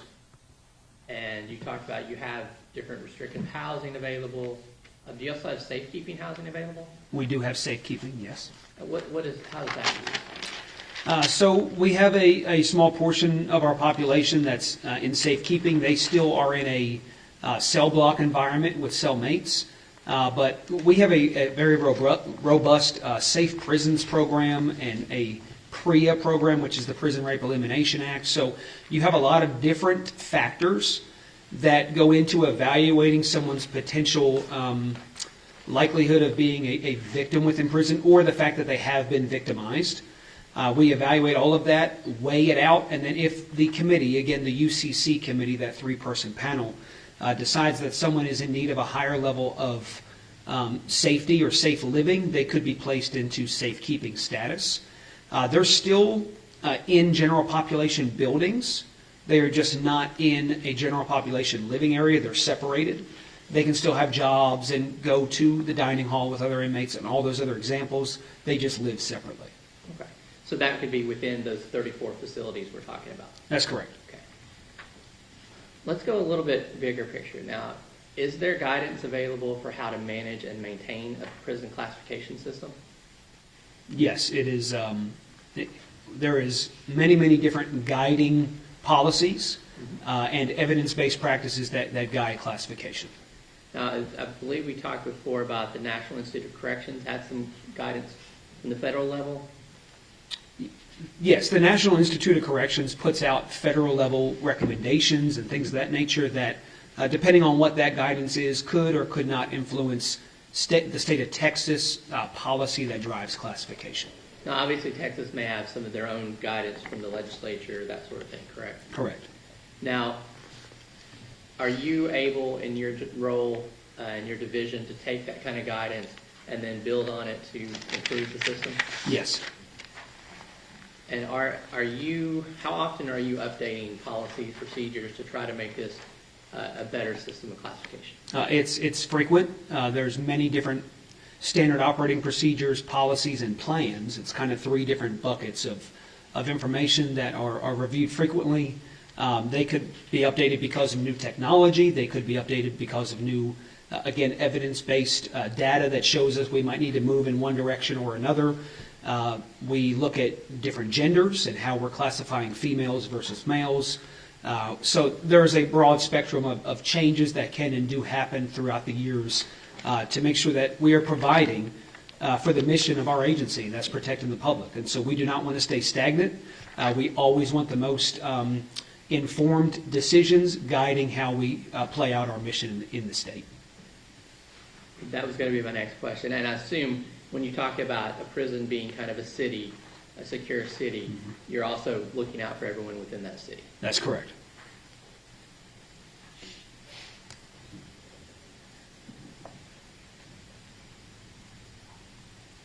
Now, I guess this is kind of obvious at this point, but you talked about someone on death row is obviously going to have less contact with everyone in that city than the other inmates, right? That's correct. But your division's job, that's part of what you're doing, is trying to make it as safe as possible for those people who aren't on death row. Yes, to the You extent. have that additional freedom. Sure, to the fullest extent possible, yes. What's a classification profile? So the way that I like to describe that is this happens during the intake process, and then it never stops. So when someone comes into our custody, whether they're a first-time offender or if they've been with us multiple times, we are going to build a profile that works to encompass everything that we can about that individual. The idea is that down the road, the operators in the field have a good sense of everything about this person's history. So we go through family background, jobs, whether or not, any kind of gang affiliation, any prior arrests, whether they did or did not lead to incarceration. So we try to gather as much as we can. There's a bunch of different assessments that happen that guide treatment. So, IQ tests. We do an adverse childhood impact evaluation. We do the Texas Christian University drug screenings. So there's a bunch of different tools that are used during intake to build this foundational profile about every person that comes in our door. And then throughout their incarceration, that profile is constantly updated, again, based on that institutional adjustment. So how they're behaving, things could change from day to day, and that needs to stay current. And is that information useful in fulfilling your primary goal? Yes, it is useful. Now, we talked about, I mentioned a second ago that the prison is kind of a city behind the walls, but this is a city that has 24/7 security, right? Yes. And the inmate movement is restricted, Yes.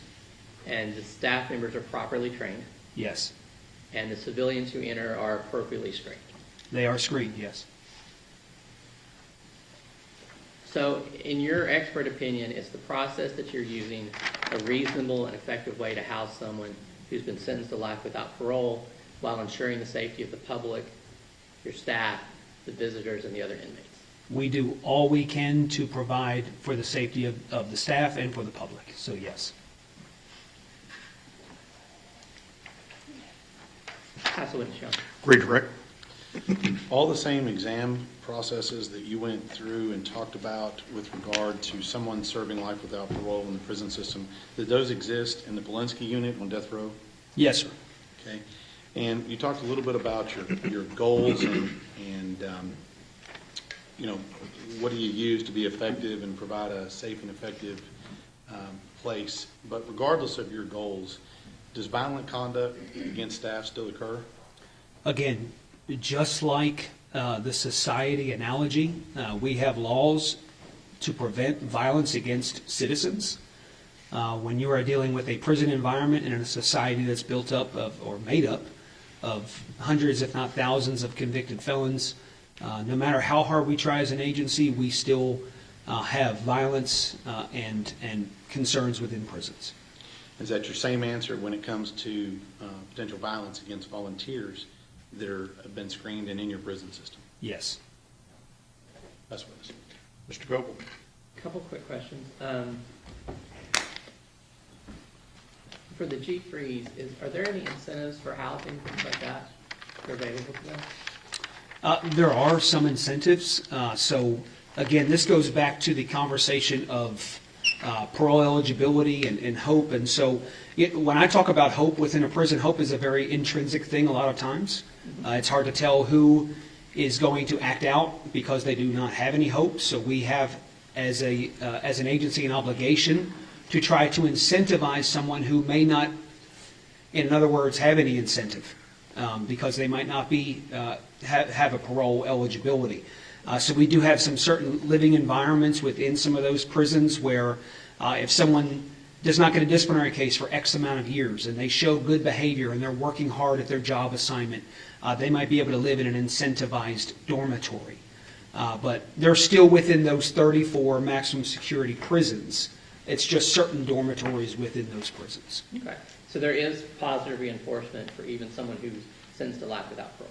Yes, that's correct. And I guess specifically, it's already been testified to that Mr. Horner had no disciplinaries at the Wise County Jail or at the Tarrant County Jail. That's something your division would take into consideration in building his profile. Correct. Up until the last day of his incarceration in the jail, and then leading up to the transfer to our custody, we would get that up until that very last day, and the county would let us know his behavior. Past witness, Your Honor. Mr. Stain? Nothing further on. May this witness be excused? Yes, Your Honor. Yes, Your Honor. Thank you, sir. Thank you.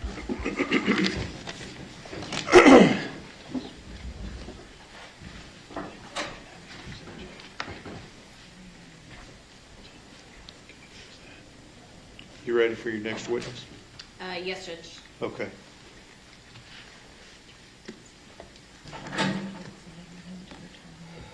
Your Honor, clear first. Yes.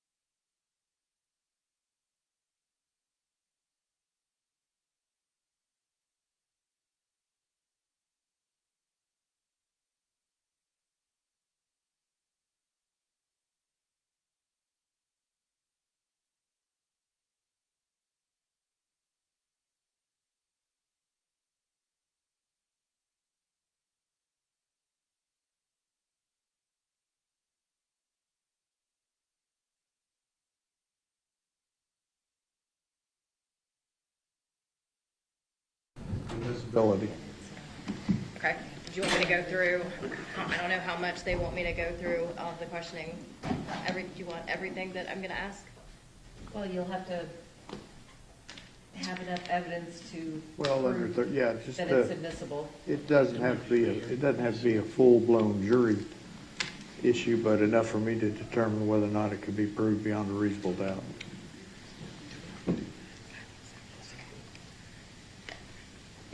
We're gonna, for purposes of the record, we're gonna call you Billy. We're just gonna use your first name, okay? Yes, ma'am. Can you Okay. move closer to the microphone? There you go. Yeah, make sure you speak up. How do you know Tanner Horner? I know Tanner Horner because my uncle had a baby with his mom, and I was raised as his cousin And so how long have you known Tanner? since I was 3 years old. Was there a time when you lived on the same property as Tanner Horner? Yes, Do you recall about what time frame that was? 2000 to 2004. And after, around that same time period of 2003, 2004, was there some type of sexual assault incident that happened to you? Yes. And can you tell us what that is? It was a sexual assault down by Lake Worth Lake, right down the street from Tanner's grandmother's house. And Do I need to go into detail? so, and that was, what location was that though, specifically? Just to the right of the boat dock, off into the trees right there. And yeah, can you tell us, you don't have to give the full version, but what happened to you there? He went back there, he pulled out his penis, he started masturbating. He told me to suck it, and then he grabbed my head and made me. And then he told me to bend over, he tried to put it in, it would not go in. And then he told me to continue sucking, and then he pulled out and finished by masturbating.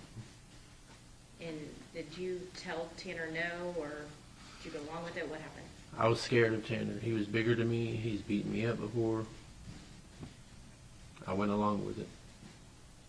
And after that point, was there a different incident that happened to you? It was later on, around 2007, when Paranormal Activity first movie came out.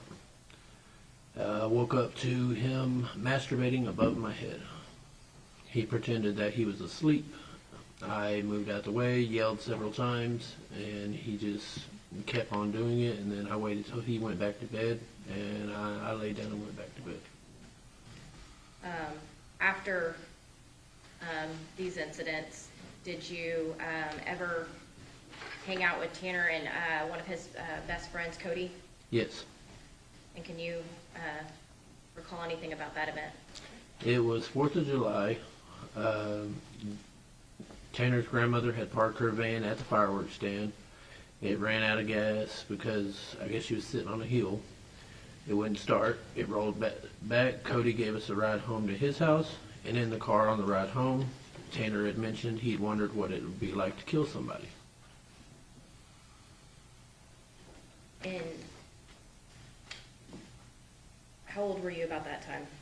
That time I was older. I was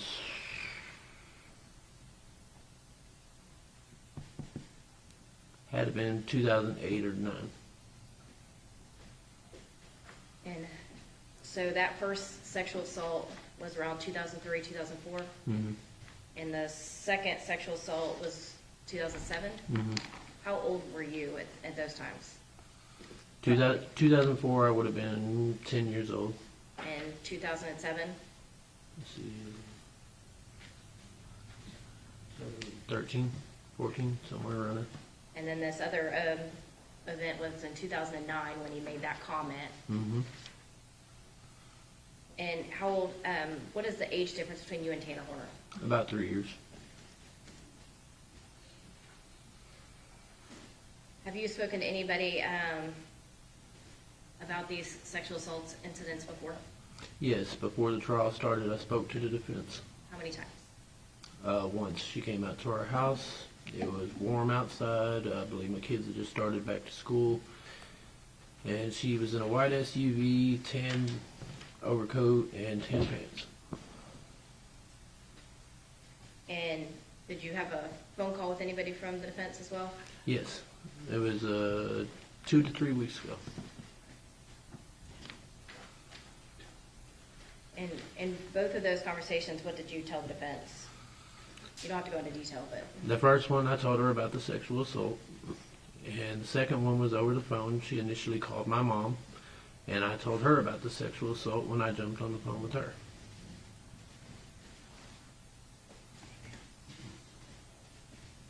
That's what it's judge. Cross-examination. Yes, Your Honor. Now, there were some different dates there when you were answering those questions. Can you help me out? In the notice we received, it talked about the first incident being between 2001 and 2003. Does that sound right? 2001, 2003 would have been when he set the hay bales on fire and started a fire in his backyard. That's when you were living at Risinger Road. Yes. Okay, so this would have been after that when he moved back to the shack. Yes, around 2004 is when I moved off the farm. He was back at Jackie's. Okay, and the second incident, is 2007 accurate for that? Yes, it was the same year the Paranormal Activity came out because Melissa rented it from the Red Box. Okay, so the 2004 incident, you two would have been what ages? 2004, I would have been 10 or 11. He would have been 12 or 13? Yep. And then the 2007, you'd have been 13 or 14, and you'd been 15, 16? Yep.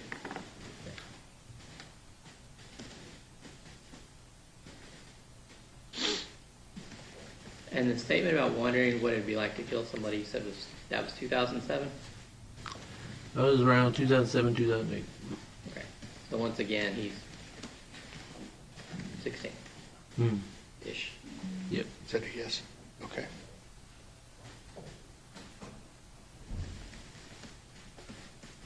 And did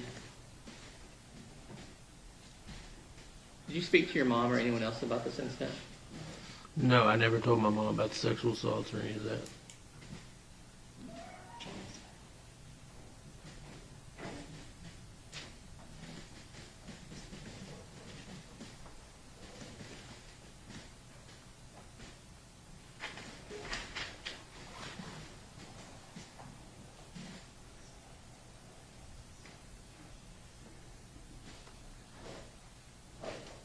Okay.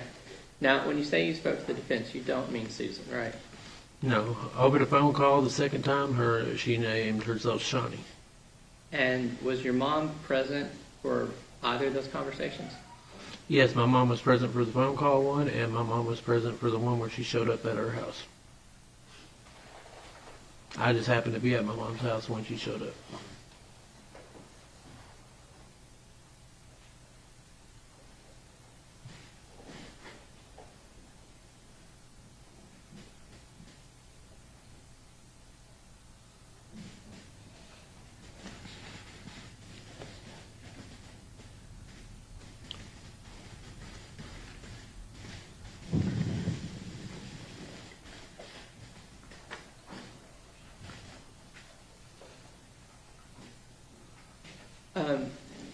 And what made you decide to come forward now? The fact that he killed a kid and it's the truth needs to be told.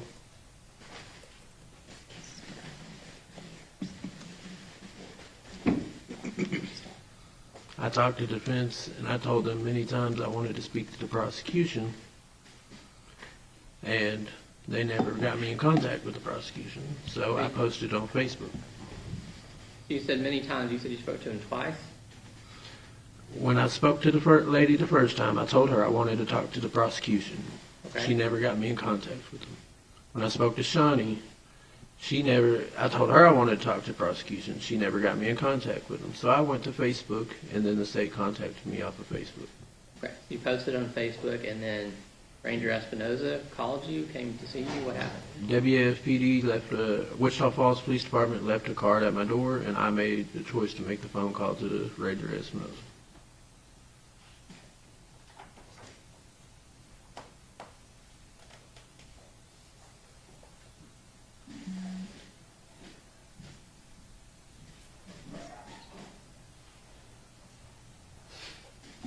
You're not passive witness.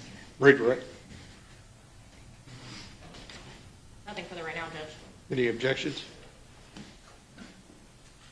Your Honor, I'd object on the grounds of that basically surprise, even the last supplemental information we had different dates than he's testifying to here today. This witness was not, we've had a long extended time to deal with extraneous acts. This witness was not noticed to us before the trial started. Those objections are overruled. He'll be allowed to testify, and you may have a running objection to his testimony throughout his testimony. Both sides ready for the jury? Ready, Judge. Let's go.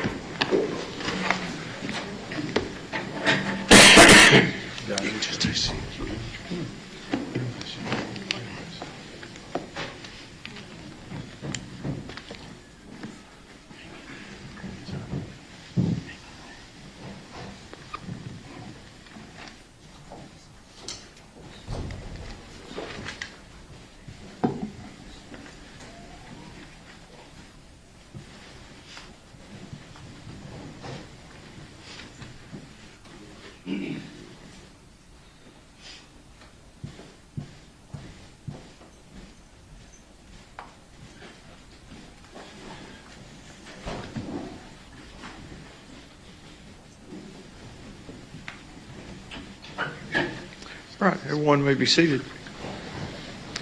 Ms. Dewell. Thank you, Judge.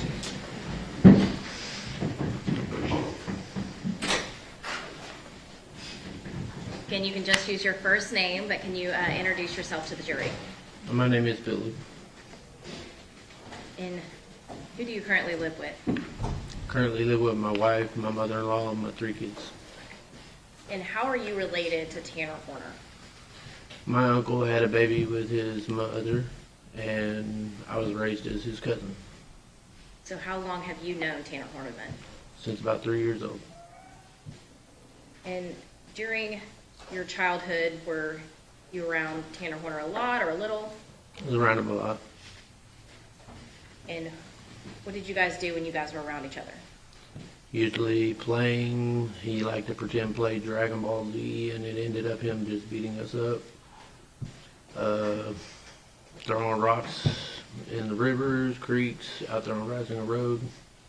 Was there a time when you guys lived on the same property? Yes, And what time period was that, roughly? 2000 to 2004. After 2004, did you have any contact with Tanner Horner at that point? Yes, And where was Tanner Horner living at that time? at Jackie's house in Lake Worth. Sorry.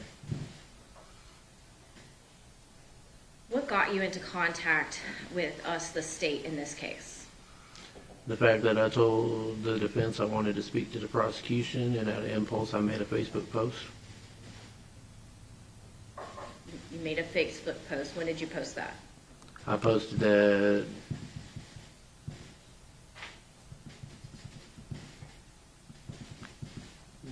2 to 3 weeks ago.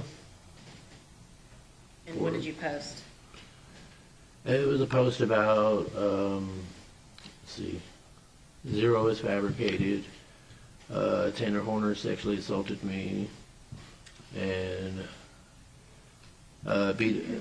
basically beat me and Nicholas up as children. And when did you meet with the state prosecution for the first time in this case? Roughly. 26 of last month. So of April? Yep.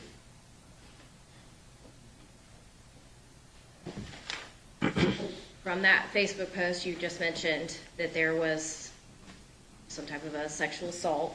I'm going to ask you a few questions about that, okay? Yes, ma'am. All right.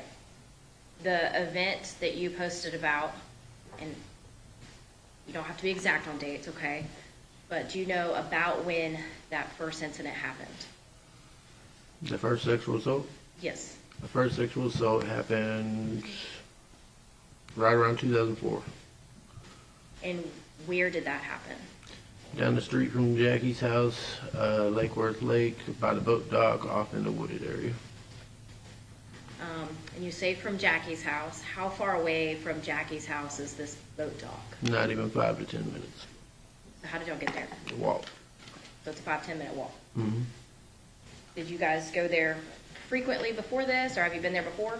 Yeah, me, him, and Nicholas would always go play at the park, go down to the lake, climb on the rocks and all that stuff. They had piles of sand out there. And then one day, Nicholas didn't want to go with us that day.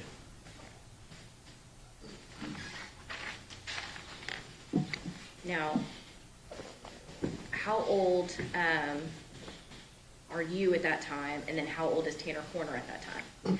I would have been about 10. Tanner would have been about 13. So Tanner Horner's about 3 years older than you. Mhm. At this time, is Tanner bigger or smaller than you? He was bigger than me. Can you go ahead and tell the jury what happened on that day? About the whole sexual assault. Yes. All right, it started off as we were all going to go play down at the park as usual. We ended up walking down the street. Tanner wanted to go to the boat dock. We ended up going off into a little wooded area of the boat dock. Tanner immediately pulled out his penis, started masturbating. He told me to get down and start sucking it. I was scared of Tanner at the time, so I did. And when a little bit of time goes by, he tells me to bend over. He tried to put it in. It would not fit, I guess. So he turned around and he had me suck it some more, and then he finished by masturbating next to the tree. At this point, why were you scared of Tanner at that time? Because he would like to pretend play Dragon Ball Z, which ended up him just beating us up and kneeing us in the stomach. And I was scared of him. the us, was that his brother? Mm-hmm. Was there another sexual assault incident? Yes. And again, we're going to kind of, I know dates sometimes are, but do you recall the date on that sexual assault incident? Same year Paranormal Activity came out, the very first one, 2007. Okay. He woke up to him masturbating above my head. He pretended like he was asleep. I backed off in the corner. He continued to act like he was asleep. Then he laid back down, covered up. And I just stayed there until I made sure he was asleep, and I went back to sleep.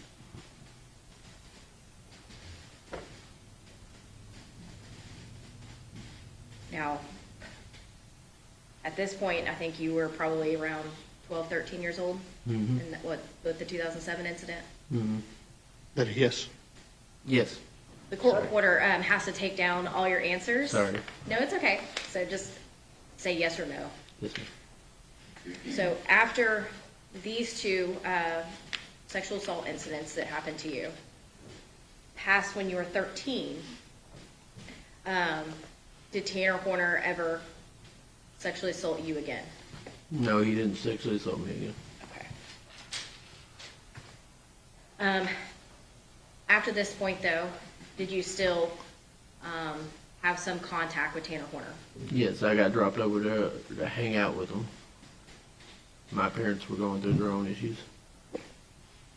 And was there an occasion where you hung out with Tanner and his friend Cody? Mm-hmm. And can you tell us about that? Yeah. Objection, hearsay. He hadn't testified as to anything said. Don't testify as to what other people told you. You can testify as to what happened. Testify to what I heard, right? Nope, can't do that. You can only testify as to what you saw. I saw directly from Tanner. Rephrase your question. Can you, when you hung out with Tanner and his friend Cody, did Tanner Horner make a statement to you? Yes. Objection, hearsay. Overruled. And what did Tanner say? Tanner said he wondered what it would be like to kill somebody. How do you remember that statement? But it triggered in my head when he actually did kill somebody. And do you recall about when this happened? It was 4th of July. It had to been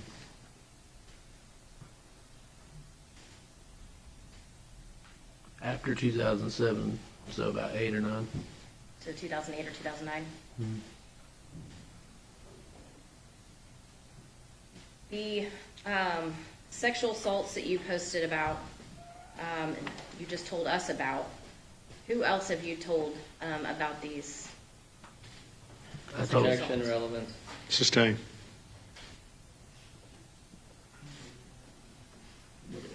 No, hold on. She'll ask you a question. Now, Billy, in 2015, did you get arrested and ultimately convicted for a solicitation of prostitution charge? yes, That did not involve a child, though, did it? no, Have you ever kidnapped, sexually assaulted, or murdered a child? Objection, No. relevance. Sustain. I'll pass on this, Judge. Cross-examination.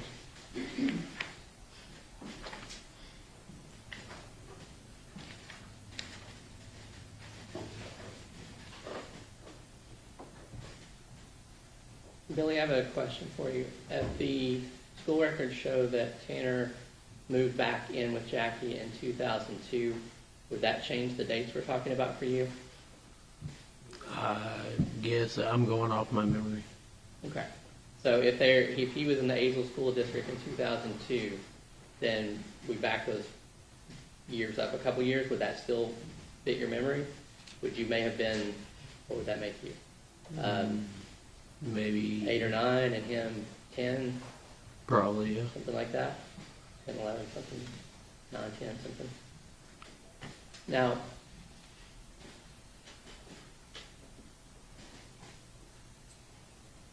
just a second here.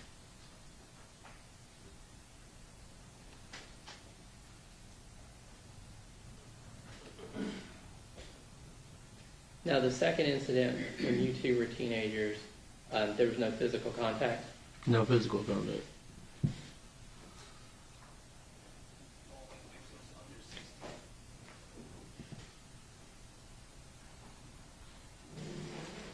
Now, you said that you and Tanner, you're not blood relatives. You're related through his half-brother. Yep. Yes.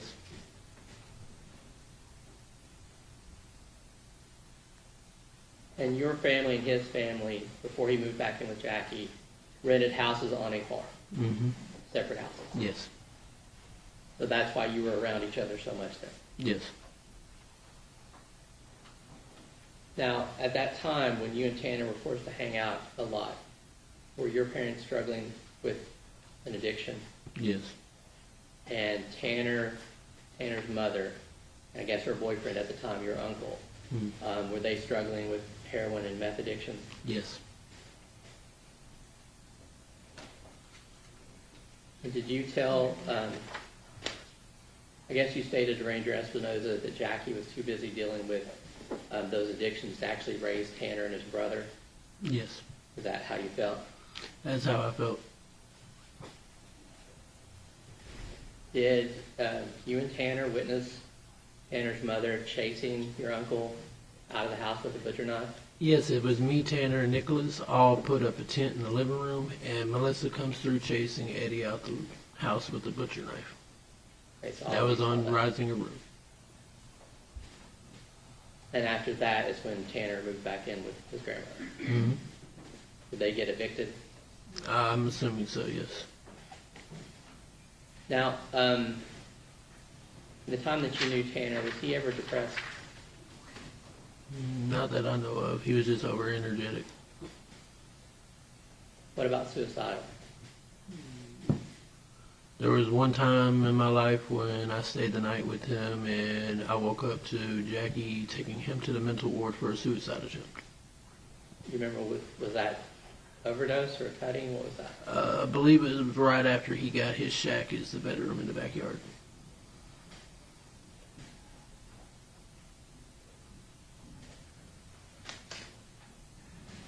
Give me 1 second, Billy.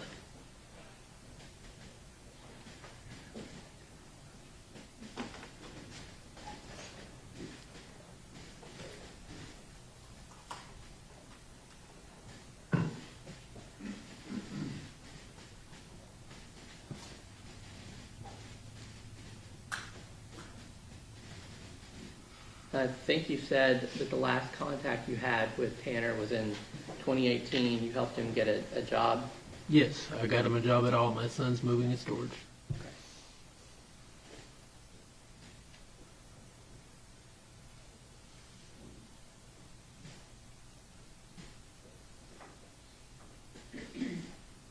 Pass the witness, Your Honor. Redirect.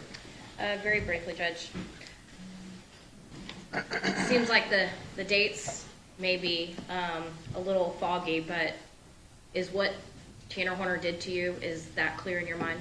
Yes, Why come forward now? I figured the truth needs to be told. He deserves to pay for everything that he's done. Objection, Your Honor. Court's ruled on this in motion limiting. Sorry. All right. Sustained. The jury will disregard the last statement. I'll pass the witness, Judge. Mr. Goebel, Nothing further, Your Honor. may this witness be excused. Yes, sir. Yes, Judge. Thanks, sir. You go with the bailiff.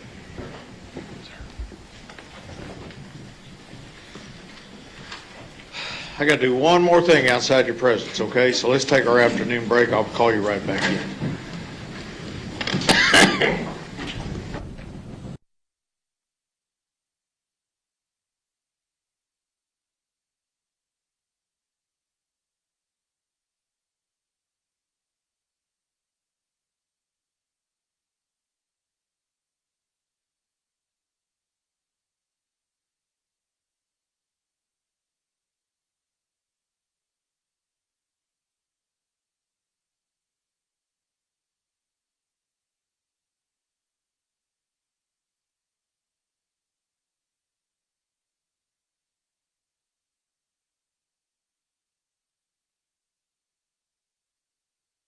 Requested a short 7:05 hearing with the witness. So, Ms. Anderson, I'm going to let you go first.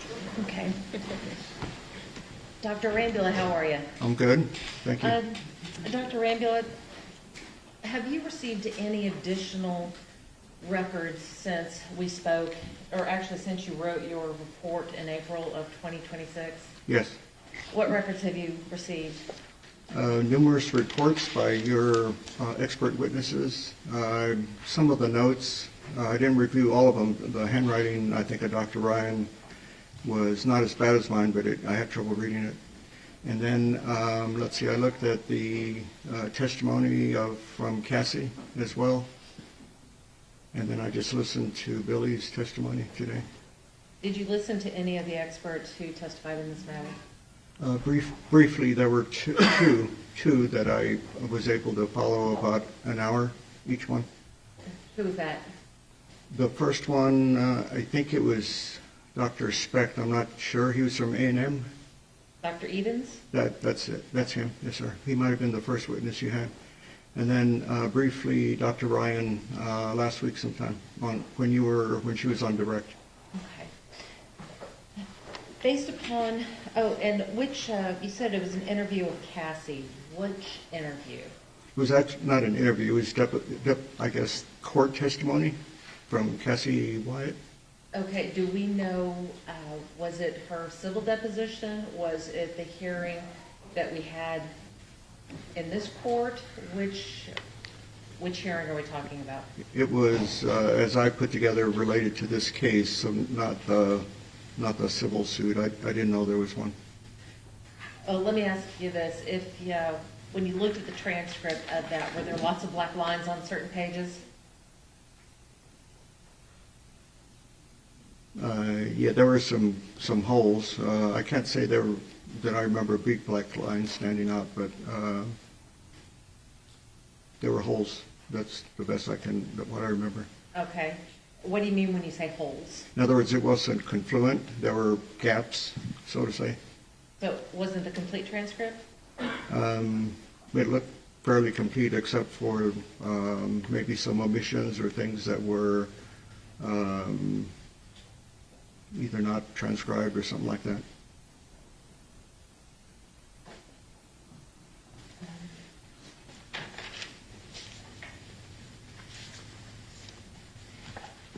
We had a hearing that began in December of 2025 and continued in April of 2026, wherein we discussed your testimony and your findings. Do you have any additional findings or conclusions in addition to the report that you've already produced? Yes. And what are those? Based on me looking at the records again, I remember that hearing where I hadn't reviewed for that, and the expert reports, the transcript, the testimony today. I do have an opinion regarding future danger. And what is that opinion? That based on the evidence, there is a probability that Mr. Horner will commit violent acts and constitute and be a continuing threat to society. I think I'm paraphrasing the statute, but I don't remember it by heart. What do you base that on? On the statute. In other words, it has to do with the statute regarding future dangerousness in sentencing hearings. I understand that, but I'm asking upon what evidence are you basing your opinion that constitutes a continuing threat?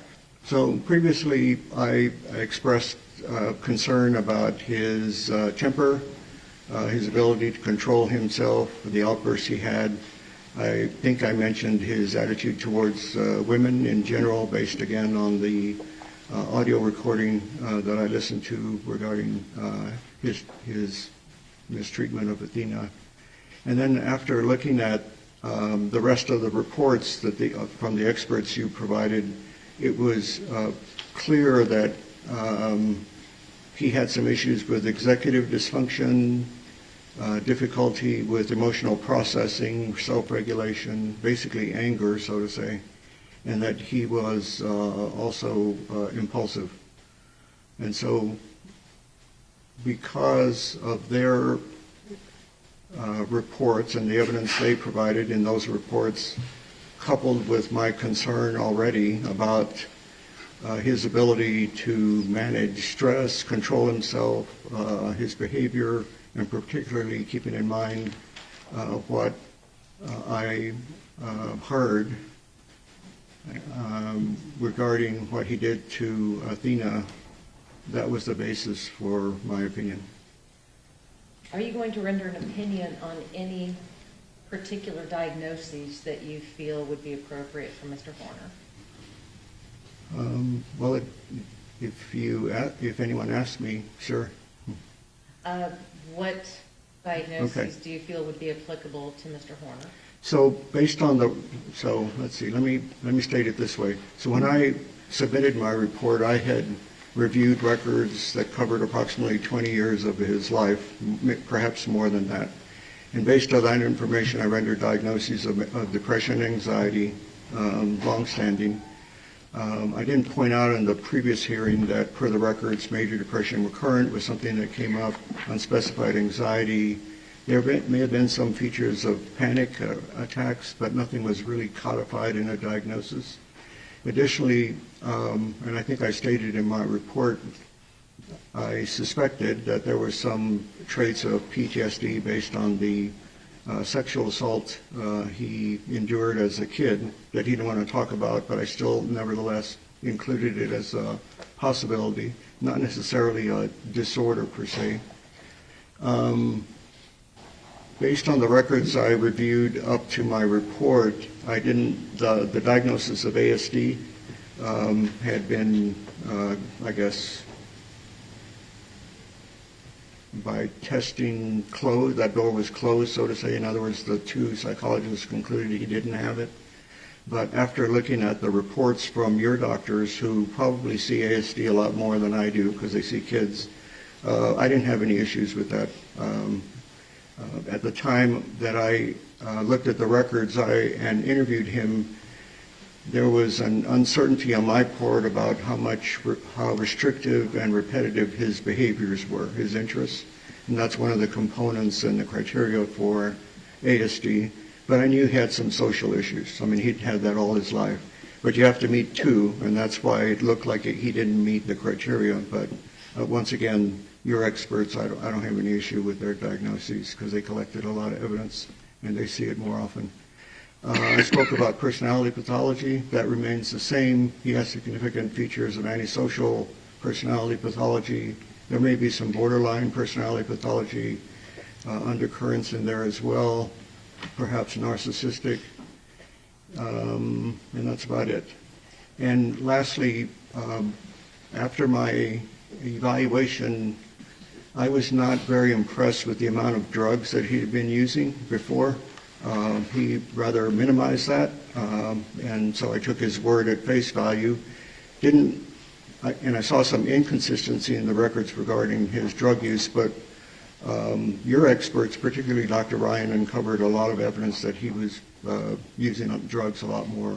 So I didn't identify any particular drugs. I just knew that he was using marijuana, cocaine all of a sudden, and it looks like there were some hallucinogens as well.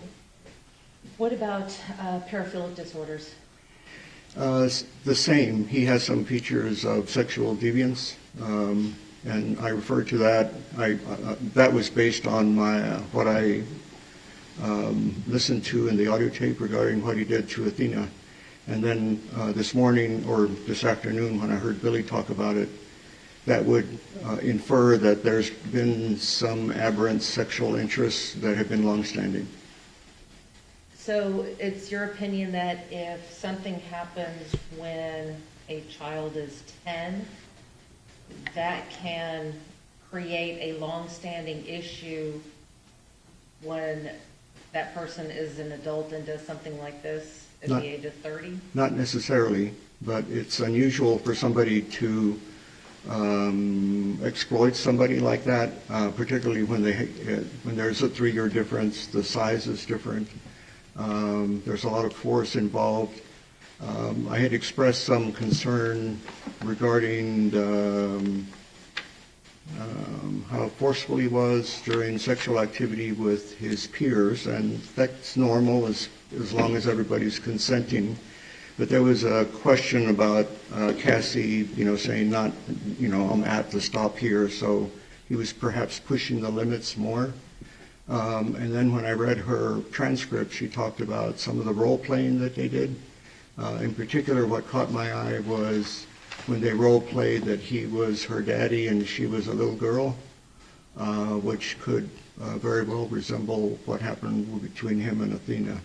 But you would agree with me, though, that that's not terribly uncommon. I mean, we see movies back from the 60s and 50s talking where a woman is calling her paramour daddy. Right. The role playing per se was consensual. It was like people explore, but I can't disregard the similarity between their role playing and then him acting out in a sexually deviant manner with Athena. And it's not unusual where that sometimes can occur when somebody acts sexually deviant towards another. You're right, it doesn't mean that it's going to happen, but those can be some warning signs when they show up in the records or somebody self-report. And so you've read the records, you've read the reports from all of our experts, so you know that around the time that this happened with Billy, that Tanner himself had been sexually assaulted in a similar manner. Yes. And that wasn't of any significance when you looked at both of them? The significance that to me was clinically apparent was the difference in ages. And when I say that, in other words, if Tanner had been at that age at whatever, 13, 12, whatever it was. 10, acting out with another 10-year-old or a friend from school, that happens. But when that type of activity occurs with somebody that doesn't want to participate, there's a big difference in size, between let's say a fifth grader versus an 8th or 9th grader. That's a pretty big difference in developmental years. So that is a bit different. I'm not saying that laid the groundwork for what he did, but I didn't disregard it, and it certainly caught my ear, given the types of individuals I've evaluated in my sexually violent predator hearings that I'm participating.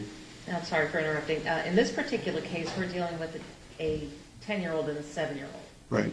So we're talking about two prepubescent children. I understand that. Right. Okay. You keep trying to put him in different grades. You'd agree with me that you're not going to find a 10-year-old in the 6th or 7th grade. Probably not. Have you made a diagnosis that Tanner meets the diagnostic criteria for any of the paraphilic disorders? No. Have you made a diagnosis that Tanner meets the criteria for antisocial personality disorder? No. So the only thing that you're here to testify to is that Tanner, based upon the records that you reviewed, that there's a probability that he would commit criminal acts of violence that would constitute a continuing threat to society. That's my opinion. The change in my diagnosis was that based on the evidence your experts collected, I didn't have any issue with that.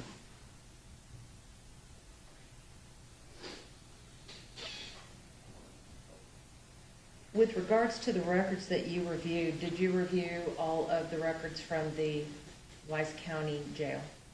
Not all of them, no. What records did you review from the Wise County Jail? Whatever was sent to me, so there were notations of incidents, like for instance the suicide attempt. I reviewed that. There were some mental health records. I think it's Helen Therapy Center that provides mental health treatment to the detainees in jail. So I read all of those. If there's something else, then I didn't see that. What about records from Tarrant County? Yes, I saw those. What records did you review from Tarrant County? Up until, in other words, there were two periods when he was receiving treatment from Tarrant County MHMR. I want to say one was 16, something like that, and the other was more recent in 22, when he sought treatment again. Up until October was his last visit, I believe. One moment.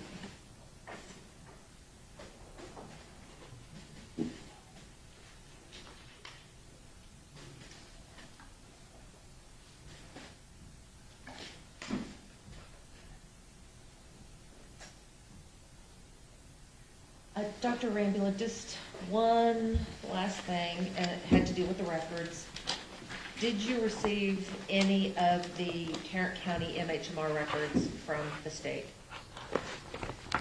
Yeah, they're listed in my report, and I haven't reviewed any subsequent records from Tarrant County MHMR. Okay.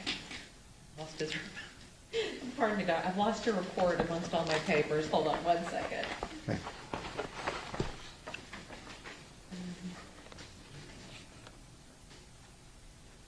Do you have a supplement or an addendum to your report that includes all of the documents that you reviewed? No.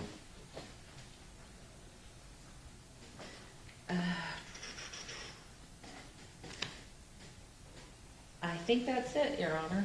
Mr. Berry? Yes, Your Honor. Dr. Rambula, are you, in addition to the diagnosis that you've already stated in your report, and then just regarding the possibility of future dangers, and in your questioning with Ms. Anderson, are you also going to offer, some characteristics that are found in both the paraphilic disorder and the personality pathology that you observe potentially in Tanner, whether or not he meets the full diagnosis, full criteria to be diagnosed with those disorders? If asked that, yes, I can answer. Your Honor, other than that, I don't have any further questions. Any further questions? No, Your Honor. Dr. Arandula, if you'll go with Deputy King for just a few minutes, we'll call you right back in, okay? Yes, sir. Any objections? Yes, Your Honor. We don't have any objection to the doctor's qualifications. We know he's qualified. However, he has specifically stated that Tanner was not diagnosed with a paraphilic disorder. Therefore, it would be confusing to the jury to start talking about what symptoms there might be. If it wasn't diagnosed, it's not relevant.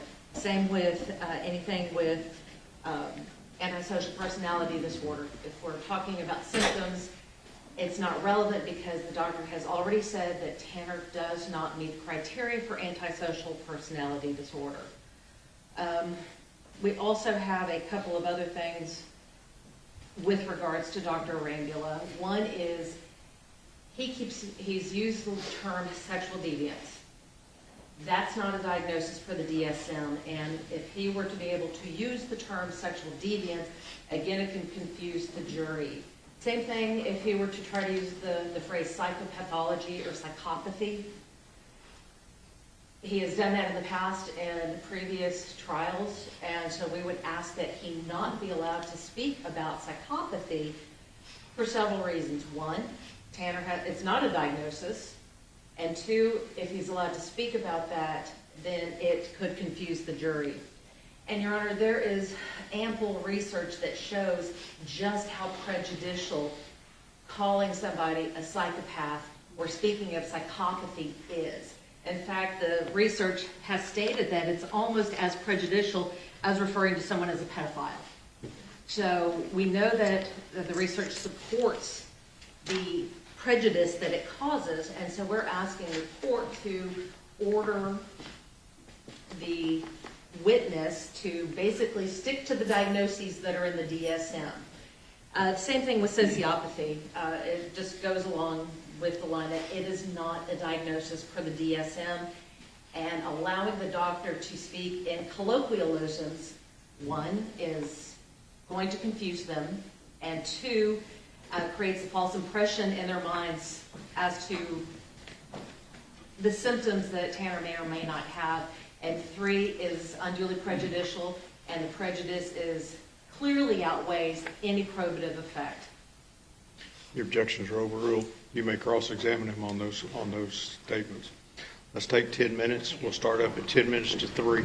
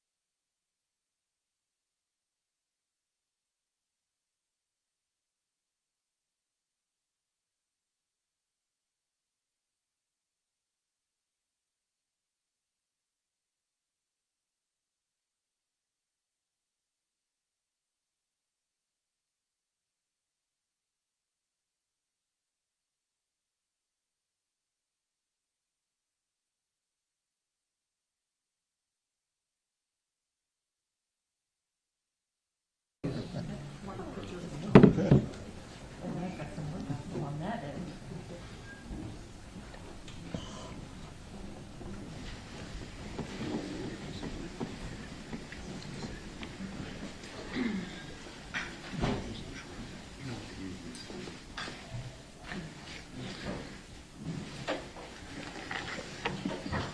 right, everyone may be seated. Ladies and gentlemen, this witness has been previously sworn to testify truthfully. Mr. Berry. Thank you. Dr. Rambula, welcome. Will you please introduce yourself to the jury? Sure. So my name is Dr. Michael Arambula. And what do you do for a living, sir? I'm a physician, a medical doctor. And may I approach, Your Honor? Yes, sir. Dr. Rambula, as part of your involvement in this case, were you asked to provide us with some detail with your background and education and some other accomplishments as well? Yes, sir. And did you also, as a result of your evaluation of the defendant in this case, write a report? Yes. And did you also provide us with handwritten notes that you had made during that evaluation and after, in preparation for writing your report? Yes. At this time, Your Honor, I'll open evidence State Exhibit number 311, curriculum vitae, State Exhibit number 312, the report of Dr. Arambula, and State Exhibit number 313, the handwritten notes of Dr. Arambula. No objections. States Exhibits 311, 312, and 313 are admitted. Dr. Rambula, I'm not going to take a whole lot of time going through your curriculum vitae, but can you give us sort of an abbreviated version of what your background is that qualifies you to make the diagnosis and opinions that you're going to give today? Okay. So I'll make it quick. I attended the University of Texas at Austin and received 2 degrees from the College of Pharmacy. The first was a Bachelor of Science in Pharmacy, and then later I received a Doctor of Pharmacy. As far as why I'm a physician, I attended medical school at the Health Science Center in San Antonio, and I remained there for my internship and then residency training in general psychiatry. I completed that in the summer of '91, and then I spent a year in fellowship training, that's subspecialty training in forensic psychiatry in Chicago, and that was at Rush Presbyterian St. Luke's Medical Center. That was a year-long fellowship which I completed in the summer of '92. I've been back home ever since, and I'm also board certified in both general and forensic psychiatry. So having this dual, you have 2 different medical doctor degrees, correct? 2 different doctorates, yes, sir. Yes. So with regard to your work in this case, I just want to ask you how you became involved in this case. What I vaguely remember is that you called my office, I think it was in probably January of 2023, and arranged to meet in my office to discuss this case, after which you retained me to work on this case alongside of you, looking at records and then ultimately evaluating Mr. Horner. And are you paid for your services related to this case? Yes, I am. And what is the total amount of payment for services rendered so far? So based on the last invoice that was sent, I believe it's $28,400, maybe a little bit more than 400. Now tell us a little bit about your experience dealing with psychiatric patients. Well, I've been in practice a long time, so as part of my residency training and then private practice, and I still have a private practice. I see predominantly outpatients. Collectively, I've seen thousands of patients who have different types of mental conditions. So that's it in a nutshell. Have you evaluated persons that have similar mental illness or / mental conditions that you have seen in the defendant in this case? Yes, sir. Have you also evaluated people that have different personality pathologies like you have seen in the defendant in this case? Yes, I have. And as far as criminal cases, kind of talk to the jury just real quick about what you do related to criminal cases. Okay, so criminal case-wise, I've been in probably a few hundred criminal cases. And over my career, earlier in my career, I worked predominantly for defense, and then in the last probably 10, 11 years, predominantly for the state or the DA. I've evaluated individuals for competency to stand trial, for example, insanity,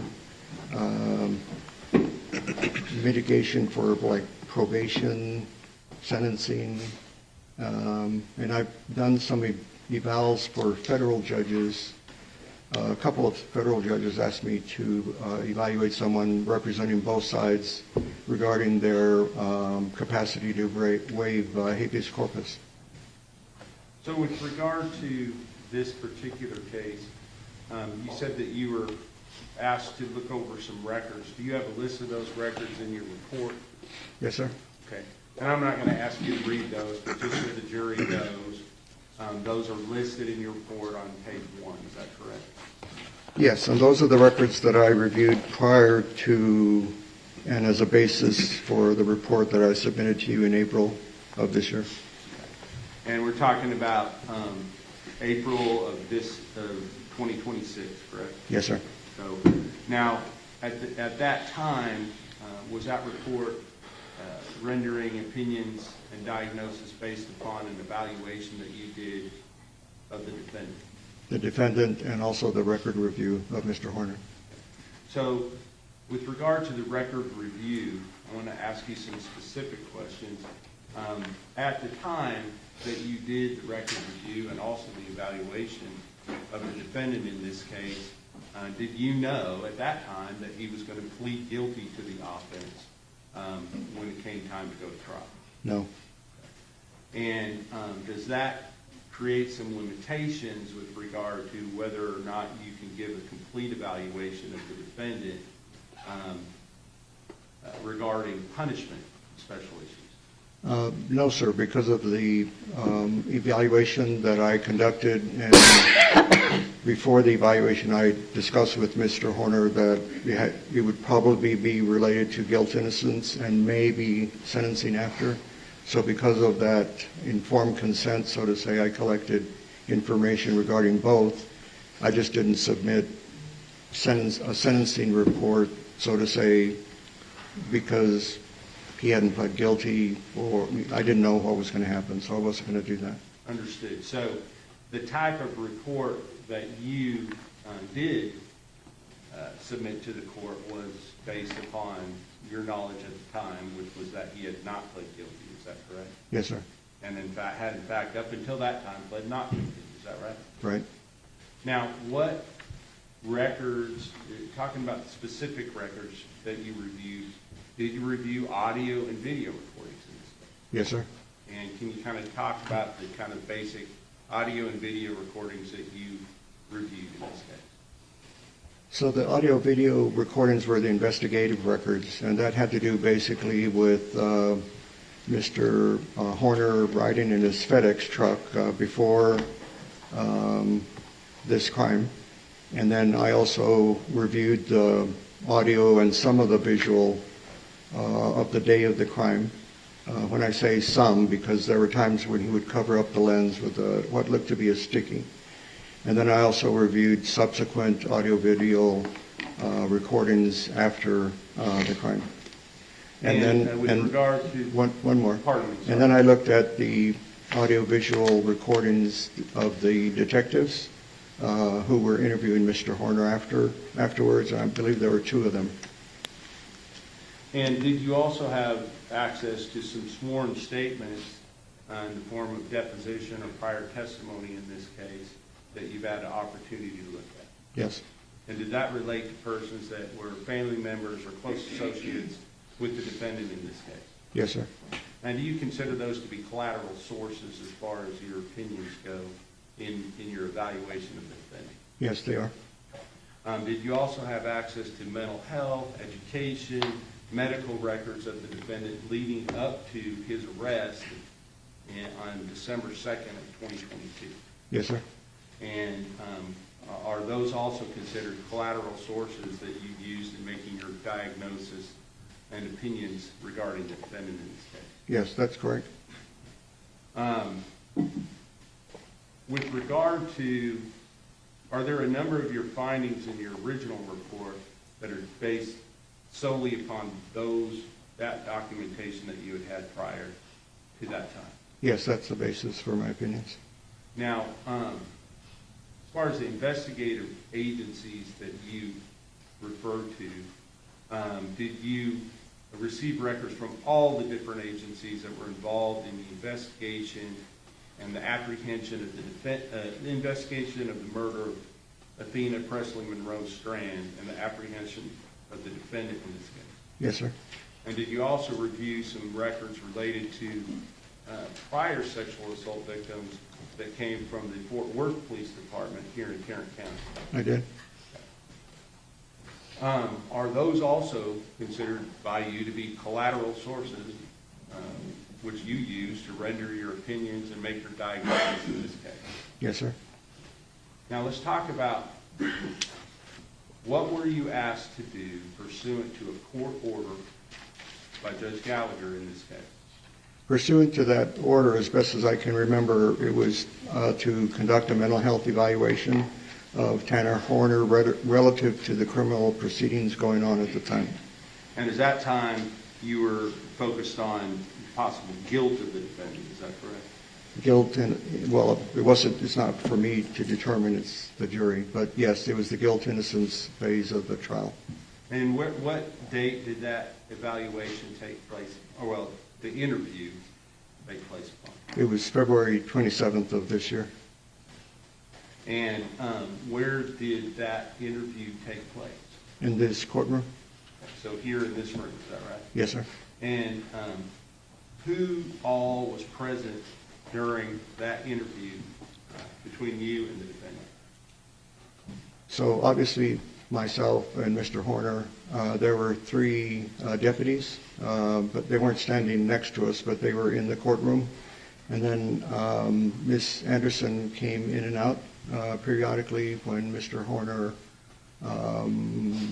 we took a break so he could talk with her. And so at that time, did you have a discussion at the beginning of that process with the defendant regarding the parameters of the interview you were conducting and what that information could be used for? Yes, sir. Could you kind of describe that for the jury, please? So again, per my training, I do this with every case. I discuss who I am. I'm not here as a treatment provider. Who retained me? In this case, it was the state or the DA. That it was a court-ordered evaluation, and there are a couple of guidelines associated with that because it's court-ordered. One is that the information we talk about may not be confidential, i.e. the judge wanted a report, and so I was going to put it in the report, and if it came down to me testifying, then again, the information would not be confidential. And then the second guideline in these kind of cases is that when I asked Mr. Horner something, he didn't have to answer it if he didn't want to. And so were there some occasions where that actually happened? Yes, there were. So I want to kind of just have you tell me sort of in general about the level of cooperation that the defendant gave you during that interview for the evaluation. So generally speaking, he was pretty cooperative. There were some areas that he was not cooperative with, and so we had to take a break. And then with each successive break, he became less cooperative and worked up. And so I didn't pursue the last time that he didn't want to talk about something. I just let it go. And so if he didn't want to talk about something, did he avail himself of the opportunity to go and discuss it with his counsel? The last time... Objection, Your Honor. May we approach? Yeah. Sure.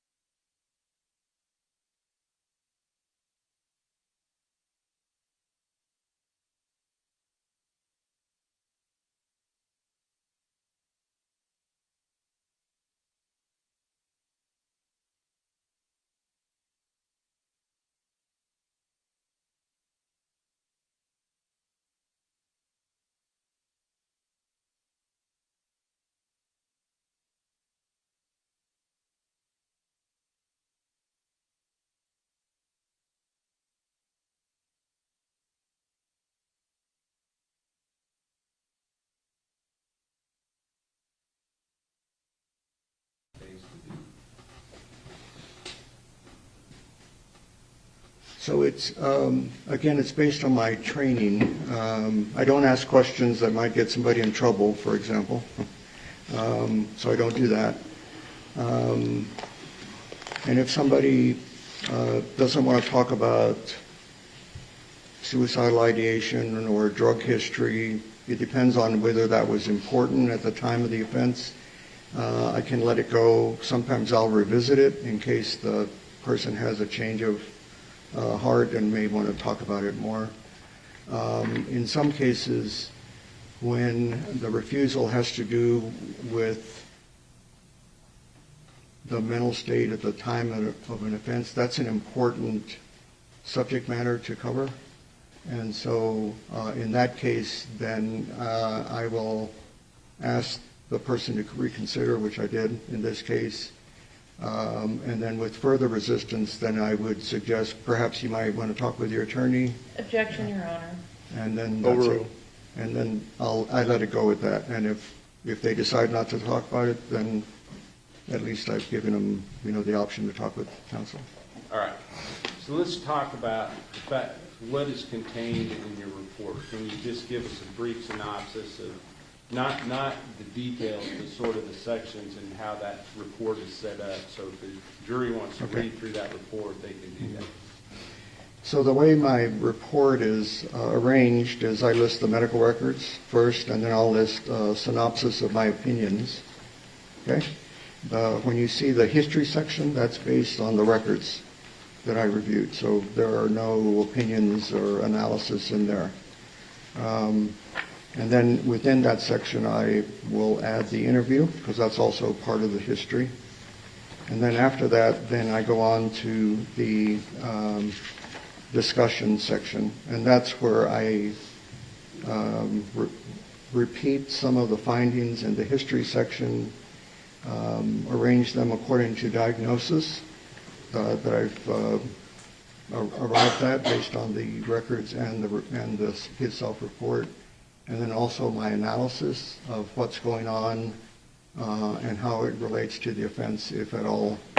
And then that's about it. All right. So let's talk about your findings in this case. What opinions did you render as a result of your evaluation? There's actually a typo here. There are 6. The first is he had a childhood history of abuse. That was in the records. Okay, hold on. So childhood history of abuse, what abuse are you talking about there? Abuse I used in a larger term. Growing up with his mother, no offense to his mom, was not so stable. So there was some abuse in the form of neglect, things like that. Her and her husband at the time were argumentative, likely domestic violence, what I remember at the records. Those kind of things. Okay. But as far as him being abused, other than this episode that's the sexual abuse that's been alleged, did you have any other specific incidents of him being abused during his childhood? Just the abuse and neglect predominantly by his mom, and then the sexual abuse incident when he was around 10. Okay. So with regard to him being involved in abusing other individuals, were you here for the testimony here, previous witness in this case? Yes. And is that consistent with other statements in the medical records related to his abuse of his brother as well? Objection, Your Honor. May we approach?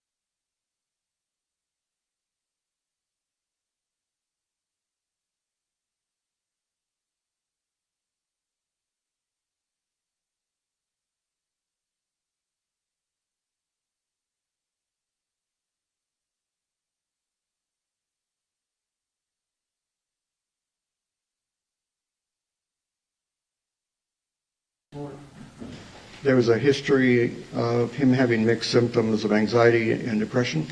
Okay. And I think at some point you talked about possible PTSD symptoms, is that right? Right. And do you know whether or not he's been diagnosed with PTSD?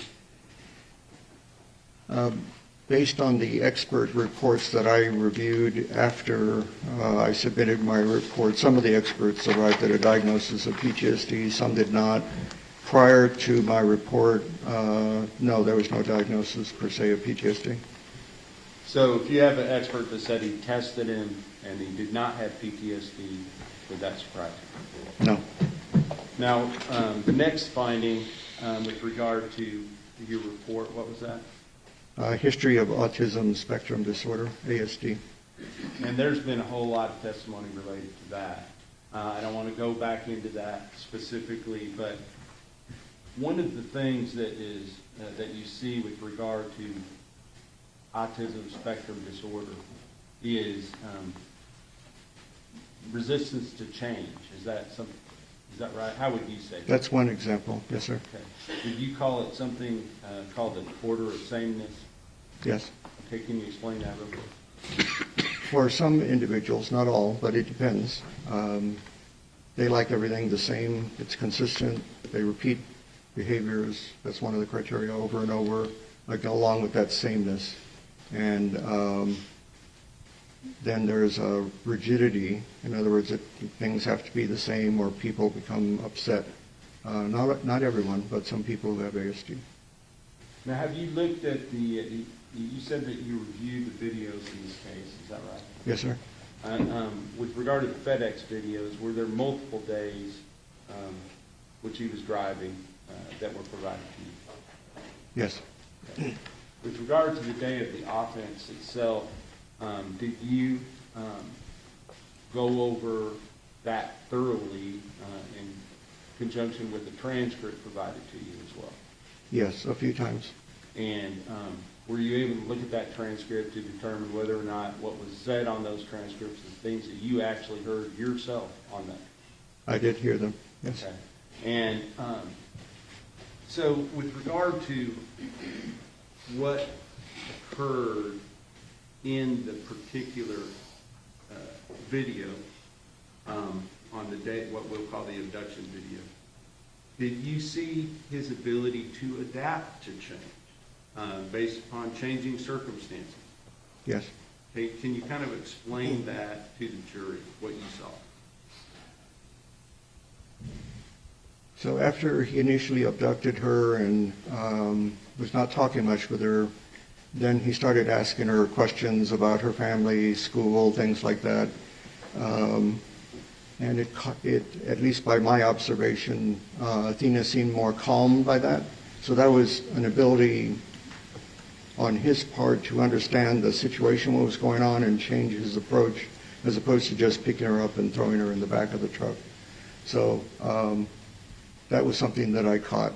And then under that immense stress of having started that crime, he was persistent in in his activities with her, basically. And after the crime was committed and the body was disposed of, did you see his ability to change again? Yes, as far as not being detected, covering up what he did, those kind of things, yes. So were those things consistent with autism spectrum disorder or something else? It was not consistent with somebody who wanted sameness, for example, or couldn't problem solve under that kind of stress. And again, my presumption, and he said it was stressful, that taking the life of a human being is stressful. Okay? So I didn't see him struggling with those kind of issues of lack of problem solving. He was still trying to go undetected. Now, the next diagnosis, I believe, was a history of ADHD. Is that right? Yes, sir. And with regard to the defendant's level ADHD, was there anything debilitating about that with regard to him in this case? Debilitating in the sense that he was socially a bit awkward, but that crosses over with ASD. So what I mean by that is kids who have ADHD, it's not unusual for them to be impatient and they kind of cut line, or somebody's talking and they interrupt, those kind of things. They might get on somebody's nerves because they're just throw themselves in. But as far grade-wise, he did actually pretty good. I looked at his transcripts. His IQ was average, so no intellectual deficits as a result of ADHD. But he was taking medicine, and it seemed like it was working to some degree as long as he took it. So then the next thing that you say is a history of personality pathology. Right. And can you explain what that means to the jury? Personality pathology is a broad term used to describe somebody who has had trouble interacting with others, basically. All right. And are there different types of personality pathology? Yes, sir. And can you kind of tell the jury about that? There are many. I'm not going to be long-winded here. I don't want you to list every possibility, but are there some specific ones that you believe apply in this case? So there's cluster A, which are the odd personality types. Yes, he has some of those, but he also has ASD. So per my training, I check the boxes on both and leave the doors open to see actually what happens with it. He's gotten into trouble here and there. He has really big issues with his temper. He's always had that, been physically destructive.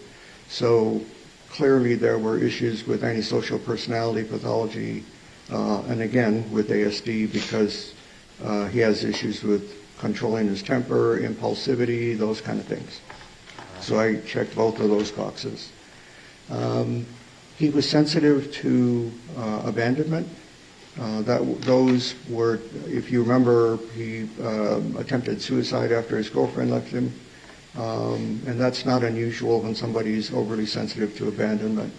I'm not minimizing what he was struggling with at the time, and that's falls under a type of personality pathology called borderline. People with borderline pathology also have issues with anger management. They can't control themselves, and their relationships tend to be very unstable.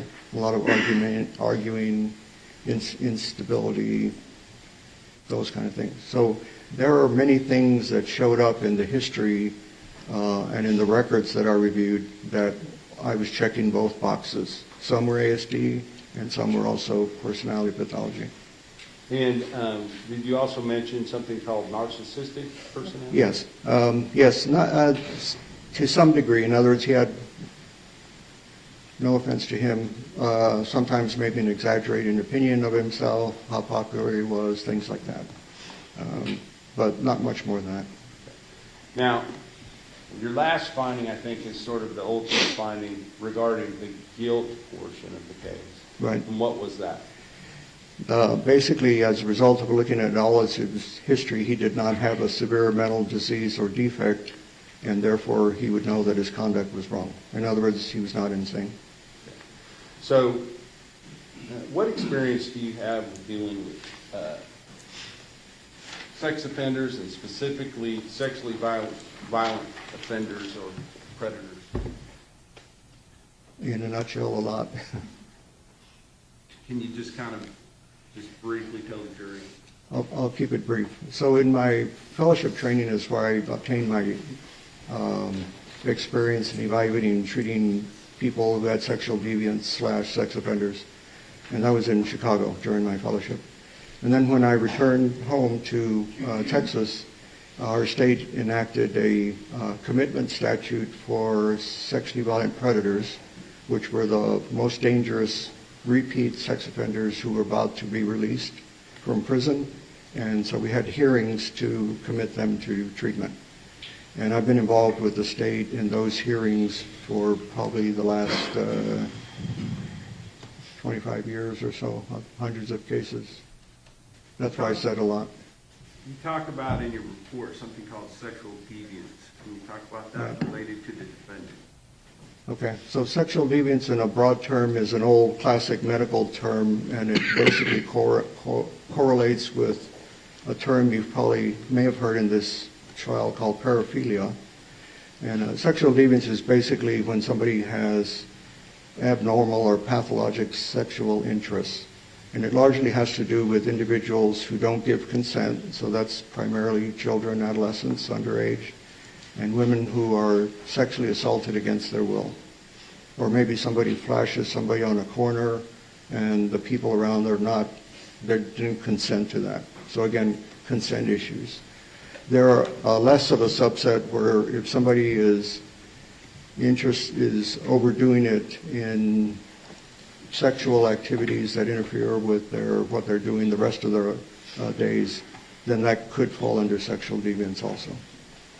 All right, so talking about the evidence and the facts in this case, specifically related to the assault or kidnapping, sexual assault, torture, and murder of Athena Monroe Strand, do you see evidence of sexual deviance on the part of the defendant? Yes. Can you explain that for the jury? So when I reviewed the audio recording, it was very clear to me that he abducted her primarily for sex. Because soon after he drove to the secluded spot that he had picked out, that's when he started engaging in sex with Athena. It's basically oral sex. He was teaching her how to do it, telling her what to do, threatening her, those kind of things. The things that I heard in audio recordings of victims in these cases, read about in investigative reviews of the victims in sexually violent predator hearings, all the same thing. So that's what stood out to me. So that's interest and sexual excitement with children is abnormal. And then the amount of suffering that Athena went through while he was victimizing her, that has some features of sadism. Sadism is where somebody either physically harms somebody or emotionally harms somebody, and it's part of the sexual experience. So there were two areas that caught my eye, looking through that interview and then correlating it with the transcript. Now, were there other things other than just the facts of this case that indicated paraphilic features to you? As far as more than just the other evidence in this case, besides the kidnapping and murder? So,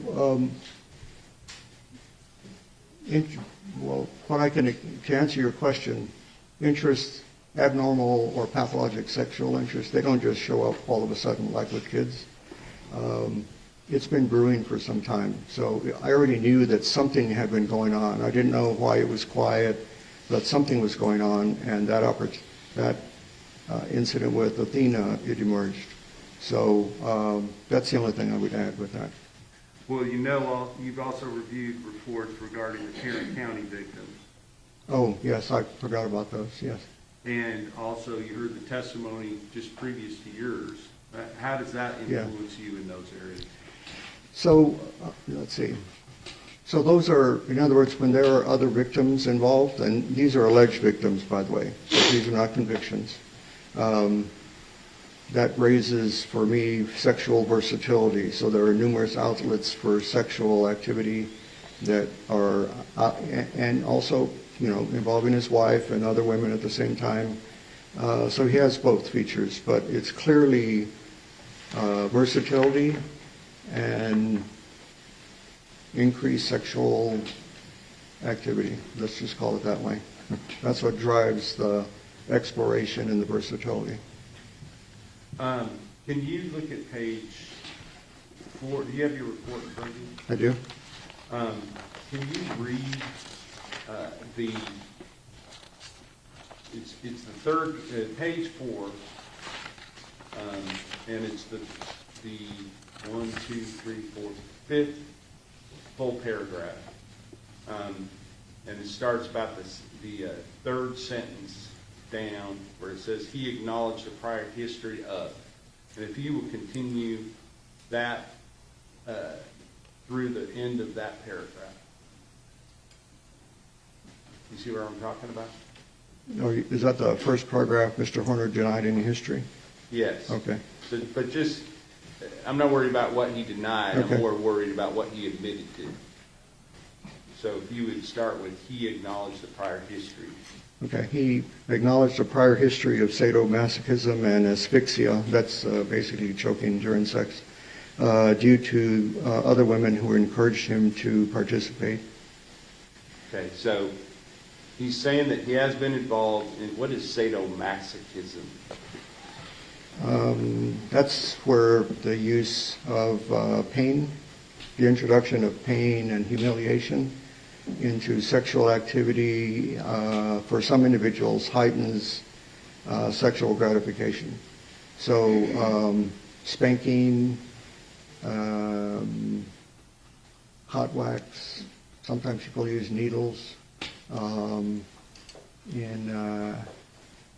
Let's see, in his case, he reported inflicting cigarette burns during sex. So clearly, the experience of pain gets mixed in with sexual pleasure. And then he also talked about asphyxia. What is asphyxia? It's choking. And you understand that he pled guilty to strangling and Athena and asphyxiating her. Yes. A person that does this in a sexual manner, do they normally do that to cause death? In a normal manner? No. If a person is doing these in a legal manner. In a normal manner, or legal manner, asphyxia does heighten sexual pleasure. Let's put it that way. As long as you can keep the person, in other words, you don't knock them out. So, I'm not encouraging anyone to do that, but that's basically it in a nutshell. okay, so he admitted to you that he had used choking during sex in the past, is that right? Yes. Okay. Now, with regard to other sexual behaviors, did you listen to the testimony outside the presence of the jury of the previous hearing of his former girlfriend and mother of his child? Yes. And what, if any, testimony that she gave that influenced you in this area? What was added, listening to that, reading the testimony that was different in the records, or in other words, added to the records, was she just... Your Honor, I will object to hearsay. Overruled. Go ahead. Okay, I already knew about the issue of dominance. He liked to dominate her, he was rough. She had to set limits at times, but she consented to it until she said stop, and then he did. There was some role playing involved as well. What they did participate in is him playing as if he was her father, her daddy, and she was his little girl or princess. And so they used to role play like that as part of their sexual activity. There were ropes. She was not too excited about that and didn't want to participate. He had talked with her about hog tying her. She said no, those kind of things. So clearly he has an interest in things, but he abided by her refusals and didn't go further, but the interest was still there. Now, with regard to the way that he talks to her on the video related to this idea of sadism, can you explain your opinions related to the things that were said by the defendant to Athena Strand during the time, between the time that he kidnapped her and the time that he ultimately killed her? So what I heard were threats. If you scream or if you say anything, I will hurt you. Later is I will kill you. He often called her bitch when she came to, so to say. He was clearly very angry about that. I remember a comment, what part of shut up don't you get, bitch, those kind of things. So very degrading towards her after he had nearly beat her and strangled her to death. Even as she is dying, does he make a statement to her about whether she's given up? Right. Yes. You Like she didn't know when to give up. Talk about Tanner's reasons. Did he explain to you his reasons for covering the front-facing camera during the interview? With me, yes. What did he say to you? It was basically to cover up his drug use during work. Now, since you have reviewed the videos, were there times where he was actively preparing and then smoking marijuana on those videos? Using a vape, yes. Okay. A vape pen, yes. And, but did you ever see any evidence of any type of cocaine use at all? No. With regard to premeditation, do you have an opinion about whether or not this was a premeditated act, not necessarily with regard to Athena herself, but with regard to a child on that day? Based on the evidence, yes, I can answer that. We object, may we approach?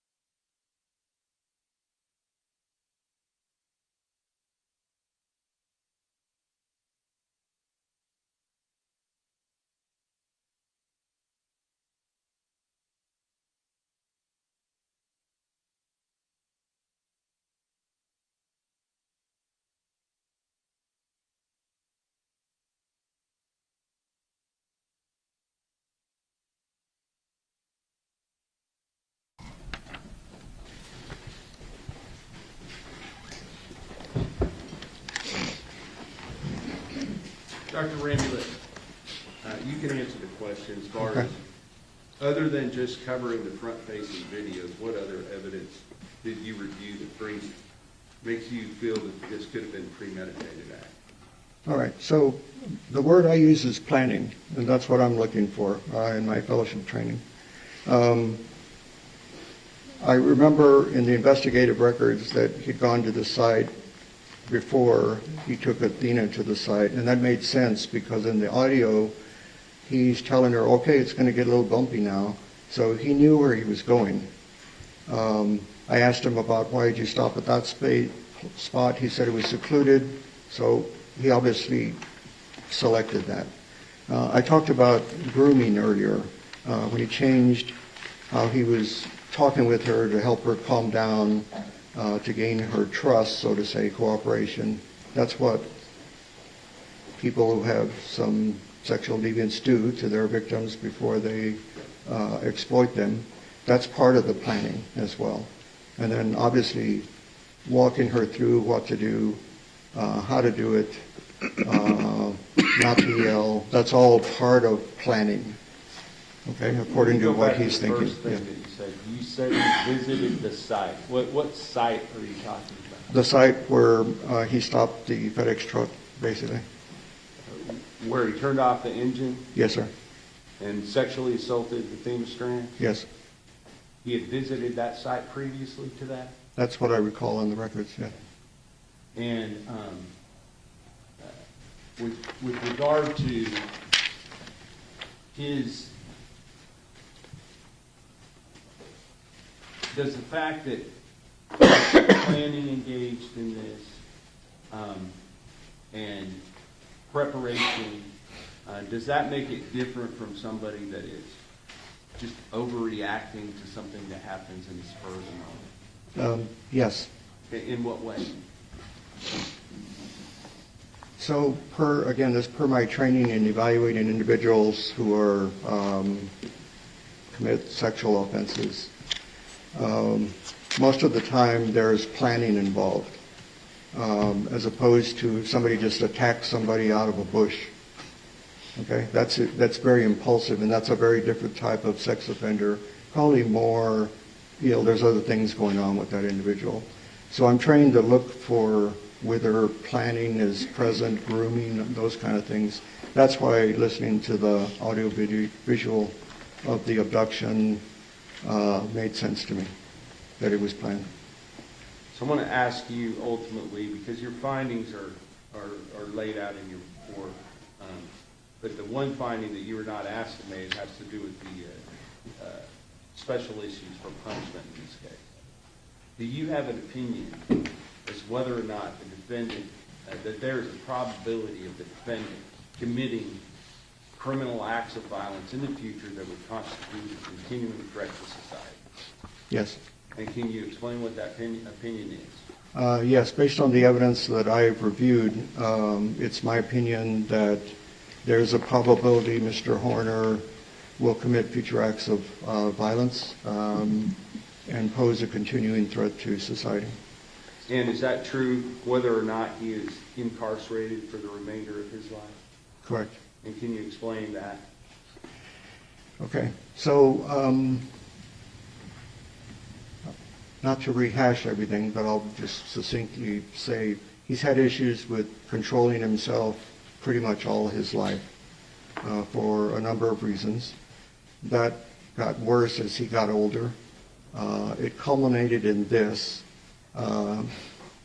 Other experts have said he has issues with executive dysfunction, controlling his anger, emotional regulation, and impulsivity. That's all involved in this. So whether he's in prison, I've been in prison quite a number of times just to visit and interview people.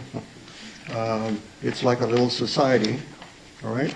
So it doesn't really matter the setting, because he's going to come across in prison more or less people that he would probably come across in society. Because he has a mental health issue, history, he's going to go to the clinics. There are techs there. They're almost, at least for me, my experience, most of them are females, techs, nurse practitioners, therapists, and there are female guards, of course. So it's a replica of our community, but it differs, obviously. The type of people that live there are also very aggressive, threatening. It's stressful, at least from the people I've talked to. Now I want to talk to you about incidents specific to you. You said that when you did your interview with the defendant, it was you, the defendant, and 3 guards in this room, correct? Yes, sir. Can you explain the situation that happened with regard to when you were questioning the defendant related to whether or not he sexually assaulted Athena Presley Monroe Strand? Okay. So that was towards the end of the interview, and we'd taken some breaks because he didn't want to answer questions, and that's okay. But he was becoming a little bit more worked up, and this last question, I was looking at the transcript, and he was kind of critiquing me that transcript was the DA had made up, and it had inaccuracies and blah, blah, blah, and he didn't do anything to Athena, et cetera, et cetera. And then I responded to him, I heard everything you told her. And it just stopped him. He was very upset. His stare went right through me. It took me aback because I wasn't expecting that. And then the rest of the interview, I didn't challenge him after that because I could sense his anger. Was it incongruous with what you had up until that point? Yeah, as I said, there was some increasing irritability when he refused to talk about certain subjects, and then he would come back and say, I needed a break. That's fine, I understand that. But this one was different. I was not expecting that type of anger from him. Ask the witness. Cross-examination. Oh, yes. Dr. Rambula, we had a hearing back in December to discuss your review of the records and your opinions in this case. Is that correct? Right. And at that time, you had not evaluated Tanner Horner. So Right. you really didn't have a lot of opinions on that day, did you? Right. You had the opportunity to review all the records in this case, is that right? Yes. The records you reviewed, and I imagine you did a thorough review of the records, right? Yes. I mean, let me add, there were a lot of Facebook posts, and some of them may have been years ago, and so I just kind of scanned them, for example. So, But I looked at them all. I just didn't spend a lot of time on some compared to others. So you scrolled through all 10,000 pages of the Facebook records? I didn't have 10,000 pages. I didn't count the Facebook posts, so I don't know how many there were. Are these posts that were provided to you from the state? Yes. So they didn't provide you the entire 10,000 pages of the Facebook records? I don't recall that there were 10,000 pages of Facebook posts. No. So the state only provided you the posts that they wanted you to see? No, not necessarily, because when I'm going through the hard drive, portable hard drive, there may be some elements in the history that I print. I'm old-fashioned and I print stuff. And then other pages that I'm not going to print. And I decide that by looking at it. And so if it's just social commentary, things like that, I'm probably not going to print it. All right, so you also did a thorough review of all the medical records in this case. Yes. And the records that you reviewed, I think you said were listed on your report. Yes, ma'am. So you looked at his mental health records. I did. You looked at his physical health records. Yes. You looked at the records from the sheriff's office in Wise County. Investigative records, yes, ma'am. And those investigative records, would that be the records related to the suicide attempt? You mean the one in the jail? Or? Yes. Yes, I saw those records also. So when we were here back in December, you hadn't evaluated him and you hadn't reviewed all the records. We had another hearing back in April of this year. Do you remember that? Yes, ma'am. And we asked you a lot of questions about the records you reviewed and about your opinions in the case. And you didn't update your report with any new opinions, did you? I did not. Did not issue any supplemental report. Correct. And you had over 4 weeks to do that. Before the hearing, you mean? From the hearing until now. That's correct. But you did amend it because you had some typos in there, right? Yes. And we're not going to hold those against you. We all Okay. do it. But you had the ability to amend your report. To add to it, yes, covering the sentencing issues, yes, I could have done that at best, yes. So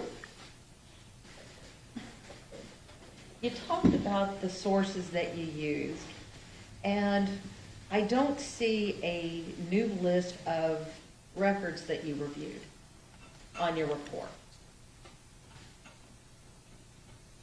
Correct, because I hadn't received that list yet. So you mentioned nothing in your report about deposition or the prior testimony of the mother of Tanner's child. That's actually in the investigative records. I don't remember which law enforcement agency it was, but it was in that. All right, so when you look at collateral sources, you would agree with me that collateral sources are an important source of information. They typically are, it just depends. And if there is an issue with inconsistency or inconclusions or poor historian, just with the person that you're evaluating, if it shows that they are a poor historian, isn't it important to go back and look at collateral sources to try to, either shore up what they're saying or disprove what they're saying?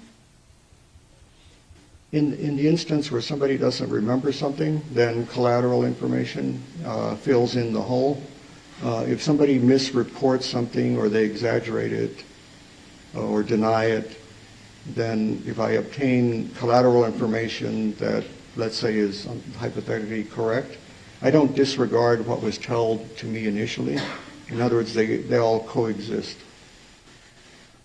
So let me ask you this. As a forensic psychiatrist, you typically don't administer any testing, do you? That's correct. But you do rely upon the reports of people who did administer the testing. Yes, I do. And you reviewed all of the reports from our doctors, I did. all the reports from our experts, and you had the complete file of the DA. Did you review all 40 hours of the video that was provided to you? Probably. How much do you charge an hour? $3.50 an hour.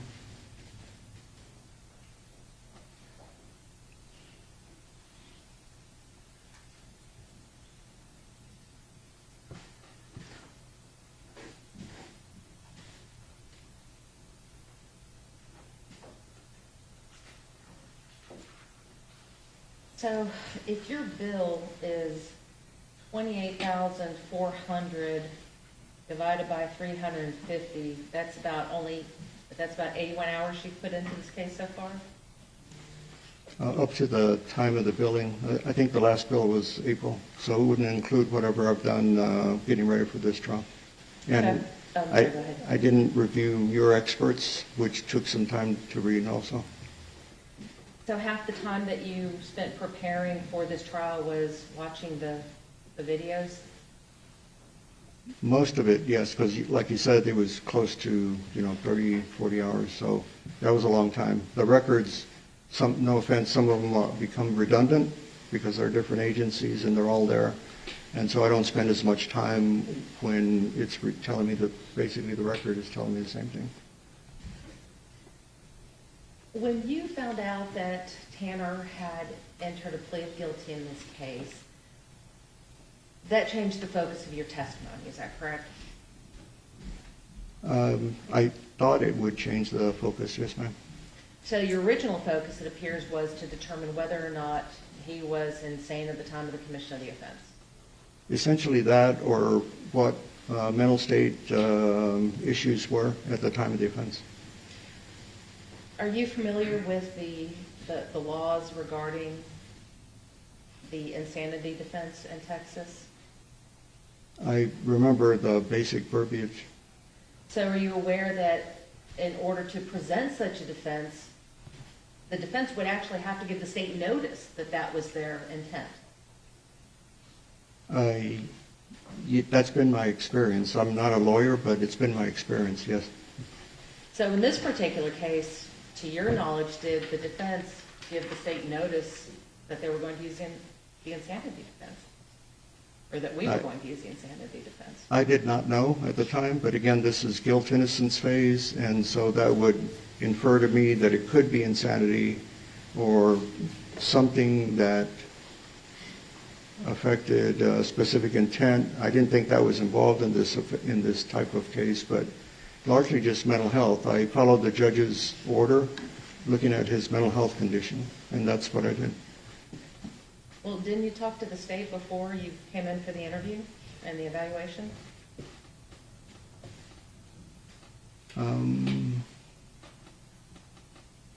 Just where to meet, that's basically it.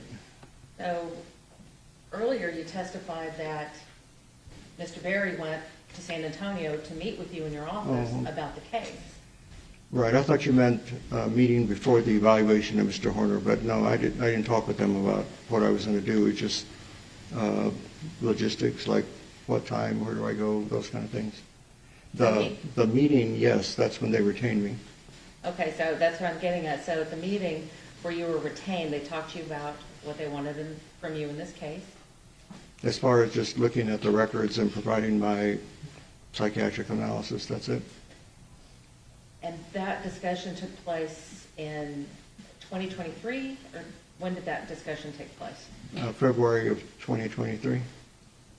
So from 2020, February of 2023? Actually, I take it back, it was probably January of 23.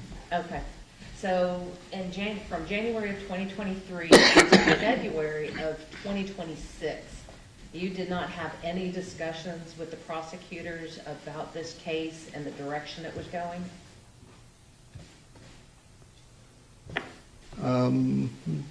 No, I met with them another time to go over my findings initially. I hadn't looked at the videos yet because that's a lot of time, and so they knew that. And basically, I was just looking at his mental health condition. I hadn't received the order yet, so I didn't know what the parameters were going to be. Let's talk about the paraphilic disorders.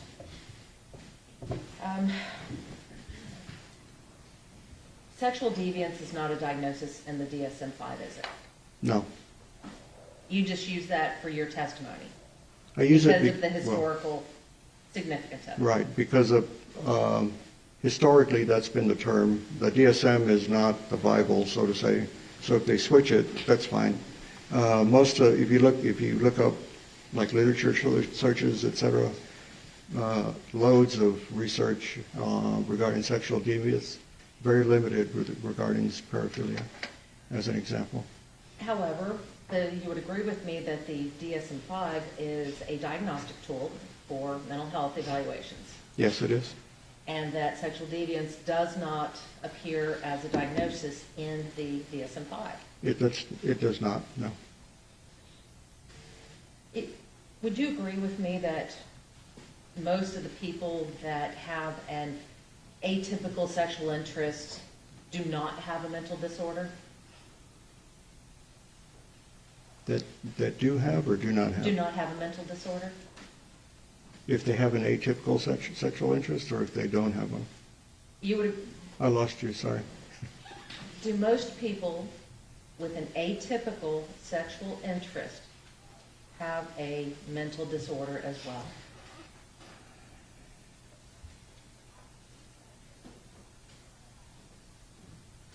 I can't say I've seen a lot of research on that because it's pretty vague, no offense, and gray.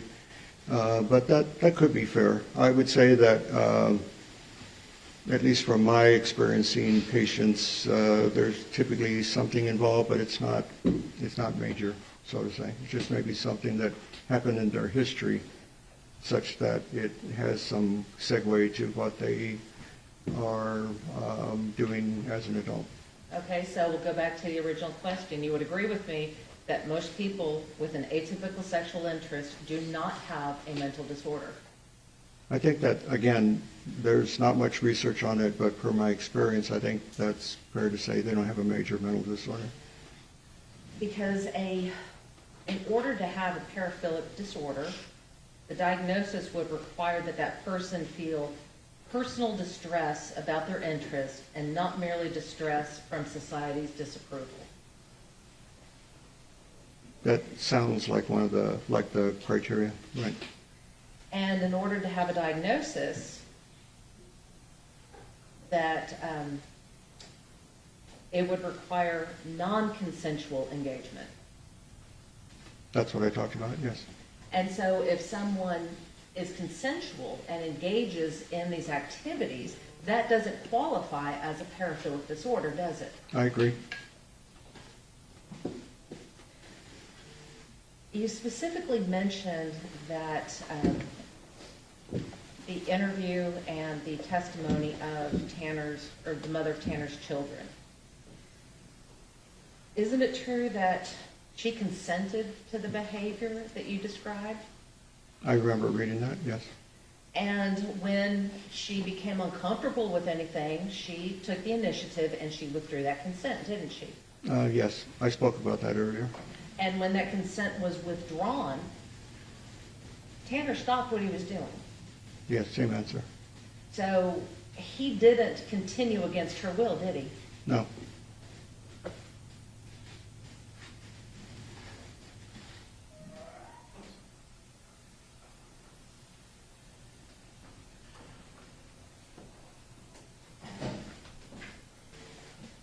You mentioned sexual sadism in your direct examination, and you would agree with me that sexual sadism wasn't included in your report, was it, as a diagnosis? I did not diagnose Tanner with pedophilia or sexual sadism. And the reason that you did not diagnose it, I believe you had said that there was no diagnosis because of the one-time occurrence. Correct. Now, you're talking about the sexual sadism, and you're basing it solely on this offense. You said that you had talked about, the distress that you heard on the video. So the video was probably the primary source, but it was not sole or by itself. There was other pertinent information. Why I talked about that earlier. Well, there was no collateral evidence of sexual sadism, is there? No, I didn't. I'm not referring to that. I'm referring to what's in the literature, and again, for my training in this subject matter. Okay, so I'm going back to this case, not what's in the literature, but in this case, you were basing your decision and your opinion on the sexual sadism on something you could not see. So one thing is, there are features of sadism, and it was something I did not see because he covered the lens, but I heard it. And at the end of the day, again, you didn't diagnose Tanner with any sort of sexual sadism. Correct. You also did not diagnose Tanner with any sort of pedophilic disorder, did you? Correct. Because it did meet the criteria in the DSM. Right.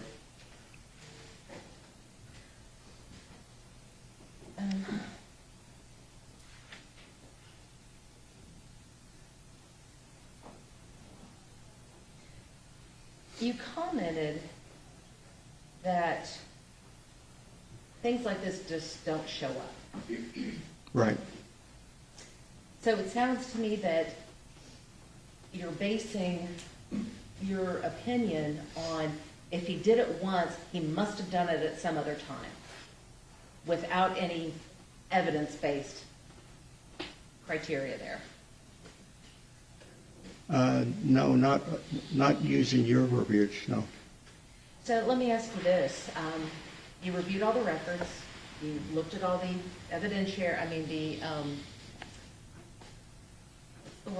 investigative, Okay. investigative records from the district attorney, from the Texas Rangers, from the FBI, from Wise County Sheriff's Department.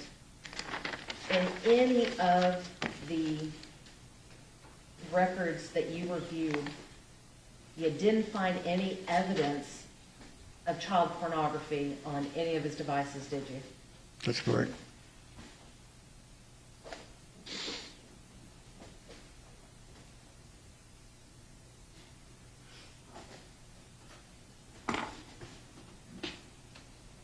And the things that you spoke about, the spanking, the hot wax, the needles, none of that's illegal, is it?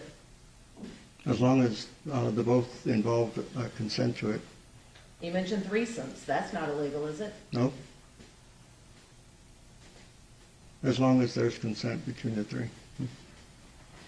Asphyxia during sex. That's not illegal, is it? If there's consent? Correct. Role playing. That's not illegal, is it? With consent, no. The same thing. And you'd agree with me that it's not uncommon for couples to have pet names for each other? No, it's not. And so if I call my boyfriend baby, that doesn't necessarily mean I think he's a child in diapers, does it? I hope not. No. I hope not either.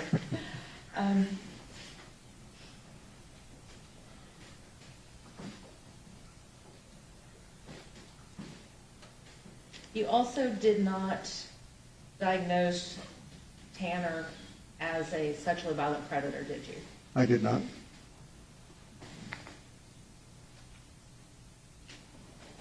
Now, when you did talk to Tanner about what happened, about this offense, and about what was going on in his life leading up to this, you talked to him about the troubles that he had at home, didn't you? Yes. And he discussed with you that he was working long hours and that he was working 6 days a week?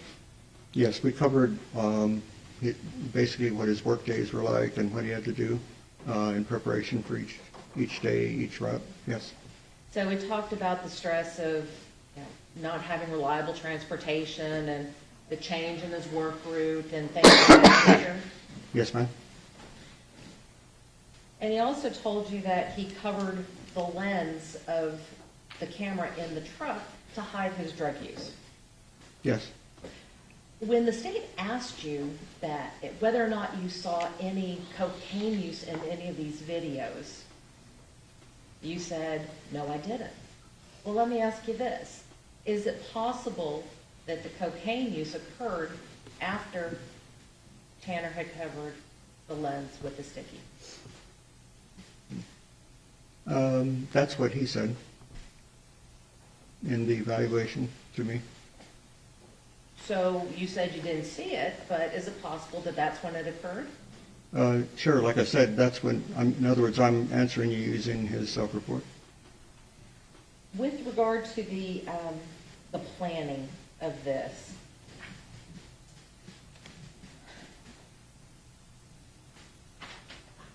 Tanner had been on that road before with his truck.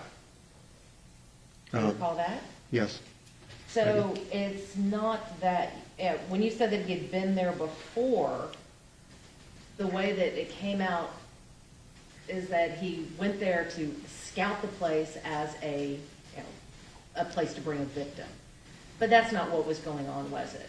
He had actually been there because that was the route that FedEx had sent him on to deliver packages. I'm going to object to that, Your Honor, it's a mistake. I'll let him answer it if he can.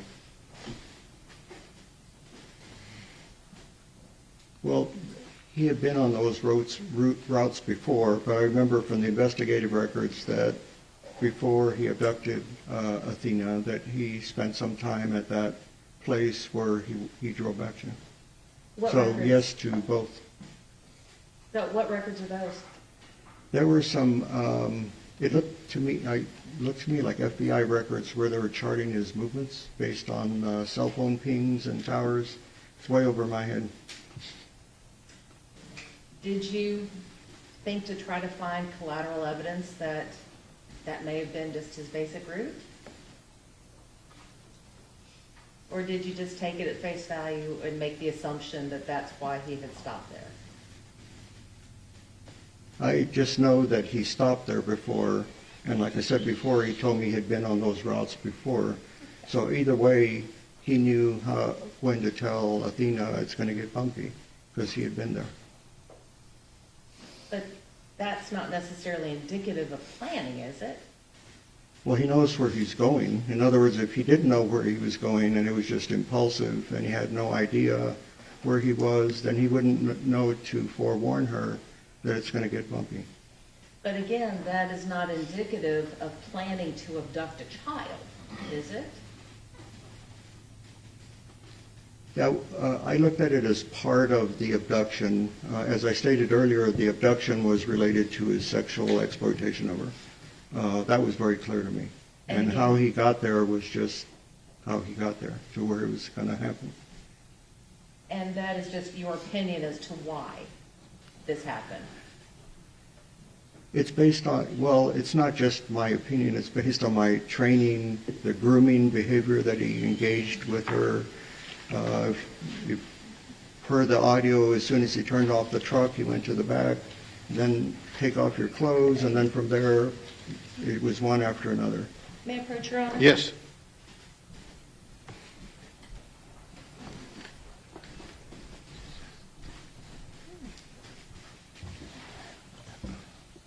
Dr. Rangula, I'm going to hand you what's been marked as State's Exhibit 312, it's your report.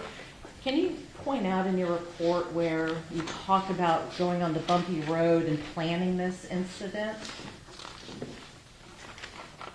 I don't remember actually doing that, no. Okay, can you point out in your report where you talk about grooming? I think the only thing I talked about was that this event didn't just show up out of nowhere. Again, this is during the guilt innocence phase, so it's different than what we're talking about today. So planning would not be a part of the guilt innocence phase?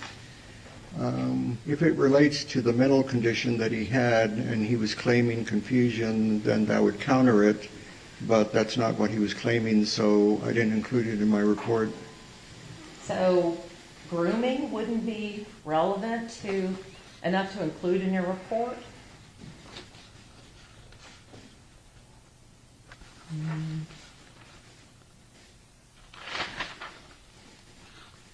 I mean, I could have added that, sure.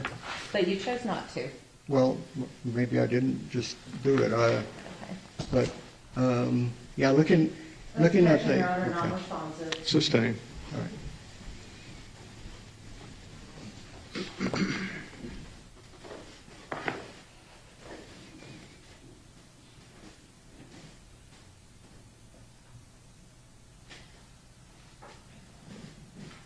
I want to talk to you lastly about your opinion on future danger. You claim that you feel that Tanner will be a danger in prison because there are female guards. Not That's part of it. as a potential component, yes. So you review the records and you realize that, and you understand that Tanner has not had any disciplinary write-ups in Tarrant County. I think, yes, that's correct. In his solo cell, he has not been a behavior problem. And he did not have any disciplinary write-ups in Wise County either, did he? I think there was only one time where he was put in a restraint chair that he pointed out to me, but other than that, no. And he was put in a restraint chair because he was inflicting self-harm. Is that your recollection of it? Vaguely. I don't remember the reason that he explained to me.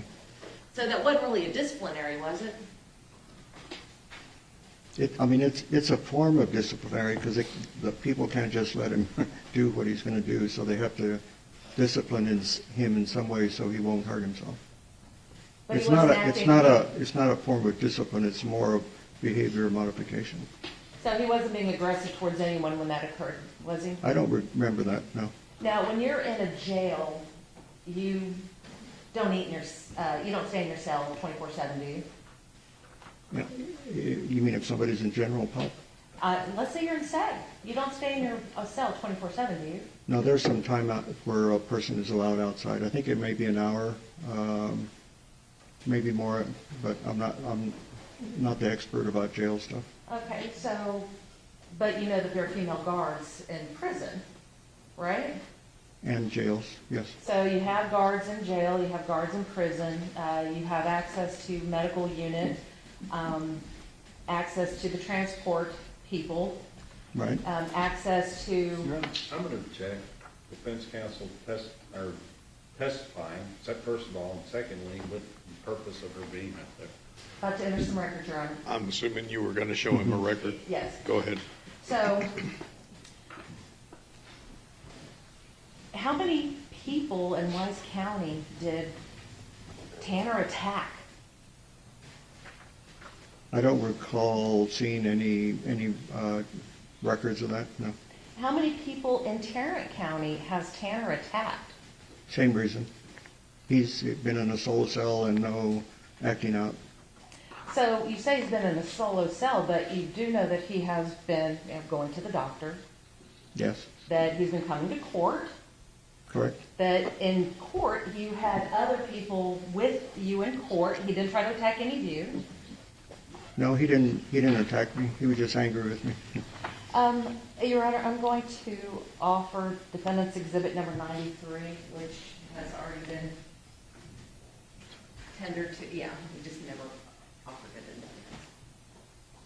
evidence. No objection. Defense Exhibit 93 has been, And Your Honor, to publish to the jury. That's fine. And it requires, we just kind of on the affidavit of the records. oh, you can file records with the court if there's what we call a business custodian gives an affidavit saying basically these are authentic records of our department, our business, or whatever. That's why they're called business records. And they are admissible without a sponsoring witness testifying. So you may accept what is contained in the records in the same manner had somebody been here to testify to them. Okay? Go ahead. And may I explain what the affidavit Yes. is? Okay.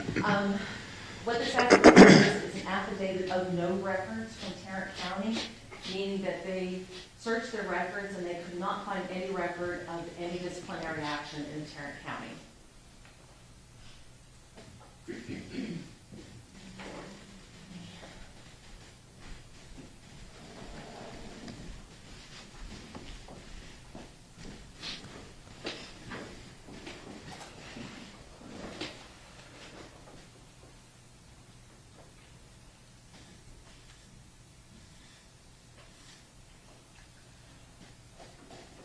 When people are in custody, Dr. Rambula,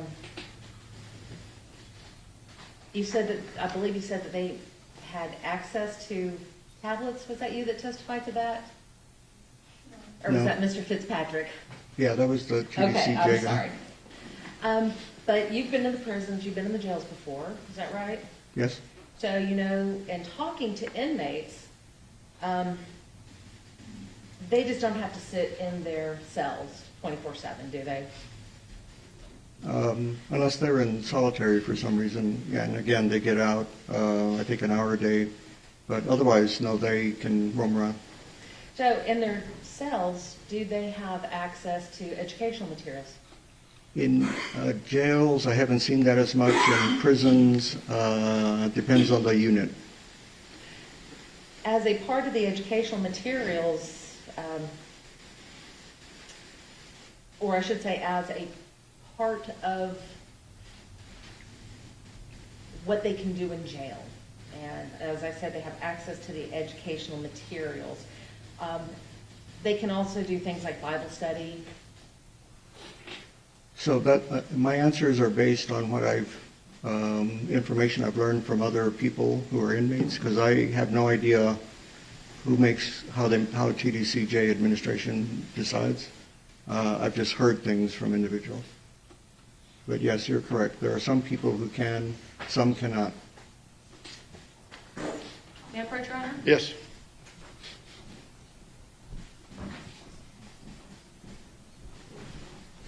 Dr. Rangula, I am going to show you what has been marked as Defendant's Exhibit number 95, and we move to admit, I'll just start with 94 and 95, which have been previously tendered.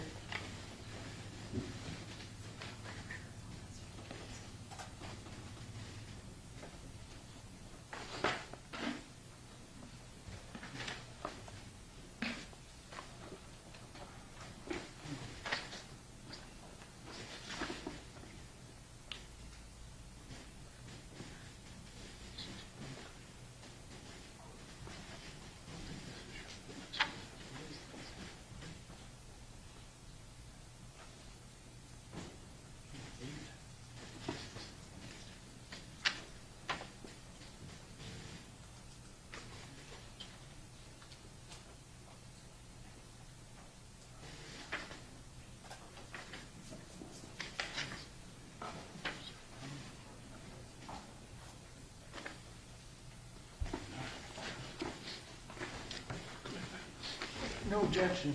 So are there two exhibits, 94 and 95? 94 and 95, Your Honor. Okay, no objection to either one.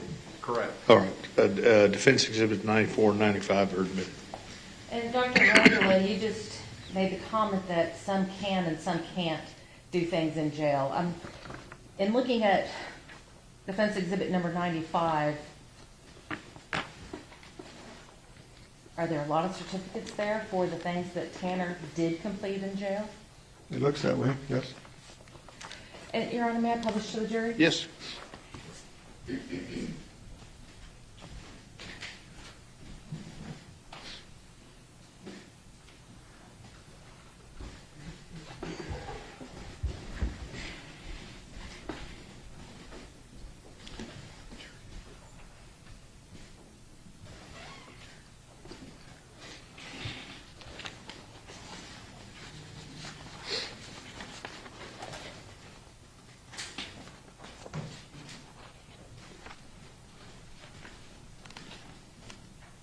All right, Your Honor, I'll pass the witness. Redirect. No further questions. May Dr. Arambula be excused. No objections. He may be excused? Yes, sir. Okay, thank you, doctor.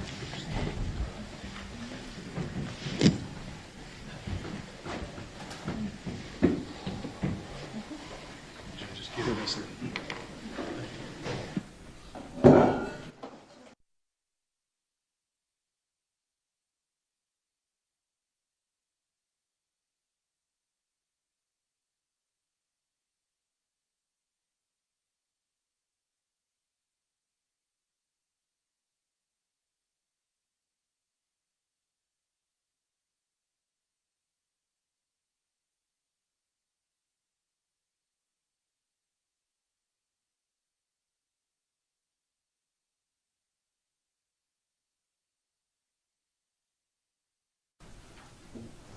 State rest is revoked. Sanderson, Defense rests. state rest and close. State does. Defense rest and close. Yes, Your Honor. Okay. All right. There are a number of you who have not seen the last few exhibits, okay? What I'm gonna do is I'm gonna send you to your jury room with those exhibits so that y'all have a chance to look at them. And when everyone is finished, buzz. This will include all of the evidence that you're gonna hear in the case.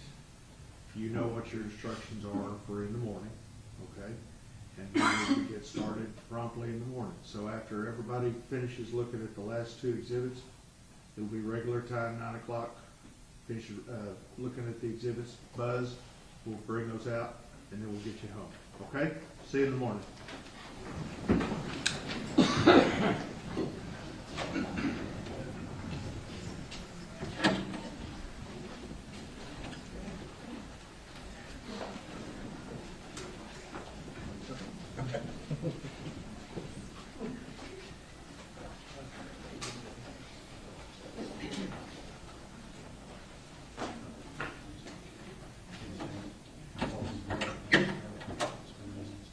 All right, everyone may be seated. Both sides having rested and closed. Ms. Anderson, it's my understanding the defense wished to make some motions. Yes, Your Honor. One was related to the jury charge. Okay, we'll talk about that in just a minute. Okay. The other one is related to our motion to preclude the death penalty because of the autism. When we initially argued the motion, I put all my arguments on the record, and we had held it to determine whether or not there were any valid diagnoses for autism. And so at this time, we would re-urge the motion and ask the judge to take judicial notice of all of the evidence that was presented by the defense witnesses related to the diagnosis of autism. I'll take judicial notice as requested, and any other requests? No. Okay, those are denied. Now, that's the only other motion other than dealing with the jury charge. I believe so. You're asking me as if I should have another one, but. Just making sure. All right, let's talk about the jury charges. I have furnished charges, proposed charges, ad nauseam to everybody. The court's intention is to have two separate charges, one dealing with the issue of guilt, and then the second one regarding the issue of punishment. Is that agreeable with the state? Yes, Your Honor. That's agreeable with the defense. Yes, Your All Honor. right, in regard to the guilt charge, are there any objections or specially requested charges on behalf of the state? No, Your Honor. Defense? No, sir. Okay. All right. The punishment charge.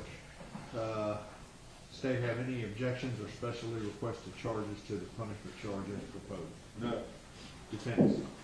Your Honor, we don't have any special charges. However, we do have I guess a form issue rather than content. And that is, we wanted to move the verdict forms to, let's see, the verdict form on special issue number 1 to page number 3. And insert that and let the jury have the law related to special issue number 1, and then answer special issue number 1 before they move on to the law on special issue number 2. And then we would ask that the verdict form on special issue number 2 be moved to right behind that. And that we move all of the instructions to prior to special issue number 1. Did that make sense? It does. Okay. Record should reflect that counsel, for both sides, have been very forthcoming with me in regard to their requests, and it's my understanding that that's why they do it in federal court. That is correct, Your Honor. But I am going to deny your request. Okay? Finally, it's my understanding, having had a conversation with the lawyers, that 1 hour for closing arguments on both sides is agreeable. Is that correct? Yes. Mr. State said he'll leave 20 minutes, that's all. And before we break, may we approach? Yes.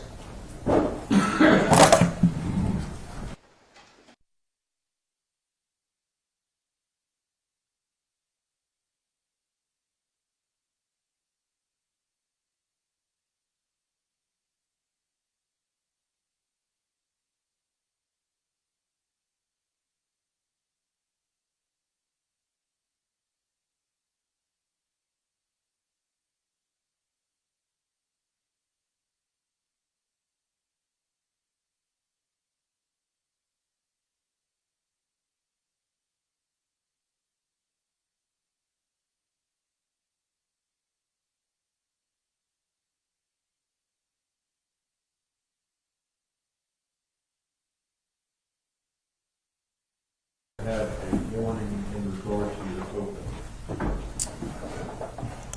Yes. Okay. How much time that you have used? Yes. Okay. What's the amount? When I get to 25, That you have used 25 minutes? yes. Okay. Mr. Goble, it's my understanding you're going to open for the defense? Yes, I'll begin, Ms. Anderson also, so if I can have a 25-minute warning, that'd be great. That you've used 25 minutes? Yes. All right. And Ms. Anderson, do you wish to have a warning as far as time remaining? Time remaining, if I have 30 minutes remaining, then that'll be my warning. No, actually, I need 5 minutes. 5 minutes? Yeah. Okay. And Mr. State, do you need a time remaining? Same, 5 minutes. I'm sorry? Same. 5 minutes? Yeah, that's right. All right, counsel, y'all come in 8:30, 8:45, so that we can present whatever final motions that need to be presented, and we will go from there. All right? Thank you, everybody. Thank you, Judge.